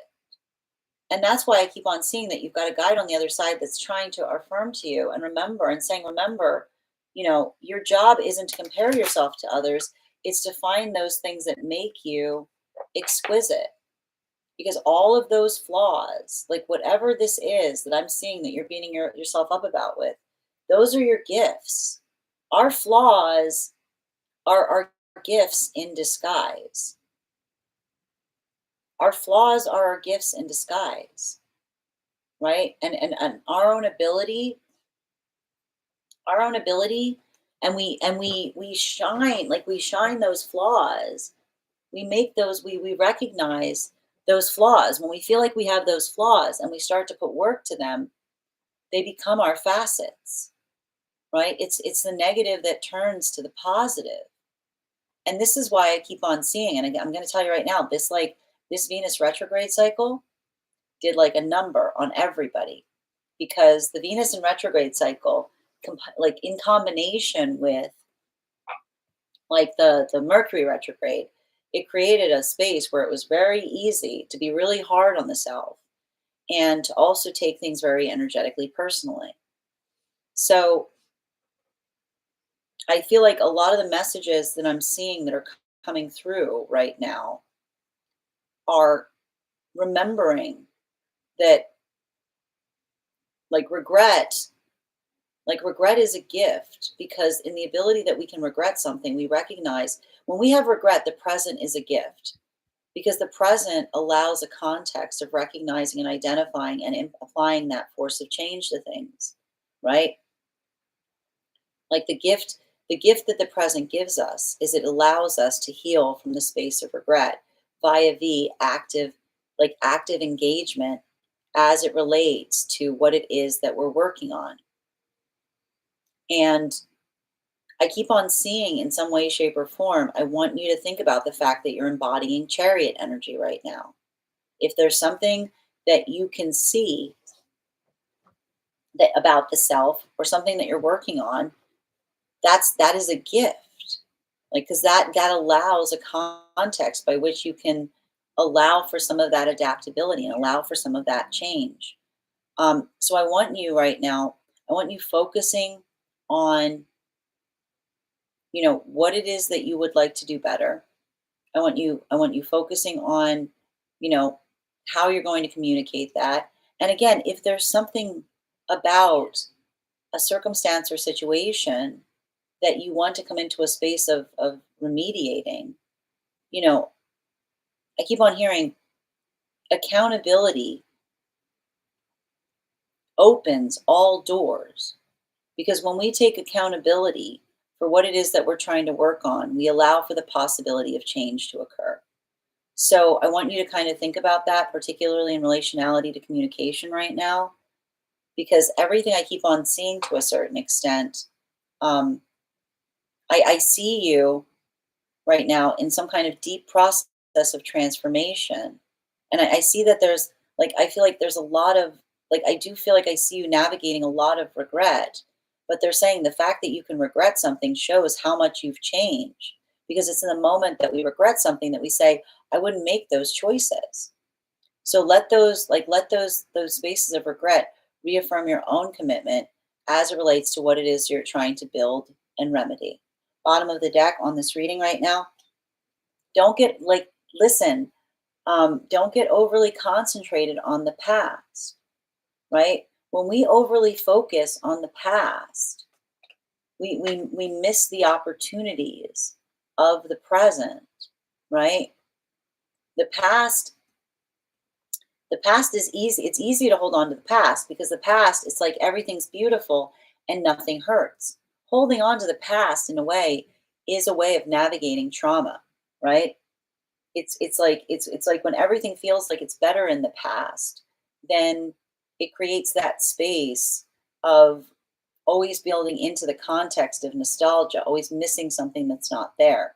So I want you focusing right now in saying to yourself, like, I feel like your mantra right now is the present is the place that perfect exists.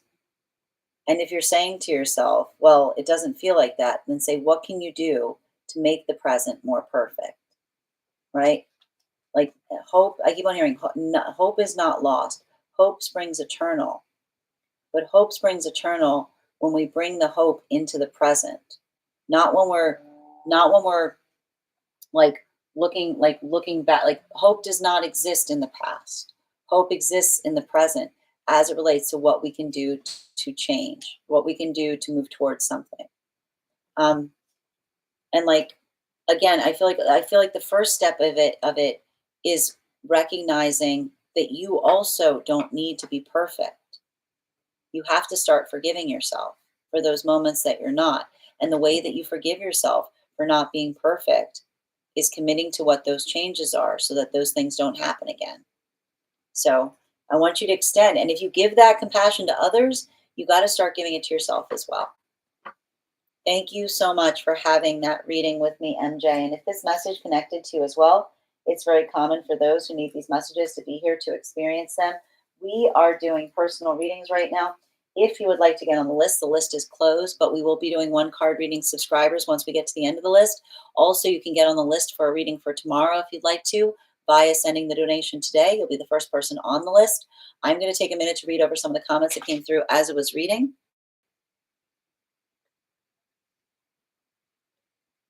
All right, you're so welcome, Nikki.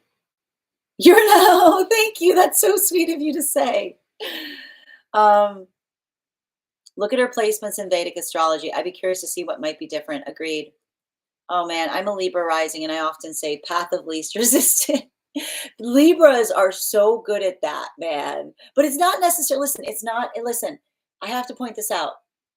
The difference between healthy Libra and unhealthy is path of least resistance versus path of avoidance, right? Like those are different things. And thank you as well, Rachel. Her sun sign plays a part of it, but if you were to look more into the natal chart of her, thank you for confirmation, Rachel.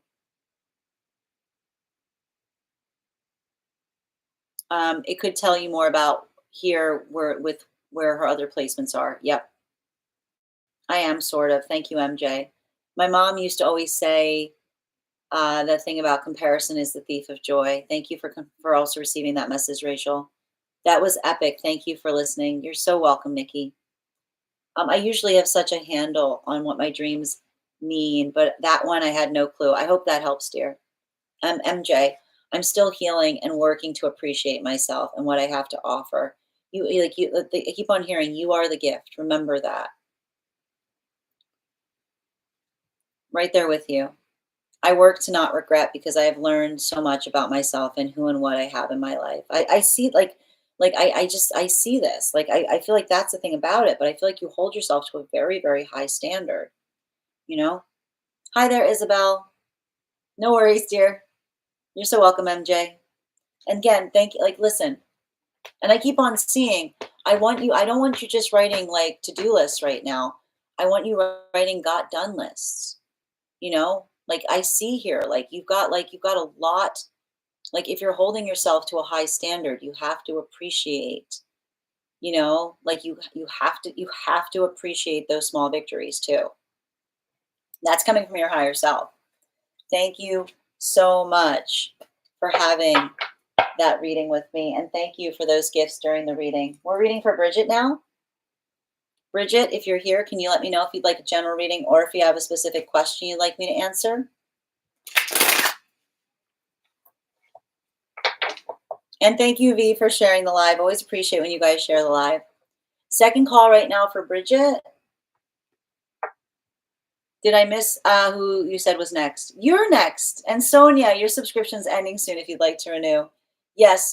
Can we read my dream? Yes. Is it in the dream space? The dream space. That's what I should call it on the thing.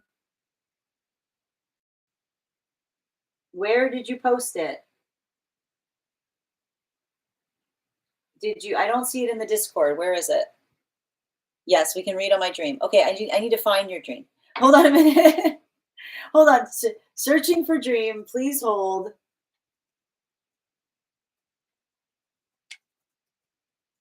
All right. Yes, thank you. Okay. Is it, did you mail it to me? Hold on. I think you might have mailed it to me.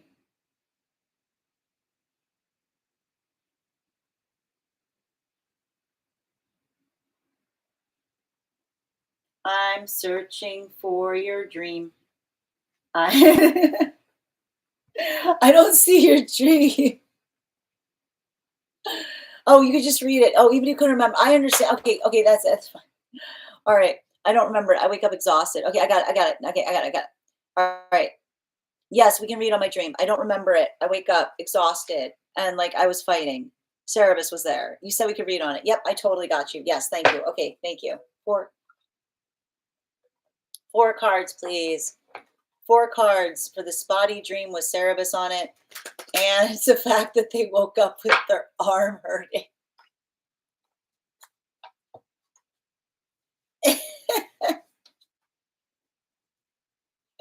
One more card, please. I mean, I don't want you to laugh, but I feel like there's something about this dream that you were taking Cerebus for a walk. Yeah, they're saying that there was something about the dream. There's something about the dream about, and I think that I just have to point this out. You're saying to me that there was Cerebus in your dream, and then you woke up. I'm just putting the pieces together for you, okay? Couple things been happening. You've been walking a lot of dogs recently, okay? You've been walking a lot of dogs recently, and then also you told me you woke up and your arm hurts, right? Your shoulder hurts, and that's why, like, yeah, because he was I'm going. He's pulling. It's pulling. It's what I'm seeing.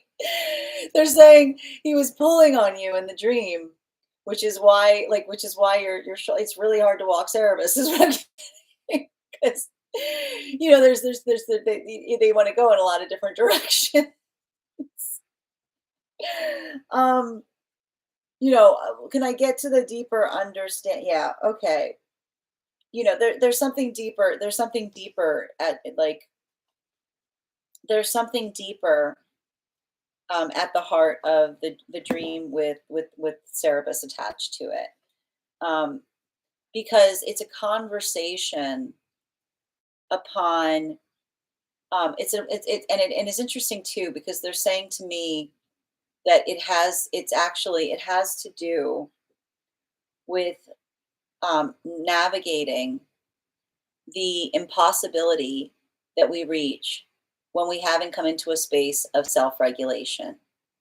The thing with Cerebus is, um, there's three heads to Cerebus, and so and again they're saying like the dream itself was about walking Cerebus and how impossible it is. And it's interesting too because it's actually saying to me that again it's a dream. It's you have a lot of these associate there's clearly it feels to me like there's clearly some guide work that keeps on coming up towards you in relationality to Persephone journeys. I just got to point out that in a recent reading we had another dream reading. You literally mentioned your father handing you a pomegranate, and a pomegranate is a symbol of Persephone. And now we've got you having this dream of walking Cerebus. And that's also very funny because the thing is, Cerebus is not supposed to be the type of dog that you walk. It's not the kind of dog, it's a guard dog. So who would be walking Persephone? Who would be walking Cerebus if not Persephone? So there's a lot of this connection to that archetype that I'm seeing here. And it's also saying to me like a lot of that work that you're doing in the space of this is helping you heal from relationships, particularly masculine energy. Bearing in mind this is not based on gender, but one feels most aligned to. Because we're also seeing that again, the thing about Cerebus is the understanding of how impossible it is to walk with someone in life if they don't know what they want.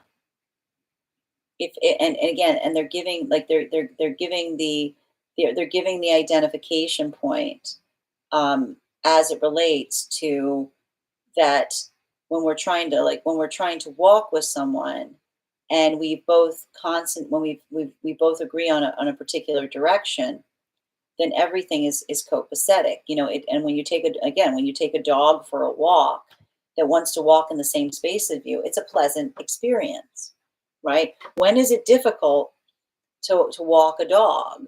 When the dog has a different idea. It's like it doesn't feel like you're walking with the dog. It feels like you're being dragged along. And so it's interesting because like the message is coming through from the archetype of Persephone is it's like it's impossible to walk Cerberus, because every time you're walking it, it's like they're of three minds of things at every moment. So it's a very hard dog to walk because it's like you're walking three dogs at once, and they're all fighting with with what it is. Like they can't stay steady of purpose. They can't meet mutual intention. They all can't agree to what's going on. And they're saying, and it's interesting because I feel like the dream was saying people are like this too. That's the thing that's interesting that they're saying was missing from the dream. It was the analogy of saying I see them, like I feel like somebody was walking with you, having a conversation about how hard it is to walk the dog, and I hear them saying people are like this too. People, when someone can't make their mind up as to what they want to do, when they become fickle, it's like it feels like you're walking with Cerebus, which is again, it's like it's like it's like every minute you're like you don't feel like you're walking. It feels like you're just preparing for them to change their mind. It's like you can't enjoy it because you're spending so much time preparing for the next like swing, like the next mood swing or the next inclination.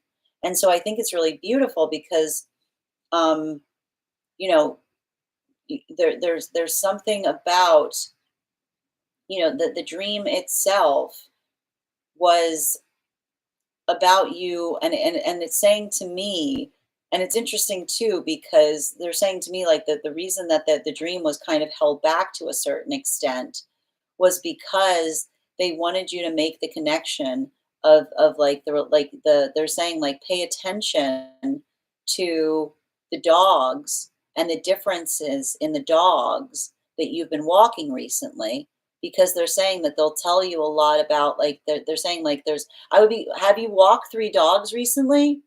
Were there three dogs? This is important. If there are three dogs, they're saying that there's like a message in the three different personalities that you might find in like the heads of Cerebus, being like, imagine if all of them were in one thing, right? And that's what it's like when we're in a place where we don't know ourselves and we're constantly changing.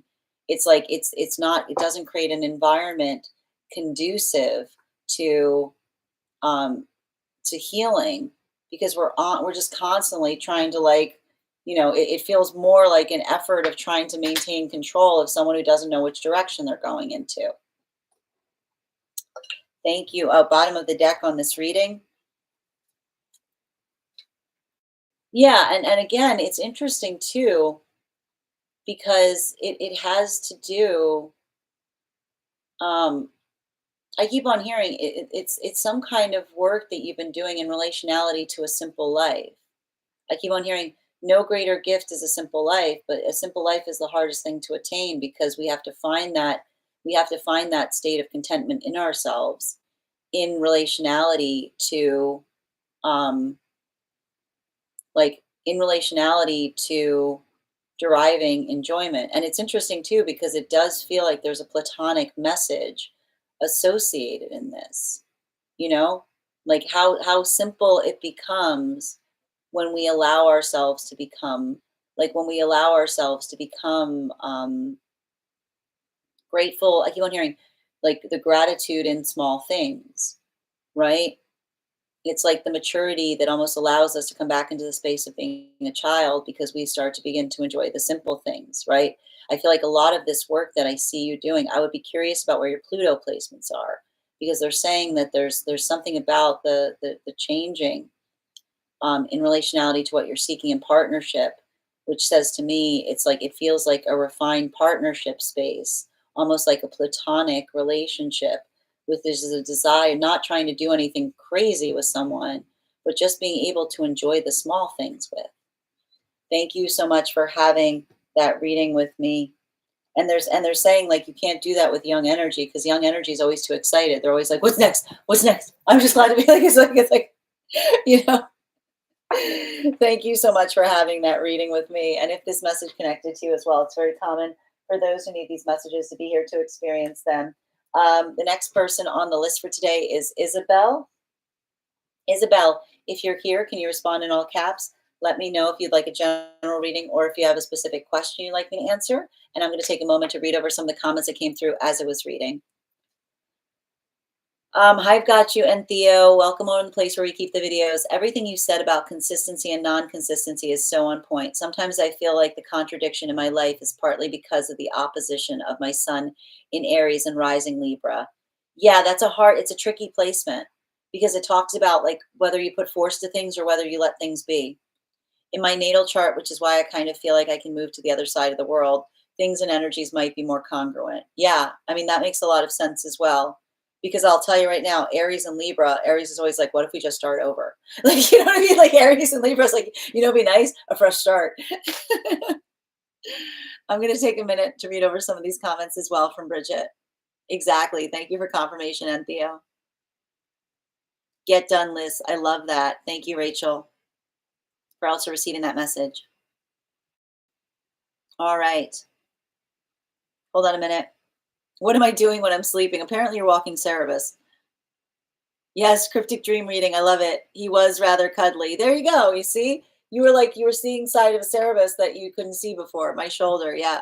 What the heck? What the heck? I have a messed up shoulder since I woke up too, but I don't recall my dreams. Oh, that's wild, Phoenix. That's so funny. Dogs are strong as heck. Yeah, they are strong as heck. I feel like I could ride him. Yeah, it's a big dog. Horse dog. I love that. Yes, he's my guard dog now. I'm going to claim that. Yeah, I mean, when it's a puppy, it's funny too because I feel like you're reading the fact that Cerebus has puppy energy. You know?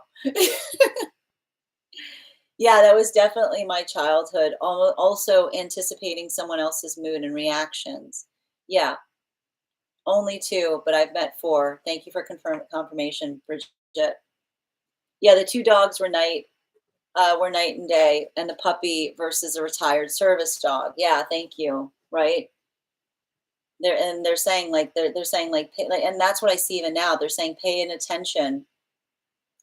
They're saying that there's something about the dogs that you've been walking, which is like giving you like a lesson in Cerebus, which is like seeing the different aspects in terms of like the energy of walking a young dog, which feels like they're walking you, versus walking an older dog that just again appreciates the finer things. Like a dog that's just like, thank you, I really appreciate you doing this for me. I really appreciate you going out of the way.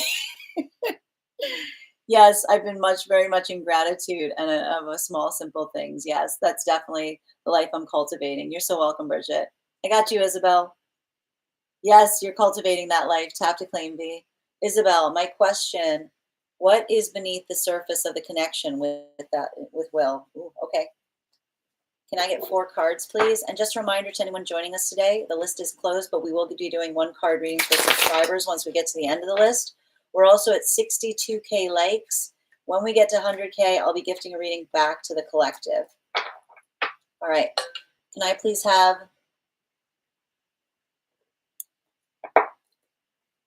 I like that. An old dog who acts like a puppy. I like that a lot, MJ. All right. That's yeah. Can I get... all right. What's going on with that relationship, please? Energetic connection, 3 cards. Highest priority messages from Spirit.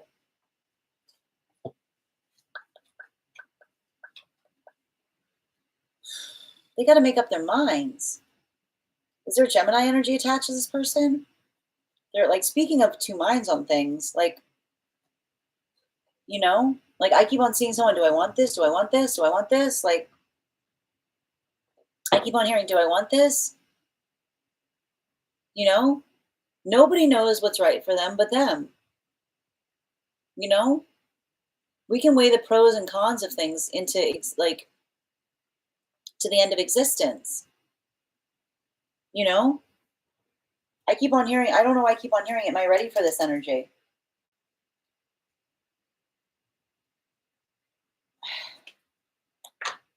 I'm going to say this. I want to make sure that you're having clear conversations in relationality to what the manifestation goals are here. You know, because I want to avoid a situation like where someone wants all like I want someone wants all of the perks of being in a relationship with you without any of the commitment. Mm-mm, mm-mm. You know, this is there's something about this here. You know, and again, it's like, and I always think it's wild when I see someone like this. It's like it doesn't matter what you call something. Like if it's like if you're in a situation where it's like, it's like if you're doing all the things that one would do and you're not giving a name to it, it's still the same thing, you know? Like I almost see someone here, like, no, you gotta talk about, you gotta have like healthy boundaries. I would be curious if this person's got some kind of Pisces, like Venus and Pisces placement, you know? I keep on hearing like, healthy things are things we give names to. I'm going to say that again, and you need to remind yourself of that when you're talking to someone. Healthy things are things we give names to because they help us build into the context of knowing what to expect from them. Healthy things are things we give names to because they create stabilization as it relates to what we can depend upon from them. So that's why I keep on seeing like this is not this is not I'm out and I'm in kind of thing. This is not like I don't want to talk about what this is, but I miss you energy. This is not like just let it be what it is and don't give it a name because I see something here. Like I see something where, someone wants more time with you. Someone wants more something of you. Like there's some kind of energy here of like missing you and wanting you, but then I see them like struggling with what it is that they want. And that's why I keep on hearing, am I ready for this? And I keep on seeing like it's not your job.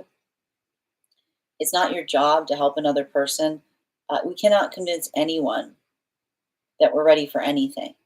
They need to decide if they're energetically ready. And so make sure that you're articulating what those boundaries are. Make sure that you're articulating what it is that you desire and aspire in partnership.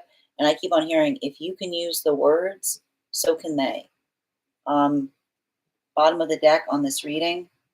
Yeah, it's not like this person just appeared out of thin air with no manifestation goals, without a thought in their head. They know what they want, right? It should not be the last conversation between you guys. It should be the first, right?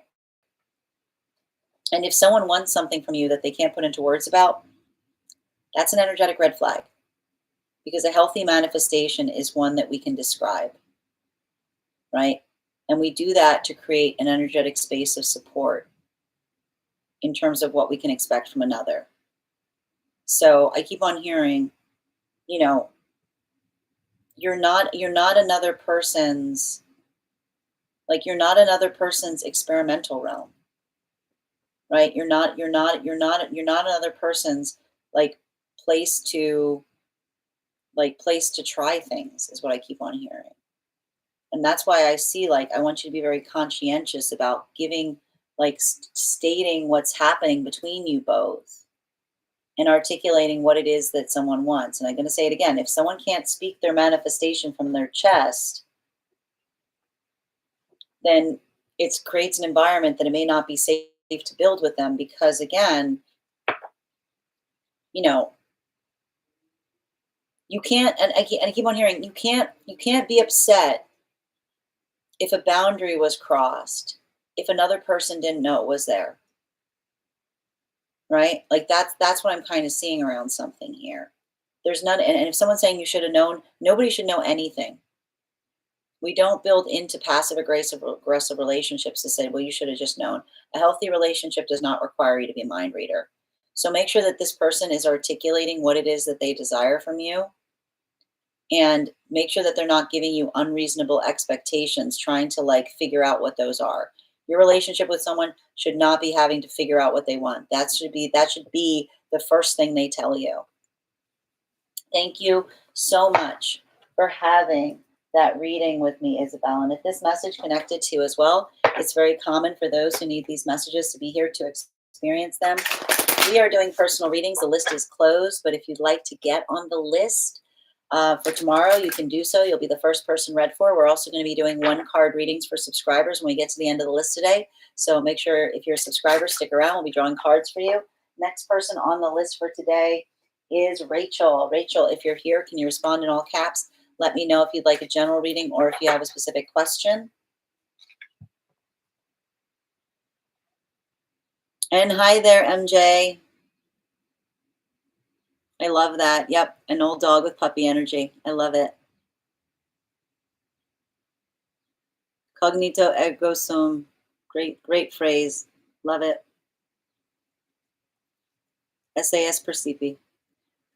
This old dog likes to stop and smell every blade of grass. The puppy wanted to chase cars. Exactly, right? So you saw they're saying that you were getting all of the aspects of that energy, right? The old dog that just appreciates the finer things versus the puppy that just can't help chasing cars, which is interesting because cars being a representation of relationships. Yes, spot on. Thank you, Isabel. We had a deep, instant connection, but I think he got scared by it. He's terrified. You know, I see them. They're like, do I want this? It's not like that's the thing about it. Like I hear them going in too deep. Like, what into what? What are you talking about? His Venus is in Libra. The Venus in Libra is a lot like a Venus in Pisces. I was close. A Venus in Libra is a lot like a Venus in Pisces. Like I told you, like a Venus in Libra is like, do I want this? Am I ready? Am I ready to commit?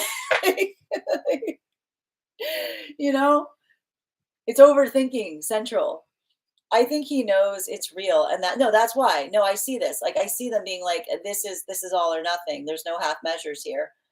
Yeah, you got it. I think your intuition on this is on point, Isabel. And Sunshine, your subscription's ending soon if you'd like to renew. Yes, 100% overthinking. And that's why I keep on seeing, which is like they're overthinking. It's like, don't like don't let them come into a space of misreading. And I keep on hearing you give word like they got to clear their throat chakra. It's not your responsibility to like suss out what they want from inferences. You're so welcome, dear. All right, I'm reading right now. Second call for Rachel. If Rachel isn't here, we're reading for Shelby. Rachel or Shelby.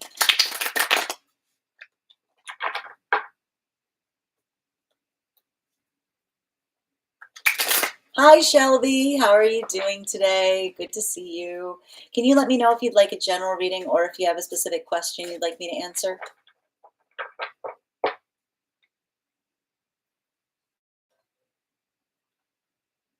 And for those of you joining us, when we get to 100K, I will be gifting another reading back to the collective in the form of a random drawing. So make sure you're tapping that screen. We're already at 63K. Also, when you tap the screen, it pushes this reading out to those who might not have received it before. So thank you so much for that as well. Thank you for confirmation, and Theo. All right. Shelby, if you put your question up, I haven't seen it come through yet. So you may need to restate it or oh, I see it now. Hi there, reading about a new connection I have. We just met last month. I got you, dear. 3 cards.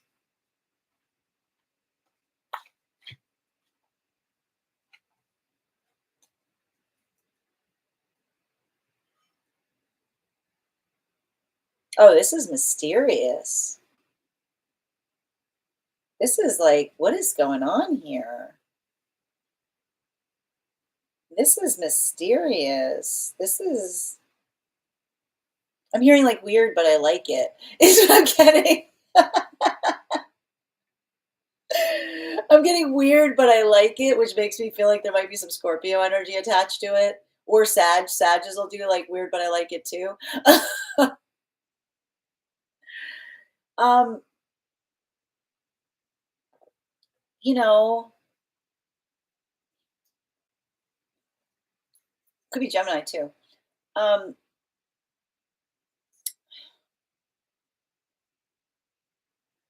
it's intriguing. I mean, it's intriguing energy, you know?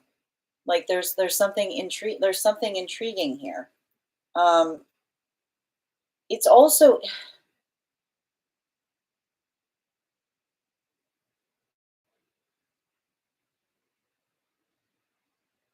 the thing about it is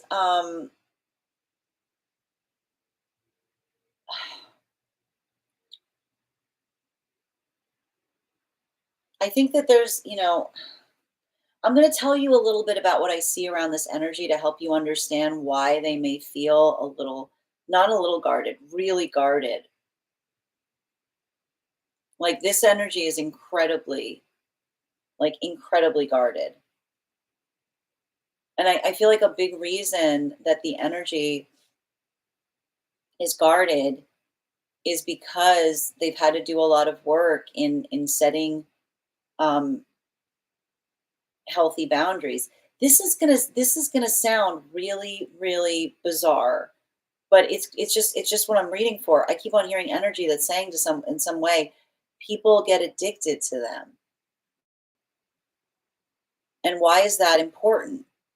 Because that says to me that it's almost like that space where um like energy it's like they're saying like energy isn't respective of they don't hear what they say or they misread into things and they have to do a lot of work in terms of like navigating and maintaining healthy boundaries. Boundaries are like incredibly important with this like with whoever this is because it feels to me like they've had a lot of situations um where energy is like you know tried you know misread things or misread into misread I keep on feeling like this is the type of energy that I keep on hearing them say I can never have friends. Like no one will let me have friends because it's like almost like I keep on feeling like I keep on hearing that they're by the ocean, which is like, every time they say to someone we're friends, like the tide comes in. You know what I mean? Like it's giving a lot of that kind of work as it relates to boundaries. So I can see that there's a lot of they're saying to me it's very guarded, but they're saying guarded for good reason. They're saying to me like guarded because like the only like it's like they're saying guarded for good reason because they're like they're like this keeps happening, you know?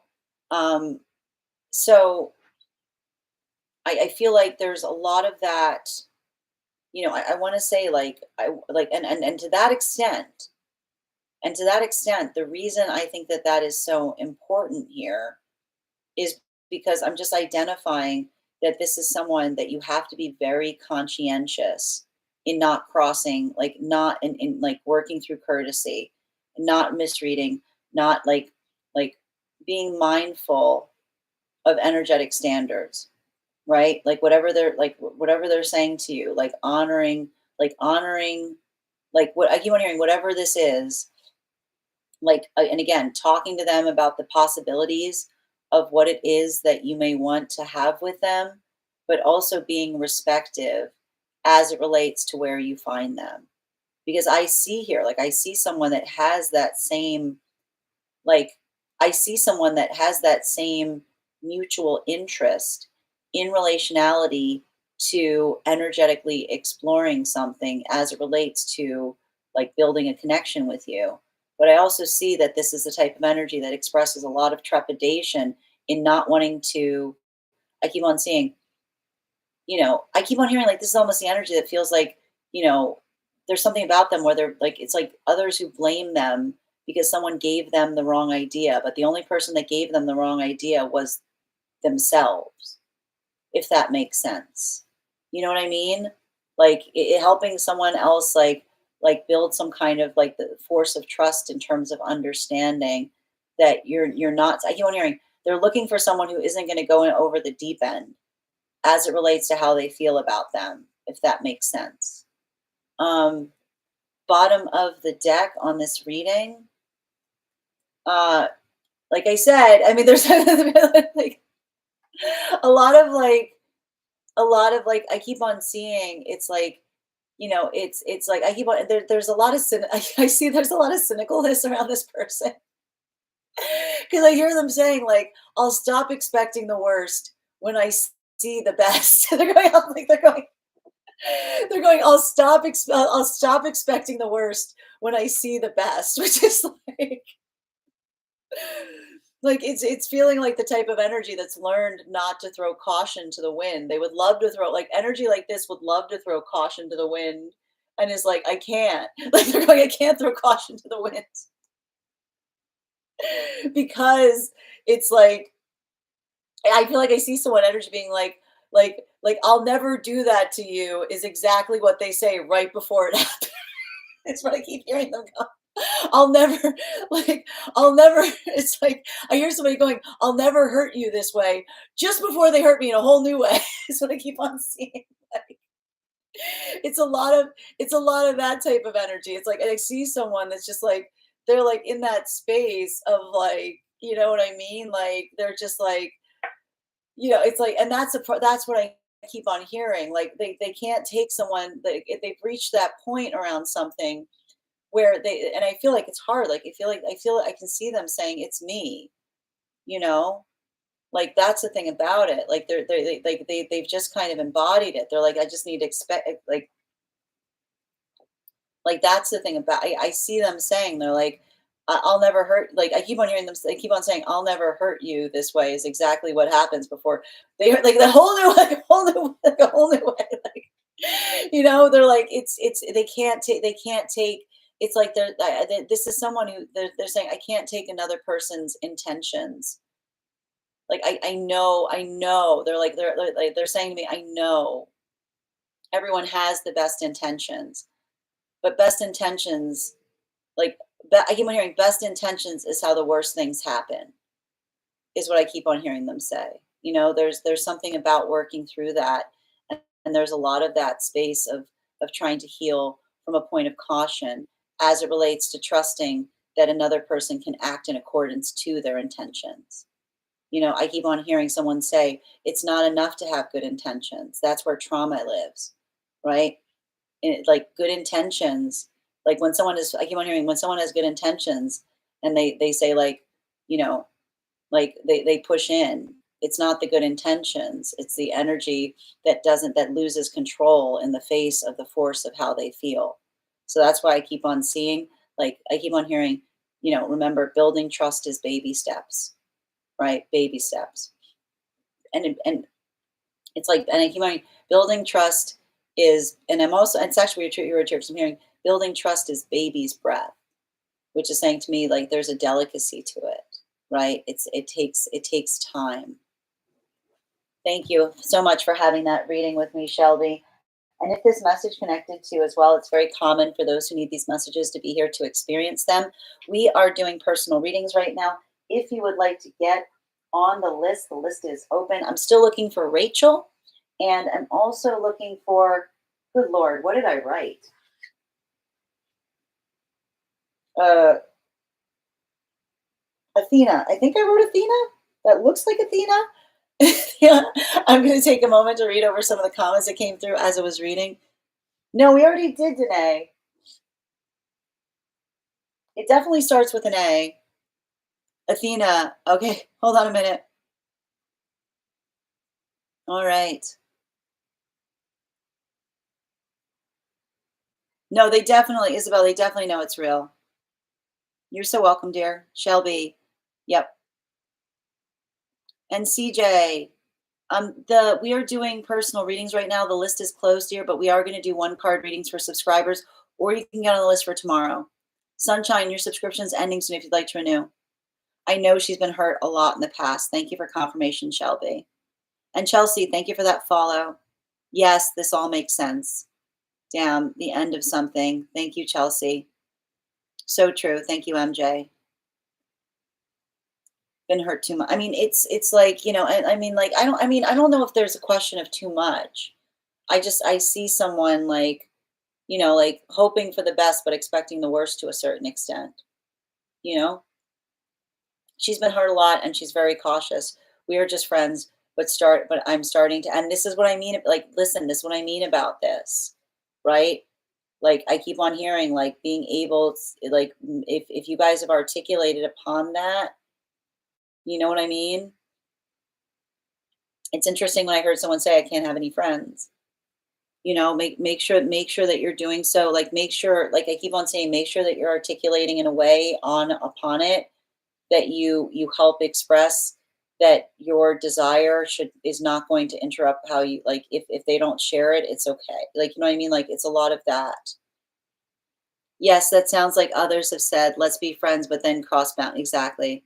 We have a great time together. Thank you. General reading.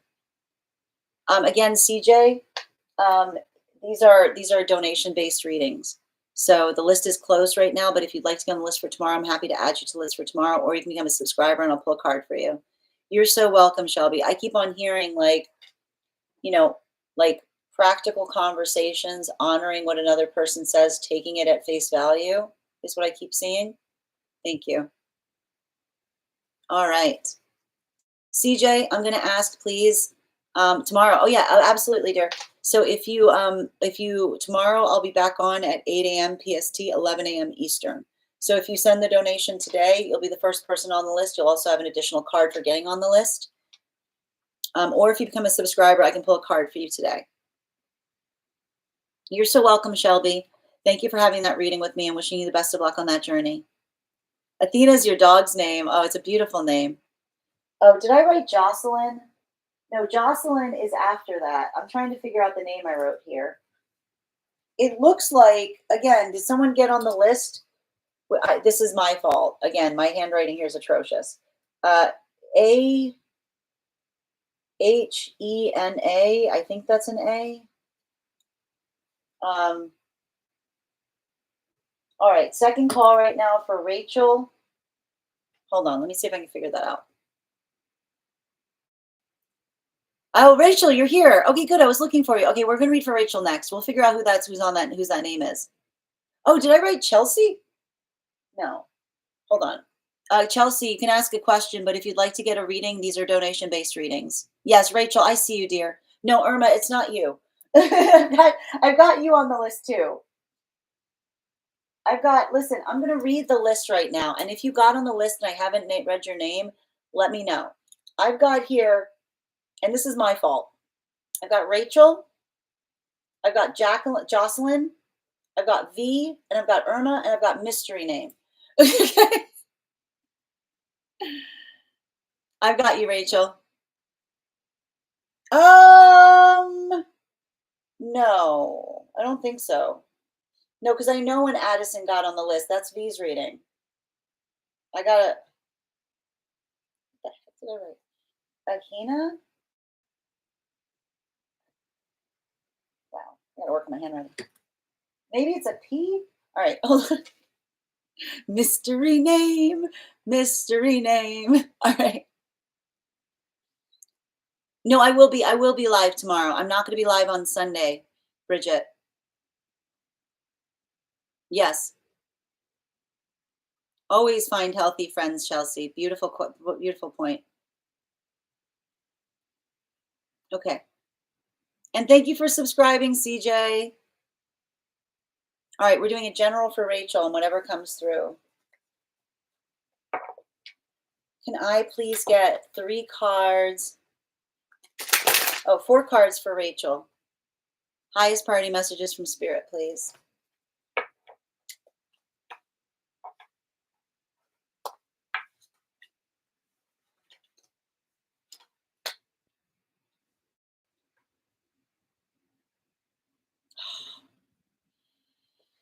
You can't force things right now. I know. It's annoying. You can't force things. You cannot force things. Um, but there's something I think that I keep on hearing, like, I feel like this is a time to like recognize and identify making peace with the fact that you can't energetically force things, you know? Um,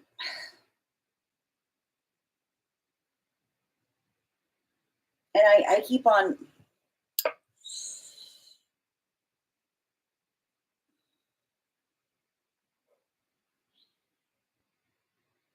so there's a very heavy message that's coming through here. Um, Particularly in the realm of,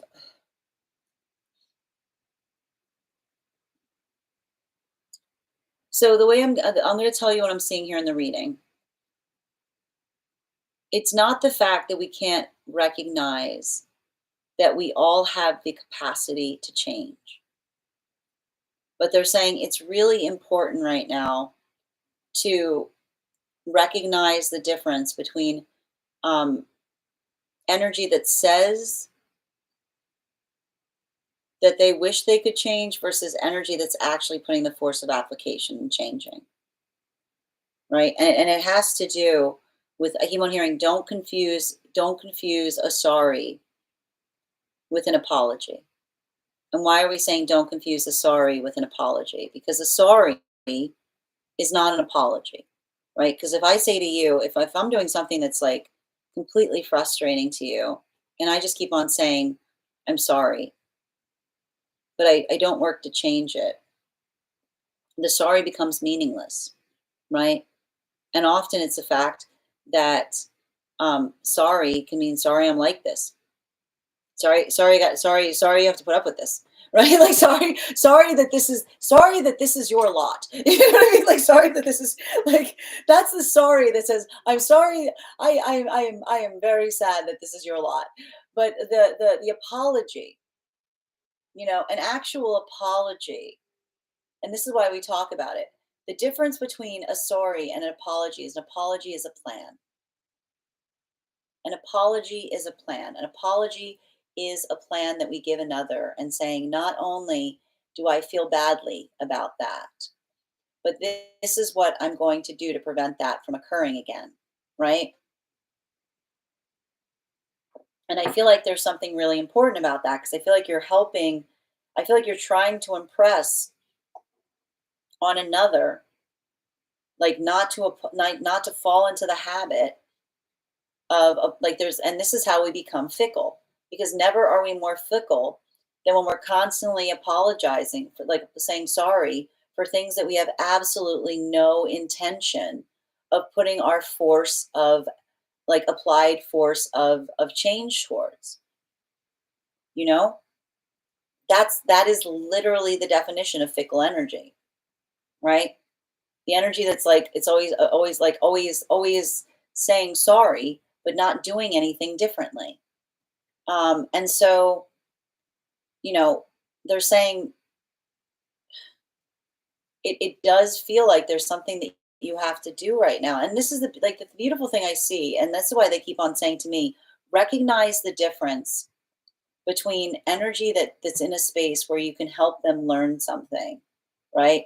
And this is the thing about it. Like when someone's doing, and like this is the thing, when energy's little, like when energy's like smaller, we can recognize and identify the fact that there's a point in helping another recognize and realize that that they can there's something that they can do differently, that there's something that they can accommodate for, that there's something that they can change upon, right? So helping another recognize, I feel like again, it's almost interesting. It almost feels like you're helping someone understand what chivalrous relation, what chivalrous behavior is, which is the ability to show up, not because it's expected of you, but because you know it's the energetic right way to go about something. And I like the and I like and that and I keep on hearing it's interesting too because I keep on hearing someone say chivalry is about how we arrive to situations. Um, but when someone's in that and when someone's when someone's like older, like they're saying when someone is constantly in that space, understand that's not necessarily like they're not learning, they're making choices. I keep on hearing they're not learning, they're making choices. It's not, especially like it's not like a learning ground. You might just have to recognize that someone's just like that. And it's really frustrating because it says to me, it's like having to see the situation of like, I feel like I almost see you like seeing, you know, like, and it's weird too that this is coming through. It almost says like, um, you know, it's giving me a lot of that space of like, look for a reason you can't do something and you'll always find one, you know? Like that's the thing with an excuse. Yeah, you can hear Strega. She's getting real restless. Like, and that's the thing about it. Like that's why, like energy that's and I feel like that's the thing. Like I feel like you're helping someone understand that in a way, like always looking for an excuse is inexcusable because the thing is others see it. Like there's excuses. You can always find excuses, right? And like that's almost what I'm hearing to a certain extent. And so like that ability of doing so, I feel like you're almost trying to tell someone else always finding excuses and is inexcusable because everybody sees it. That's the thing. Again, it's funny because like energy feels like they're like moving in that space and then being like, oh, look what I did. And everyone's like, you didn't do anything. We all just like, we just know like that's your character. You know what I mean? Like, like energy within this space often feels like, it's like they're saying to me, they're giving me messages of being like energy, like energy that feels like they're getting away with something. It's like they're not getting away with everything. Everyone's just avoiding. You know what I mean? Like it's giving me that kind of thing. You know what I mean? Like it's like it's so it's like it's not. Yeah, I keep on hearing it's not intriguing. It's just sad, and that's what often happens. Like energy that's in that space that feels like they're like clever. It's like I keep on hearing it's like you'll hear the sigh, and it is the sigh of someone giving up on you because they've just decided that it's not worth the energetic effort. And that's the thing about it. Like I feel like there's something about this that you're trying to help someone recognize that you know chival you know chivalrous behavior is always I keep on hearing chivalrous behavior is always heralded by a sigh of relief instead of a sigh of disappointment is what I keep on hearing. That's actually what I'm hearing about it. They're saying chivalrous behavior is always rewarded by a sigh of relief instead of a sigh of disappointment, right? Um, because the sigh of disappointment is one that says, that's what I expected. You know what I mean? Like the sigh of disappointment is like, you know what I mean? Like there's different sighs. As I'm hearing, there's a sigh of like, thank goodness. And then there's a sigh that just says, you know, Um, and so I feel like they're saying if you're helping someone understand that, they're saying help them recognize that lesson, right? Like there's like it's it's like building into energetic relief in relation now to perseverance as it relates instead of again, when you're hearing like again, and I keep on hearing when energy when energy's given up on you, I keep on hearing they sigh because it's like they don't try to argue, right? They're like it's it's what they've come to expect, right? By bottom of the deck. Yeah, right? It's like it's feeling like it's interesting too because, you know, it's almost saying to me, remember your breath is sacred, right? And when you're working in the space of like recognizing and identifying um what is sacred, I keep on hearing like you and this is important too. We say what we mean and we mean what we say and we don't say things to get our way, right? Because I feel like I almost feel like you're trying to help someone unlearn something that they learned from another. You know what I mean? Like almost having to like work through something and trying to say to someone that I keep on hearing like chivalry is its own reward. That when we do something, we don't do something because we're going to be celebrated for it. We do it because we know it's energetically right. You know, like, and I feel like it's interesting because I feel like there's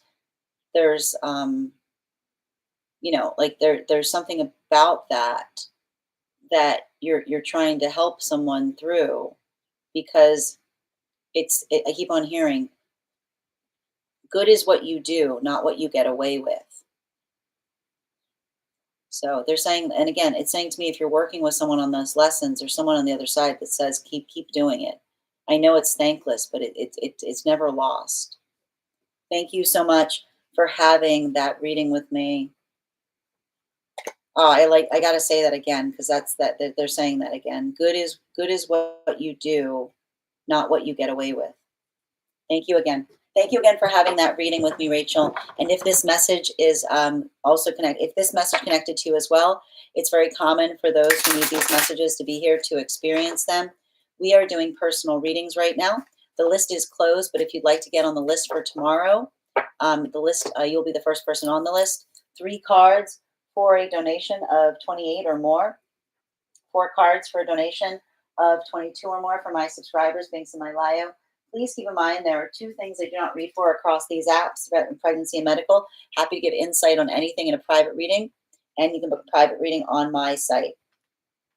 Next person on the list, what is the name I wrote here? I swear it looks Alina. Is that what I wrote? All right. If not, I'm also looking for Jocelyn. So Alona, did I write Alona? Was it? Oh, is it Per? Per, did you get on the list here? Did I try to?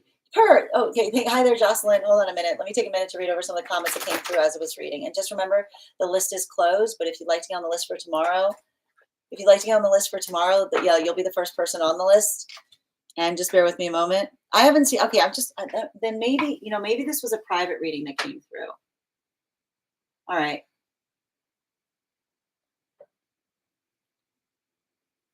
All right. And I'm just reading over some of the comments from Rachel. Bear with me a moment. And CJ, thank you for subscribing, dear. Welcome. That tattoo on the inside button of your arm must have hurt. It wasn't too bad. This I've got other ones. It's they're like this one was like really rough. Around the subscriber 1 card readings. Yes, we've been separated. Hold on a minute. This feels like it's in regards to the father of my children. We've been separated for a little over 3 years due to him having a mistress after 17 years. Holy smokes, Rachel, sending you so much support, dear. Yeah, he's super fickle. Oh, sending you so much support, dear. They're choosing to be that way. Yes, thank you. I know Strega was going nuts during that reading. I want to see the baby. I want to see the baby. The baby is on the bed right now. So she was knocking around paper a lot while that reading was going on. That's exactly how he was when we were together. I like that quote. Chivalrous behavior is always heralded by a sigh of relief instead of a sigh of disappointment. Yeah. And I keep on hearing it's interesting because I feel like it's you helping They're saying to me they're trying to give you indications on lessons you're trying to teach another right now. Yes, my mom used to say that all the time. Say what we mean. Thank you for confirmation on the connection. Good is what we do, not what we get away with. Walk the talk. Tap to claim, Geo. Thank you as well, Bridget. It really sounds like it is in regards to the father. But they're saying even now, like setting the example. No, it's saying to me, like it's saying that there are guides around you that are saying, remember, like you're setting an example that's not being lost on someone, is what I keep hearing. He used to want me to boast him up for every small accomplishment. Oh, sending you so much support there, dear. As a subscriber, do I still have to donate? So the way it works, CJ, is as a subscriber, you and Jocelyn, can you let me know if you'd like a general reading or if you have a specific question you'd like me to answer? As a subscriber, you always get a card pulled each day, and if you want to have a reading, you still like a deeper reading. You can still have a donation based. You'll get 4 cards for 22. Is a donation for subscribers. Jocelyn, I'm moving and re-choosing life puzzle pieces. Professional excavation for the best. Ooh, I like that. Professional excavation for the best. Guidance or validation. I've got you. You're so welcome, Rachel. Thank you so much for having that reading with me and wishing you the best of luck on your journey. Keep up the work. All right, can I please get 4 cards? 4 cards for Jocelyn. Highest priority messages from Spirit, please. And thank you for being a subscriber. You'll get 4 cards. Parallel moves. I'm thinking they're saying think about parallel moves. They're saying don't throw the baby out with the bathwater. Right? They're saying, I keep on hearing, they're saying there's something about what you're doing. They're saying it's not about starting from scratch. It's remembering whatever this is that you used to do is allowing you an advantage. It's like it's allowing you to, like, it's a big step. I keep on hearing it's a big step, like a good parallel move should feel like a big step, is what I keep on hearing. So, like, they're like, and I keep on, and like, they're saying think about it that way. They're saying you don't need to scrap. You don't need to scrap everything you're doing. They're saying you need to, like, I keep on hearing you need to reintroduce yourself, right? You need to like understand. And I keep on hearing they're saying that this is how you're going to do it. You're saying this is the next step. This is a big step I'm taking, right? But it almost feels like, and I keep on seeing it's saying to me, like, articulating to another that, and I keep on seeing, like, there's something about that ability of doing so, like I just keep on, you're doing something in a bigger way, I keep on hearing you're stepping back to take a big leap forward, and they're saying think about it that way. They're saying remember, like, and they're saying, like, you don't just take a, you just don't, the difference between, I keep on hearing the difference between bowing out and leaping forward. Bowing out and leaping forward look very similar. It's all about what you do. It's like it's all about what you do. It's all about what you do. Like in the, like it's like what you do in that next moment. So they're saying remember, don't. They're saying don't, like, do it before you announce it. Don't talk about. They're saying don't talk about what you're going to do. Do it. Do, like, they're saying go ahead and start, like, and do it, because they're saying that, like, they're saying, like, it's giving me a lot of this, like, strike while the iron is hot kind of energy. It's giving me a lot of this, like, don't wait too long. It's giving me a lot of this, like, you know like they're saying, like, fluid, like, voomp. You know what I mean? Like, they're saying allow for that fluidity, where, like, I keep on hearing something about the bowing out is giving you a running start, right? And so they're saying utilize that momentum, like utilize I keep on hearing utilize that space of telling others that you're making changes to introduce them to what it is that you're doing now. Like they're saying it doesn't have to be two separate things. They're saying it can all be like, I'd like to take, I keep on hearing, I'd like to take this opportunity. So I keep on hearing, I'd like to take this opportunity is what I keep on seeing. So think about that, because they keep on saying that there's something about what you're doing right now that's going to be the embellishment for telling others that you're changing, you know? Like it's they keep on saying it's not like it's not a mic drop moment. They're saying don't think of it as a mic drop moment. Like think about it, like they're saying think about it as handing someone, like it's like I keep on hearing like dropping the mic so you can hand someone your business card is what I keep on getting, you know? Um, bottom of the deck. I know it's not what you expected. It's not like, and that's the thing. Like it's saying to me, when opportunity knocks, like when opportunity knocks, you don't say I'm busy, right? It's just like when opportunity knocks, you don't say now's not the time. But they are saying, remember, but they're also saying, like the reason they say that is they're saying, like working in working in the context of saying, this is when, right? Don't say no. Say, this is, I'd love to do this. This is when I can do it, right? You can't say I'm too busy. I keep on hearing, don't like say, I'd love to, this is when. All you have to say, say, that sounds great. This is when I can do it. And you're going to say, and someone's going to go, ooh, they're busy. And you're like, yes, I am. Right. So it's like, it's a yes with boundaries. Everything is possible in the context of time. But you being able to say, I'd love to do it. And this is when I can do it. Like, again, creating, I keep on saying, think about it as creating your own timelines. Right. Thank you so much for having that reading with me, Jocelyn. And if this message connected to you as well, it's very common for those who need these messages to be here to receive them.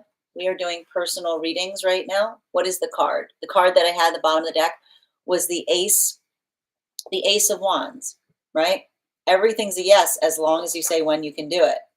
I love that. Yes, this is when I'm available to do it, right?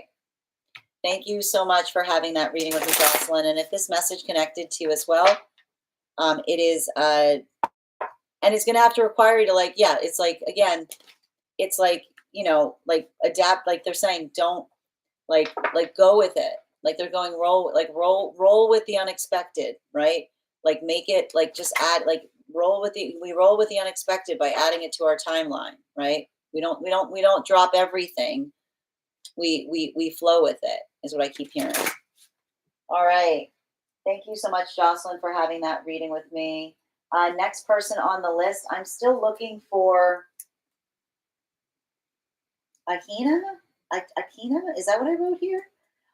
If not, the next person I'm reading for right now is V. V, if you're here, can you respond in all caps? Let me know if you'd like a general reading or if you have a specific question you'd like me to answer. We've got 2 more people on the list before we move to 1-card readings for subscribers. So if you've been a subscriber waiting for a 1-card reading, we will get started on your reads shortly. And I'm going to take a minute to read over some of the comments that came through as I was reading. What's your zodiac sign? Don't you know what your zodiac sign is, account? Did they not tell you? All right, let's continue right now. And I'm just going to take a minute to read over some of the comments that came through as I was reading. I haven't seen Per today either. I'm just trying to figure out this name I put on the list. I'm going to figure it out, guys. It's going to be fine. All right. And so, yeah, so just to confirm, CJ, if you want the 1 card today, I can do the 1 card. And if you want to get on the list for tomorrow, you still need to send the donation for a fuller reading. Moving, yep. Moving, I figured you meant figuratively, Jocelyn. Thank you as well. Bella, your subscription's ending soon if you'd like to renew. Okay, thank you. I will stick around for the card reading today. Excellent. And thank you and thank you for joining the collective. Belly, your subscription's ending soon if you'd like to renew. Yes, that resonates. Exactly. I just bowed and am thinking of leaping. Yeah, they're saying don't wait on it. They're saying like fluid move. I keep on hearing fluid move. Don't put too much time in between. I was supposed to take a 90-day rest, but things keep arriving. And that's the thing about it. Like they're like, it's coming in hot. Yes, that's the appropriate mic drop. That's a bit of what I did. Thank you, Jocelyn. I moved a house so it can reboot and evolve my career. That's amazing, Zone. Congratulations. That's literally the answer I needed. Yes, with boundaries. Exactly. You're so welcome, Jocelyn. Thank you for having that reading with me, and thank you for being a subscriber. All right, we're reading for V. So for those who are waiting for one card readings again, um, for those waiting for one card readings, we are doing, we've got two more reads. We got two more today, two more full readings, and then we'll get to one card readings for subscribers. And if anyone wants to get on the list for a full reading for tomorrow, you can get on the list now. The question and general section on Discord. Thank you for confirming where I can find it. Yep, I got you, dear. And thank you for confirming I can read it out loud. All right, so we're pulling for subscribers. We allow for a space of being able to put reading questions up on Discord, especially if there's more information to be shared. And so we're going to do V's reading now. So V, my two best friends and I got into an argument. I said something that was blunt, and they took it strongly. They then took that opportunity to gotcha me by bringing up something unrelated that they were still mad at me for. That was the third time we talked about the thing that made them mad. I apologized each time, but stood firm on my views on a certain subject or what they're mad at. I said I hear them, but I disagree. They didn't hear me out on my perspective. I felt ganged up on. They want to hang out next week. And I'm feeling uncomfortable being my authentic self around them. They are like my family before this argument, but now I feel sad and not so close to them. I plan to take accountability for my part and say sorry for what I did say, and say how I'll be more courteous with how I talk to them, withholding bluntness. How do we move forward? Got you. And thank you so much for that deep insight. Okay. All right. Can I get 4 cards, please? And thank you, V, for being a subscriber. 4 cards in relationality, highest priority messages from Spirit in relationality to navigating this situation. Yep, come on. Okay. Oh, that's important. Thank you.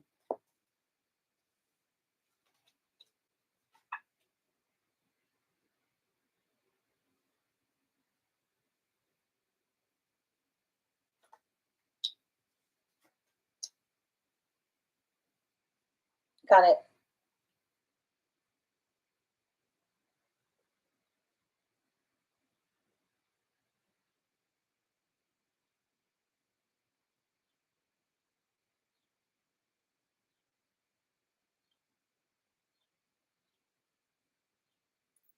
So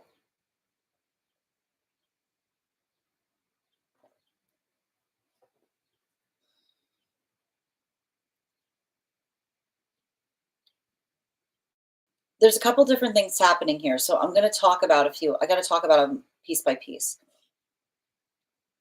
The first thing that's coming through, and this is the most important question, because I see one situation where energy just wants to move beyond this.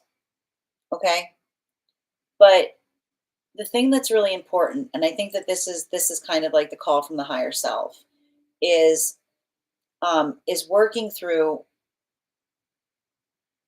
like what the subject. I keep on seeing what the subject was that is creating this energetic rift. Because they're saying to me everything that can be recognized and determined right now is in the nature of what it was that you guys were arguing about. And I keep on hearing the higher self that's saying, And this is why I keep on hearing it's not picky if it's important.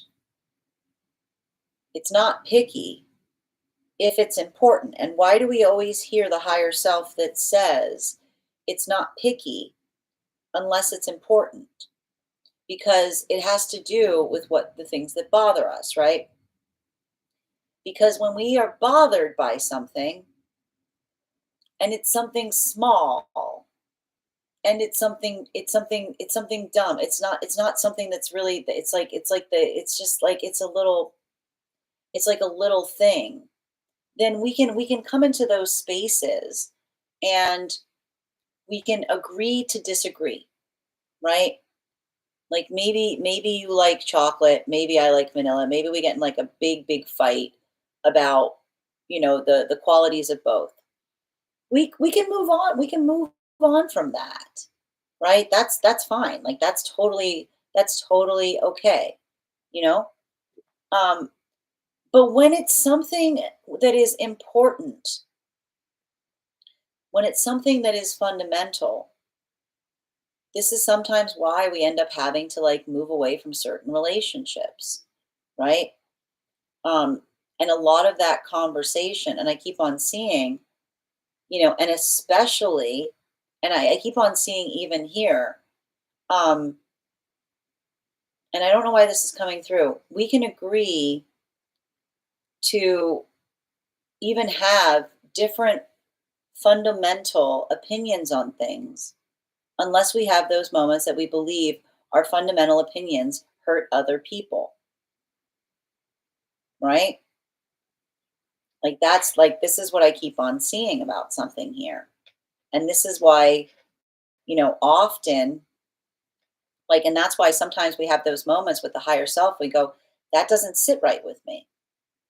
Like the higher self is never like the higher self is always like there's something to like when other like if it feels like it is fun like and this is why we talk about and this is why I need to point this out when we're talking about something that is energetically important, you know and this is also what's coming into play. We can tell when we're being stubborn. It feels good to be stubborn. It feels good to be like I hold on to this feeling because it makes me feel good about myself. And often we can tell that it's something that we're holding on from the ego because the ego never wants to explain why they're holding on to things. Like, why do you feel like that? I don't know. That's the ego, right? It makes you feel safe. It makes you feel comfortable. You don't want to talk about it much. Let's just not talk about it, right? That's a blind spot. And so what may be happening right now, this is what may be happening is if this is a situation where you feel like another person was being callous about something, you've done half the work, right? You're talking about the space of being able to apologize for being reactive, but that doesn't disqualify. I keep on hearing that doesn't disqualify the fact that there may still need to be a conversation around something. And especially and particularly, and I keep on seeing this, if this is a situation wherein, and I keep on hearing, a healthy, a healthy conversation is not one that we have to agree upon everything at every moment.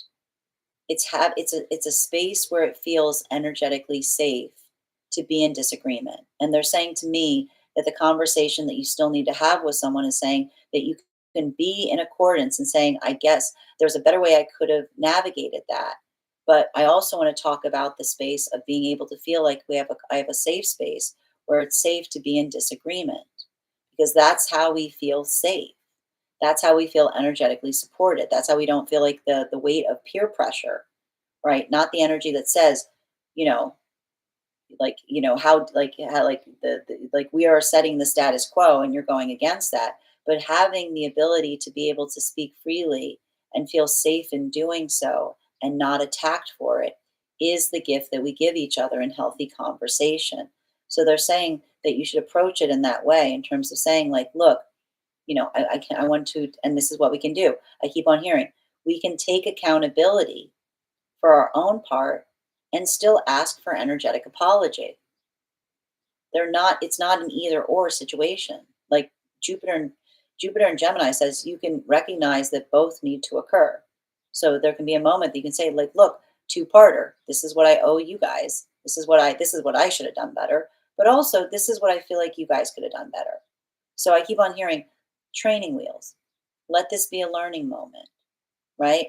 And I think that that ability of doing so is like going to kind of help. And they're saying write it down. If it's hard for you to put into words, especially if you feel like that there's something about your own bluntness about something that was not reciprocated or received right, write it down. Write down how you're feeling so that when you have the time to address it with them, you can express, because it feels to me that there's something about, I keep on hearing, um, like a relation, a friendship should feel um, a friendship should feel like um, like a hospital in the space that we can bring unhealthy ideas to heal. Which says, like, if there's something that we feel that we've got all wrong, we should feel the ability of being able to learn from it instead of judge for it. Is what I keep on hearing. Bottom of the deck, especially with the Page of Wands in its reversal. And it's interesting too, because I keep on hearing it doesn't really matter what the subject matter was, because they're saying that in a way the subject matter is is like it's and I need to point this out. If I keep on hearing false correlation, right? That if you said one thing and another person was saying that that means another thing, having to say to someone, don't build a false correlation, right? Don't say that because I said one thing, that means another. And I feel like there's some kind of issue about having to address the fact that there was some kind of false correlation that was applied in relationality to what you said versus what they inferred from it. So make sure that you have conversation with them about the unhealthy aspect of building false correlation. Thank you so much for having that reading with me, V. And if this message connected to you as well, it's very common for those who need these messages to be here to experience them. We are doing personal readings right now. And it's so interesting too, because V, I don't know if you caught the today's Daily Collective, but we're seeing a lot of this work coming out right now. Like I was literally talking about in the Daily Collective energy, going through arguments, being like, that's not what I said. That's not what you meant. That's what I said. Like there's a lot of this right now. So I hope that helps in relationality, trying to build into support in terms of working through this. All right. Thank you. And thank you, V, for having that reading with me. And thank you for being a subscriber. Next person on the list right now is Irma. Irma, congratulations for getting our, thank you so much for winning that 50K. Can you let me know if you'd like a general reading or if you have a specific question you'd like me to answer? And I'm going to take a minute to read over some of the comments that came through as it was reading. Hold on a minute. Hi, Josh and Deep. So good to see you, dear. I hope you're doing well. All right. Thank you. Oh, always do. Thank you. Thank you for taking the time to write out what was occurring. Yes, the subject was something I believe in ethically, not a small subject for sure. Yes, can agree to disagree when others are being hurt. Sending you support there too. And thank you, Hope, for the follow. Bridget, I'm going through something similar. My friend who I considered family is ignoring me. Sending you support as well, Bridget. Thank you guys for supporting each other in the comments. I believe it's because we don't share the same views. Yeah. It's so hard for me to communicate, so I plan to write something to read aloud to them. Beautiful. Thank you for further confirmation. Yes. Thank you. I'll take it as a sign. Absolutely. Always learning. You're so welcome. I received an apology, but it felt, and this is what I keep on seeing, which is saying, like, look, I keep on saying a plan, a true apology is a plan to ensure that we build rules so it doesn't happen again, kind of thing. I will talk to them, take that advice. You're so welcome. Yes. And thank you, Addie, for gifting that reading to V. I'm obsessed with the, oh, thank you, Rory. Welcome. Oh, the eyes, my wallpaper. I know, it's great, right? I need to finish putting it up. A reading on love. I got you, Irma. And if there's someone else who's on the list who I'm missing, let me know, because I've got someone on the list here and I'm trying to read the name. All right. And let me just double check. Okay. Did I write Alexandra? Is that the name on the list? All right. All right. Love on reading for Irma, please. 4 cards. Highest priority messages from Spirit for Irma, please.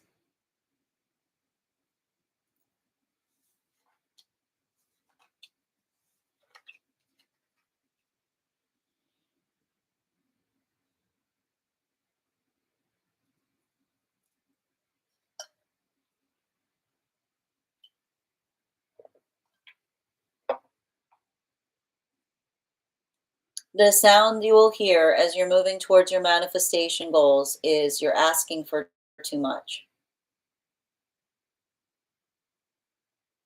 The sound you will hear as you are moving through towards your manifestation goals is you're asking for too much. You know, there's just there's like I just keep on seeing that like there's this space like and I keep on hearing too. Remember, your manifestation goal is not going to frighten away anybody, like energy that wants it. Like articulating what your manifestation goal is not going to frighten away anyone that desires it with you. And the energy that isn't in alignment to you is going to say, what are you going to hear? You're on about this again? Why won't you let this go? What do you want? Like, what do you want? Like, why, like, it's like, it's giving me a lot of this, like force, you know, like they're saying moving towards love. I'm not sure where I feel like I'm not sure where there's like, you know, like, I'm not sure where your Venus, they're saying embody your Venus placement. Do you have like a Mars Venus? Which is like, embodying the space that what like your love. I keep on hearing your love is a force to be reckoned with, which is which means like they're saying, remember, you're like no, they're saying your love is not I'm sorry, your love is not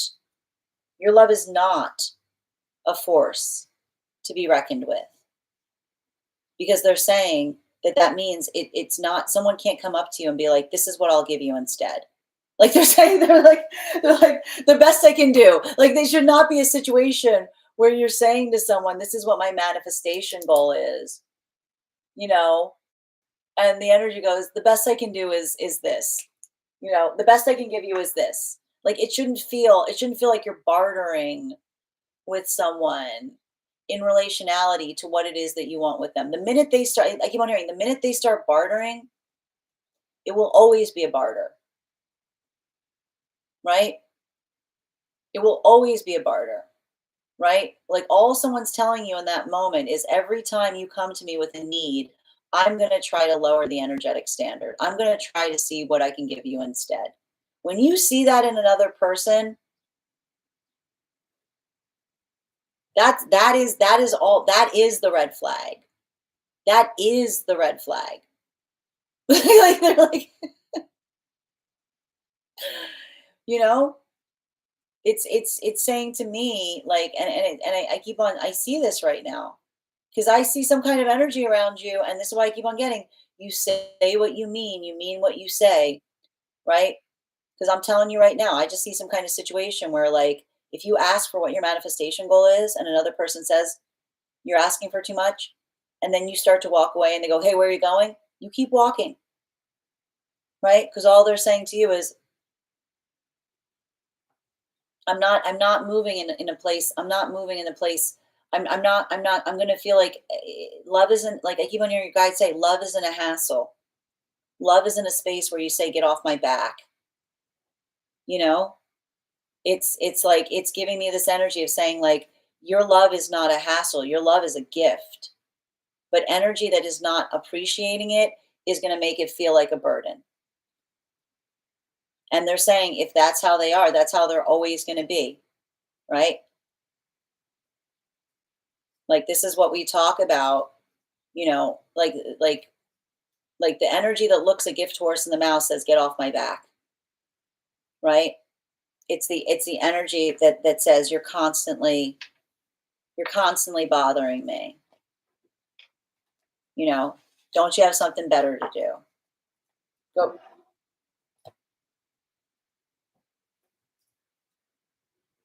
They're like when someone shows you like that isn't something changing. The quality of the I keep on hearing appreciation is a gift. Appreciation, right?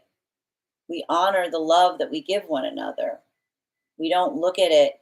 We don't shrug. We don't cringe under it. We don't we don't we don't like get upset about it. And so I just keep on seeing, you know, just be very don't internalize another person, telling you that you're too much to love or you're asking for too much because all they're really saying to you is I don't want to give you that much. They're saying don't don't let it affect you, you know? Like observe it because, energy that wants the same things that you want, I keep on hearing they're going to say it's an energetic honor, you know?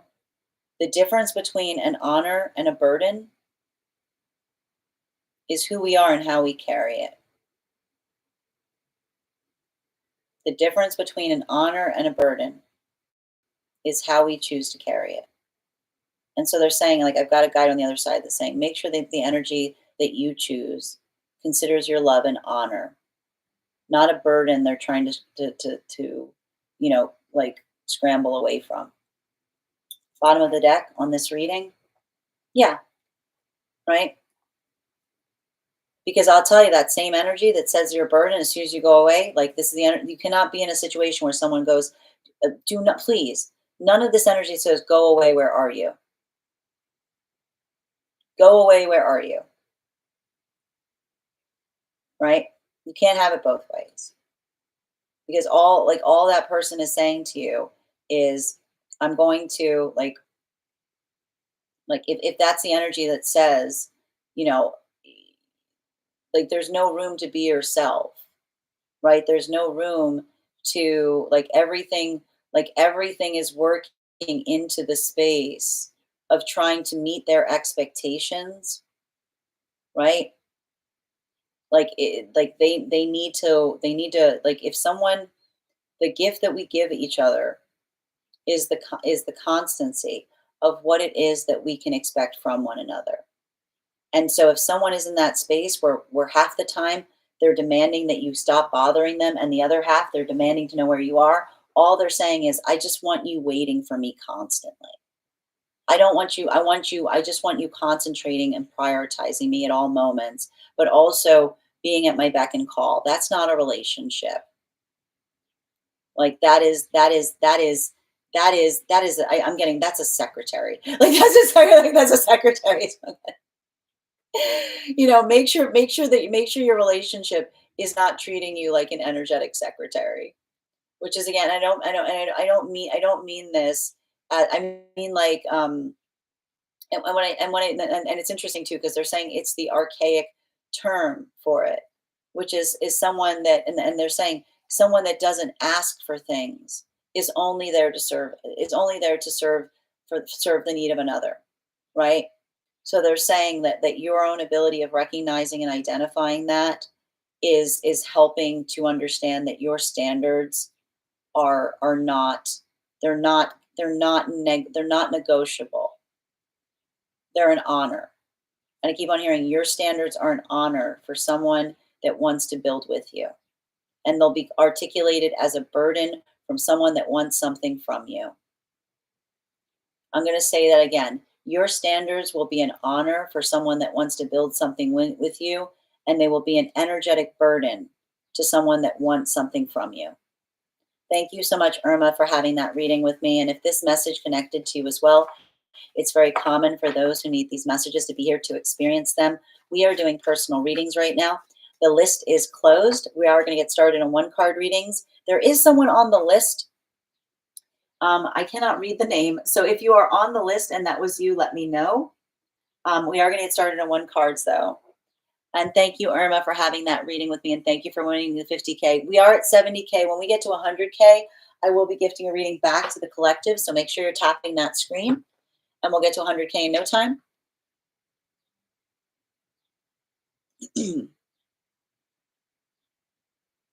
Hold on a minute.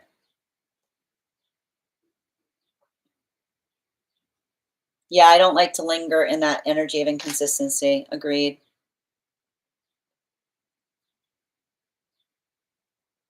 It's going to plague my dreams not knowing what you wrote. I love that, Bridget.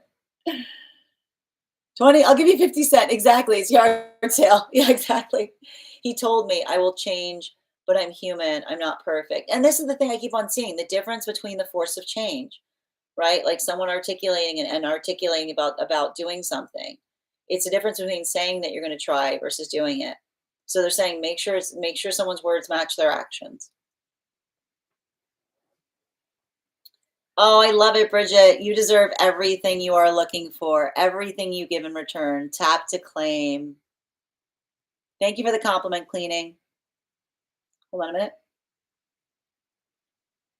Thanks. You're so welcome, Irma. I wish I heard more of it. Thank you, cleaning.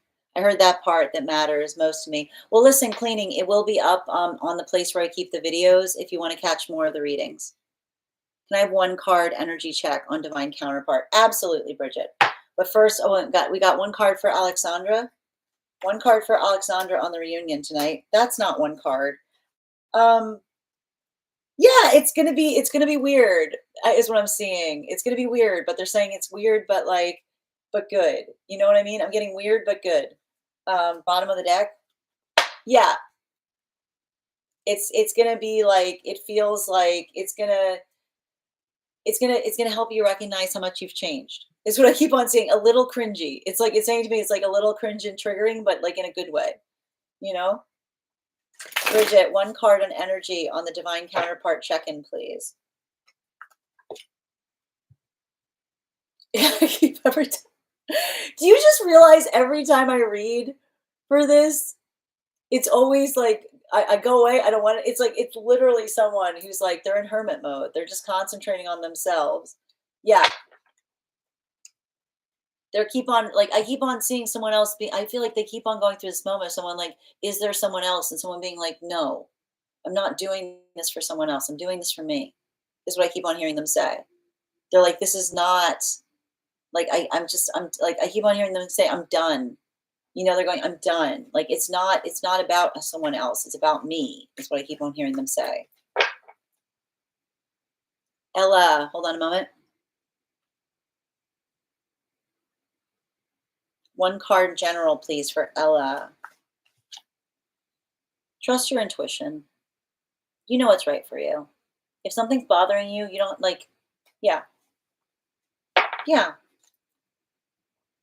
Like, don't focus on what feels like it's like, focus on what feels like it's comfortable for you right now. You know? I feel like I see you going through a period of healing and it feels like I feel like I see you stepping back on things, but it's giving you a moment to like reassess and make changes to be able to um make some kind of life change is what I'm getting. Like I feel like there's something about this, like it's like a reorientation. Chrissy, one card regarding connection, please. I mean, I see someone starting something new, taking a new approach to something is what I keep on seeing. Bottom of the deck. I feel like I see someone that's like potentially working on their healing journey, identifying what it is that they can change within. So this is feeling energetically positive. That's really important to have. Always cleaning. CJ, one card on my connection with Nate, please. I feel like you intimidate them. I feel like they're like, "What are you doing with me?" Like, they're like, "I'm a mess," is what I keep hearing someone say. You know? Like, it's giving me someone that's, like, really worried that you're gonna, you're not, I feel like there's something about this where it feels like someone trying to impress you, or worried that, I keep on hearing someone like, like, "What are you doing?" Like, mess, like, "What are you doing with a mess like me?" Like, they think that there's some kind of, like, messiness here. One card for Whitney. Highest priority messages from spirit, please. You are not a mess. You are a work in progress. Remember that. I know we're still coming out of this Venus retrograde. Yeah. Your flaws become facets. It's not that you're perfect. Recognize where you're putting the work in. Take accountability. Continue to work in that fashion. Give yourself time. Incremental progress. Bean, what can I focus on to bring myself a sense of peace today? I love that question. One card for Bean.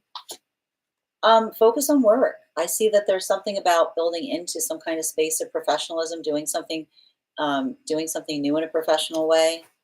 I keep on hearing channel it into your work. Like, there's something about bringing, there's something about something that you're working through right now in the headspace, like doing something with your hands to get it out is what I'm seeing. I hope that helps.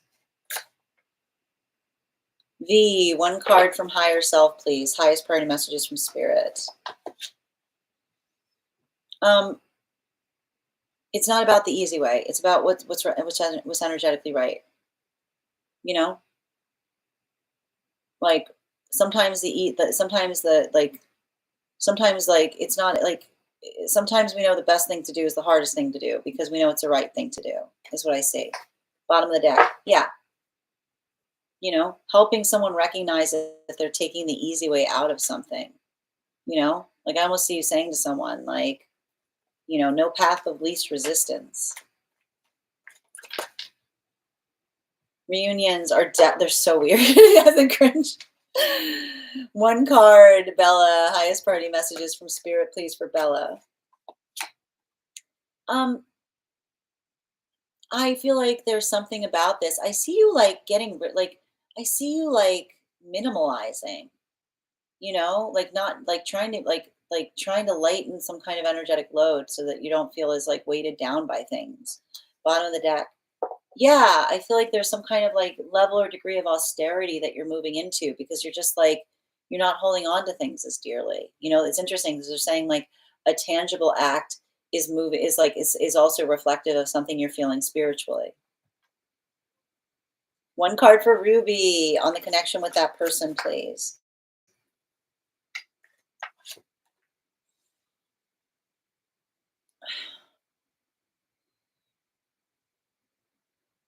I see some kind of energy around someone who um they have a tendency of doubting themselves. They have a tendency of doubting that they have meaning in the lives of others. You know, I think it's like they have a hard time like registering that others care about them. Bottom of the deck. Yeah, you know, like I feel like there's some kind of energy here that it's always like, you know, doesn't think about the fact that you know, I feel like there's something here about working through some space of feeling like others are better off without them. But that's the thing about it. Like often energy that feels like someone's better off without them doesn't realize that they're accidentally creating that's avoid that's what avoidant energy says, right? Like that's why we have to work through that and remember that we are appreciated and seen and our presence has meaning. I can't. Every time I pull for that, Bridget. Every time I pull for that energy, do you tell? It's like almost always a Nine of Wands. One card on love for Heather, please. Go for it. Don't listen. Don't let the past hold you back from the present. The past is not going to happen again. Yeah, you can't like again. Trust is never the failure point. Discernment is. And if something happened in the past that feels like an error in discernment, now you can see it. It's going to make sure that it doesn't happen again. So be confident and don't let the pain don't put the pain of the past on the present person. Ava, hold on a minute. One card on the connection with Romeo. I feel like in some way, shape, or form, you're doing work right now in your space that's healing it. You know, like I feel like I see come like, yeah, I feel like you're not, like I see you like doing a lot of work on your own energy. Like I see you following your bliss that's leading you into an energetic connection with someone that simultaneously you're able to share it with. So continue to do that work, Ava. You're so welcome, Bridget. I kind of felt it go that way. Participant observation study. Yeah. I feel like it's gonna feel like that. It's gonna feel like it's gonna feel like especially with that magician in its reversal. It's gonna be like it's gonna feel really surreal. We're more serious now, but I'm still not sure we're in divine alignment. Sending you support on that journey, Ruby. I feel like they doubt themselves a lot, you know? So I feel like being able to give them confidence and reassurance is gonna help. Erica, one card spirit led for the weekend, please. Um, Remember, have the weekend you're having, not the weekend you expect, you know? Like there's something that, again, I already know what this is going to say. Yeah, there's something that might end up being even better than what you planned, right? That's why I keep on seeing arrive for the day that you're having, not for the day that you expect. Jocelyn, can I get a card because, yeah, you can absolutely get a card because you subscribed for your heart space. What does the heart need to know? Working through being able to communicate. Your emotions are not a burden so long as you bring with them their own prescriptions, right? And remember, rejection, yeah, rejection is protection. Rejection does not exist. If we're articulating our emotions and it moves someone away from us, that's not energy for us, right? Remember, don't feel like you have to close off. A healthy relationship isn't going to require you to have to close off your heart space to move closer to it. Minnie, one card message regarding future path. Ooh, moving. Yeah, this feels great. It feels like an easement of burdens, bottom of the deck. Yeah, I mean the travel itself is a nightmare. Like I see like the move itself. Once you get through the move, which is an absolute nightmare, it's going to be great. So remember, think about what's on the other side of the move. Is what I keep on seeing. You're so welcome, Chrissy. Thank you. Please update tomorrow. Jennifer, one card regarding connection with husband, please. I mean, I feel like they're trying to help you find your confidence. You know, I keep on hearing, remember, um, an emotion not spoken cannot be met. So make sure that you're doing that work and being able to articulate to another how you feel so they don't have to necessarily try to read into what you're feeling. Bottom of the deck. Yeah. I feel like I don't know if someone has trauma around feeling like they have to walk around eggshells with someone. So I feel like the ability to articulate how you feel like helps make them feel more energetically safe, right? Being like, if something is giving me a lot of, if something's wrong, you'll tell me, right? Because I feel like they have a lot of trauma in that area. Hi there, Matthew. Absolutely. One card. Thank you. One card on love. I feel like there's something about being able to recognize and prioritize choices right now and articulating upon um, what feels like. Remember, what is good for you is good, feels good is good. It moves in accordance with the higher self as well as the energetic egoic space. Bottom of the deck. Yeah, because I feel like, remember, you know, and like energetically, passionately charged relationships. Like it's not about the passion, it's about the clarity. The relationship exists in being able to articulate upon what it is that we have for one another. So they're saying make sure that you're not confusing passion, like make sure you're not confusing passion with love. Like secure, like stability, like love is the articulation of support we want to build for another. Thank you so much, Matthew. One card on love for sweet lemons, please. Work on just finding like focus. Like I think that there's a little bit of this energy right now about refocusing some energy towards yourself at this time, you know? I see you working on something. I see you like, I feel like you're prioritizing yourself in a way you never have before. I keep on hearing, yeah, it looks good on you. I keep on seeing energy being like, what's changed? And you being like, sometimes getting away from the wrong energy will make you like, will make you look, I feel like it's like you're putting like, I feel like I see you like putting more attention to yourself, but just like prioritizing yourself and energy being like, did you have something done? Like it's almost like taking care of yourself looks good on you is what I keep hearing. CJ, I would like to say, lol, I would say I'm messed up one. I would say I'm the messed up one with me. And I feel like they feel like it's like, that's why I keep on seeing, like, I see someone being like the irony. You know what I mean? And Ava, thank you for the crowns. Bean, I'm an artist and just started to get back into doodling. I'm so glad to hear that, Bean. And thank you as well, V.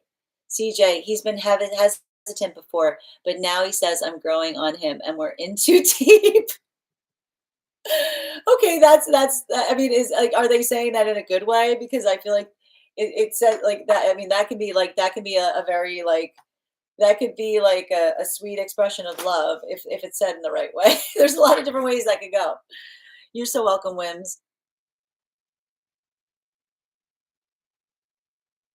No, I know I saw it, Matthew. So I pulled there. I got the four.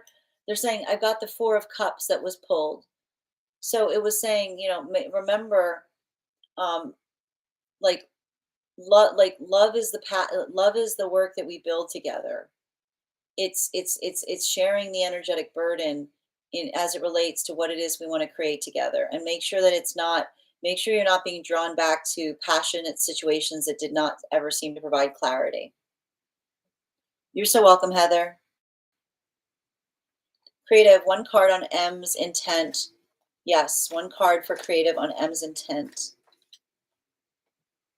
I mean, it says, I hear someone saying, I owe you an apology. I see someone going, I owe you an apology. I owe you an apology.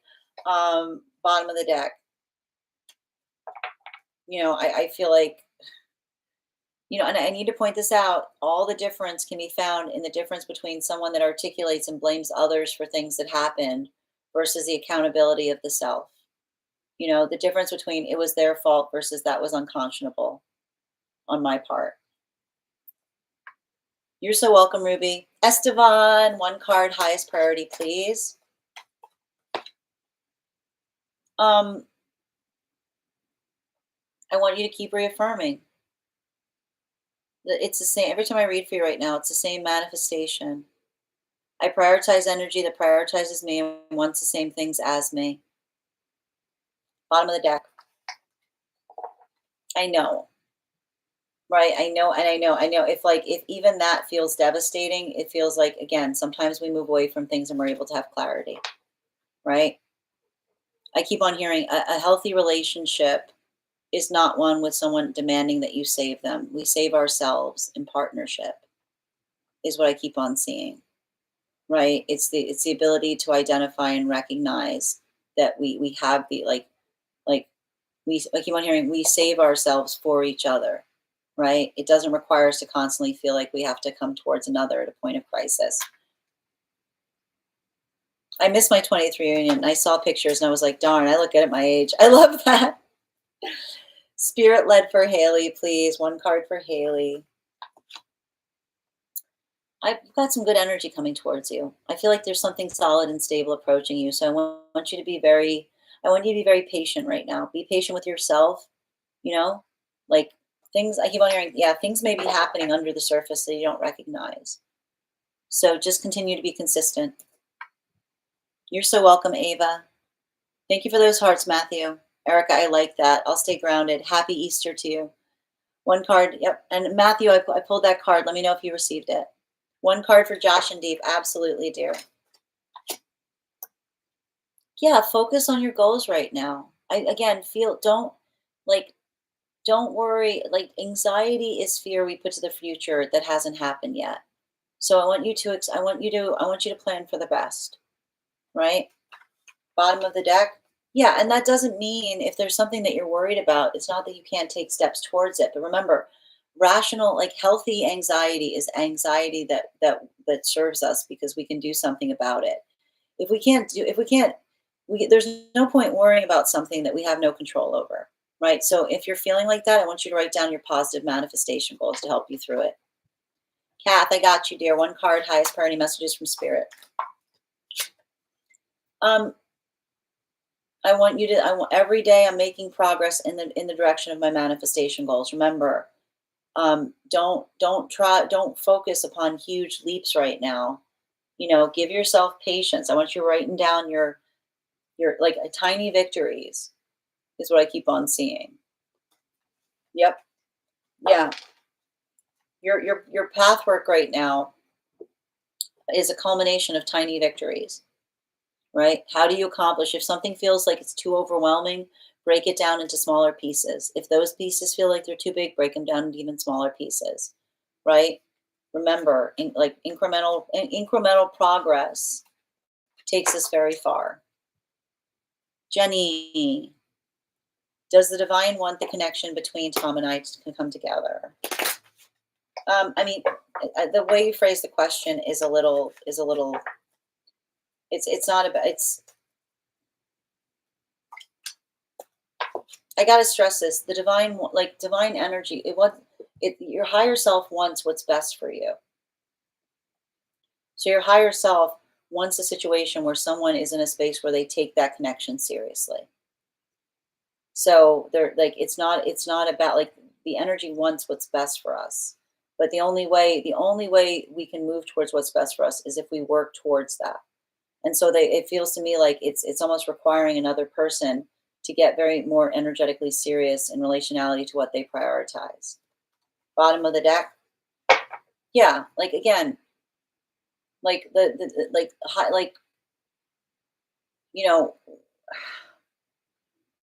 it's saying to me that there's something about that. They keep on saying the higher self is reminding you that the healthy relationship for you is not going to require you to lower your energetic standards. Okay? So focus on and if that energy is in alignment to you, they're not going to ask you to do so. Thank you so much for having that reading with me. And if you had that mess, and thank you for being a subscriber. Yes, unhealed wounds. CJ, yeah, he says we're in too deep. He said he could see us living together at some point. So it's like a good in too deep. Like it says to me, like it's giving me like someone being I'm in this now. like, you know, it's like a sweet one. Yeah, I like that. Everyone owes me apologies. What in the world? Thank you, creative. Andrea, thank you for sharing the live. You're welcome, Esteban. Reassurance is all received from you. Thank you. I'm very glad. Appreciate you as well, Haley. You're so welcome, Kath. You're so welcome, Josh and Deep. I know. Thank you so much. Don't stress out on the things you can't control. There's no point in it. I know it's not easy. So instead, turn your attention to what you can. Write down what you're excited about. I'm doing well a little bit. Exactly. It paid off to wait and give them time. Very happy to hear that, CJ. Beautiful as always. Thank you so much. You're so welcome, Bridget. My friends, I want to thank you. Final call right now for any of my subscribers who have not had a one card yet. And if you'd like a card pulled, hi there, and Theo, you can absolutely have a card for advice on your date tonight. Give something time here. I feel like there's something about it that doesn't go the way you expect. Hold on a minute. Bottom of the deck. Make sure you're having clear conversations about what it is that you're both looking for. I feel like there's some kind of clumsy energy around something here. It's saying to me it's almost like I don't know why it feels like I feel like it's like something about it feels like you're a little thrown off guard in terms of like what you were expecting versus how someone appeared versus it's giving me a lot of that I keep on hearing it's like curveball energy, but it's saying to me like positive curveball, if that makes sense. Neo, I'm not sure what that means, but thanks. I tried. Thank you. No, it's okay, and Theo. All right. You take care of yourself as well, sweet. Brandy, I've got you. Card for Brandy, please. One card, please. Yeah, especially, you know, work on this, like Brandy, I'm seeing that something about being able to, um, like, don't let yourself get triggered by another person reacting in in an unacceptable way. Like ask the question. If someone's coming towards you in a way that doesn't feel called for, don't react to it. Ask the question. Bottom of the deck. Yeah, especially with this, especially if this, you know, especially if this, why would you say that? You know what I mean? Like, instead of just reacting to what another person says, but like asking questions, like helping them introspect upon like what might feel uncalled for. Like, don't match energy, like ask questions is what I keep seeing. You're welcome, and Theo. Yeah, it's like it's giving me like I keep on like it's so interesting because I feel like it's gonna be it's like I keep on hearing it's gonna be unexpected, but in a good way, if that makes sense. Oh, hold on a minute. Have a wonderful day, dear. Lucky, these are one card readings for subscribers. So if you'd like to become a subscriber, I'm happy to pull a card for you. Thank you for the help, Ella. You're so welcome, Brandy. Share, card for share, please. Highest priority messages. I feel like this is new commitments to yourself, new energetic standards. You know, I feel like there's something about this, like it feels restorative, is what I'm identifying, you know, bottom of the deck. Yeah, there's something I I feel like you've gotten some kind of confidence boost on something, you know? Like it's giving you like I almost see kind of some kind of space of um like finding a way to um confidently speak about something that matters a lot to you is what I keep seeing. So that feels very positive. Thank you as well. You're welcome, Addie. And Addie, thank you so much for gifting that reading back to the collective. I appreciate you. Thank you. Yeah, it does feel a little bit like that. I like that, Bridget. Reverse catfish. You have a good day, dear. I'm so glad, Ella. You're so welcome, Cher. You're welcome, Addie. Have a wonderful day. Guys, I want to thank you guys so much for being here today and sharing in these messages. Just a reminder, we will be, for any of you who have become a subscriber today, welcome. Thank you for joining the collective. I would encourage you to head over to our subscriber only Discord channel that you now have access to as a member of the collective. You can introduce yourself in the landing pad there. Also, if you are interested in becoming a member of the Tarot Church Library, all you need to do is head over to my Substack. Um, sorry, let me correct myself. In the perks section, there is a channel there is sorry, been on for a while. In the Discord, there is a channel called Perks. And in the perks section, there is a coupon code. And if you apply that coupon code to the Substack subscription for the class program, you will have an additional discount to that Substack subscription. I want to thank you guys. Our next class on tarot will be on May 14th at 6 p.m. PST, 9 p.m. Eastern. We will be studying the Death card. Now's a great time to join because you got a whole month of time to catch up if you want to catch up. The Discord, Jennifer, if you go out of this to your subscriber benefits, connected to my account, you should see a link there to the Discord. I hope that helps. If you have any questions about it, email me and we'll see if we can, or DM me and we can see if we can sort you out. Have a wonderful day, Bridget. Thank you, Jennifer. I appreciate you. I want to thank you guys so much for being here today and sharing in these messages. We will be back on tomorrow at 8 a.m. PST, 11 a.m. Eastern. If you would like to be notified as to when I've gone live, all you need to do is head over to my profile and hit the bell. You can also register directly for the event tomorrow because sometimes this app doesn't like to push out my notifications. That'll make sure you get notified. I want to give a huge thank you to all of my followers, old and new. Thank you for spending your afternoon with me. Huge thank you to my subscribers. Your ongoing support means the absolute world to me. And the biggest thank you to my mods. I hope you guys have an absolutely beautiful day. Please take care of yourselves. Please take care of one another. And I'll talk to you again tomorrow. Have a great day, everyone.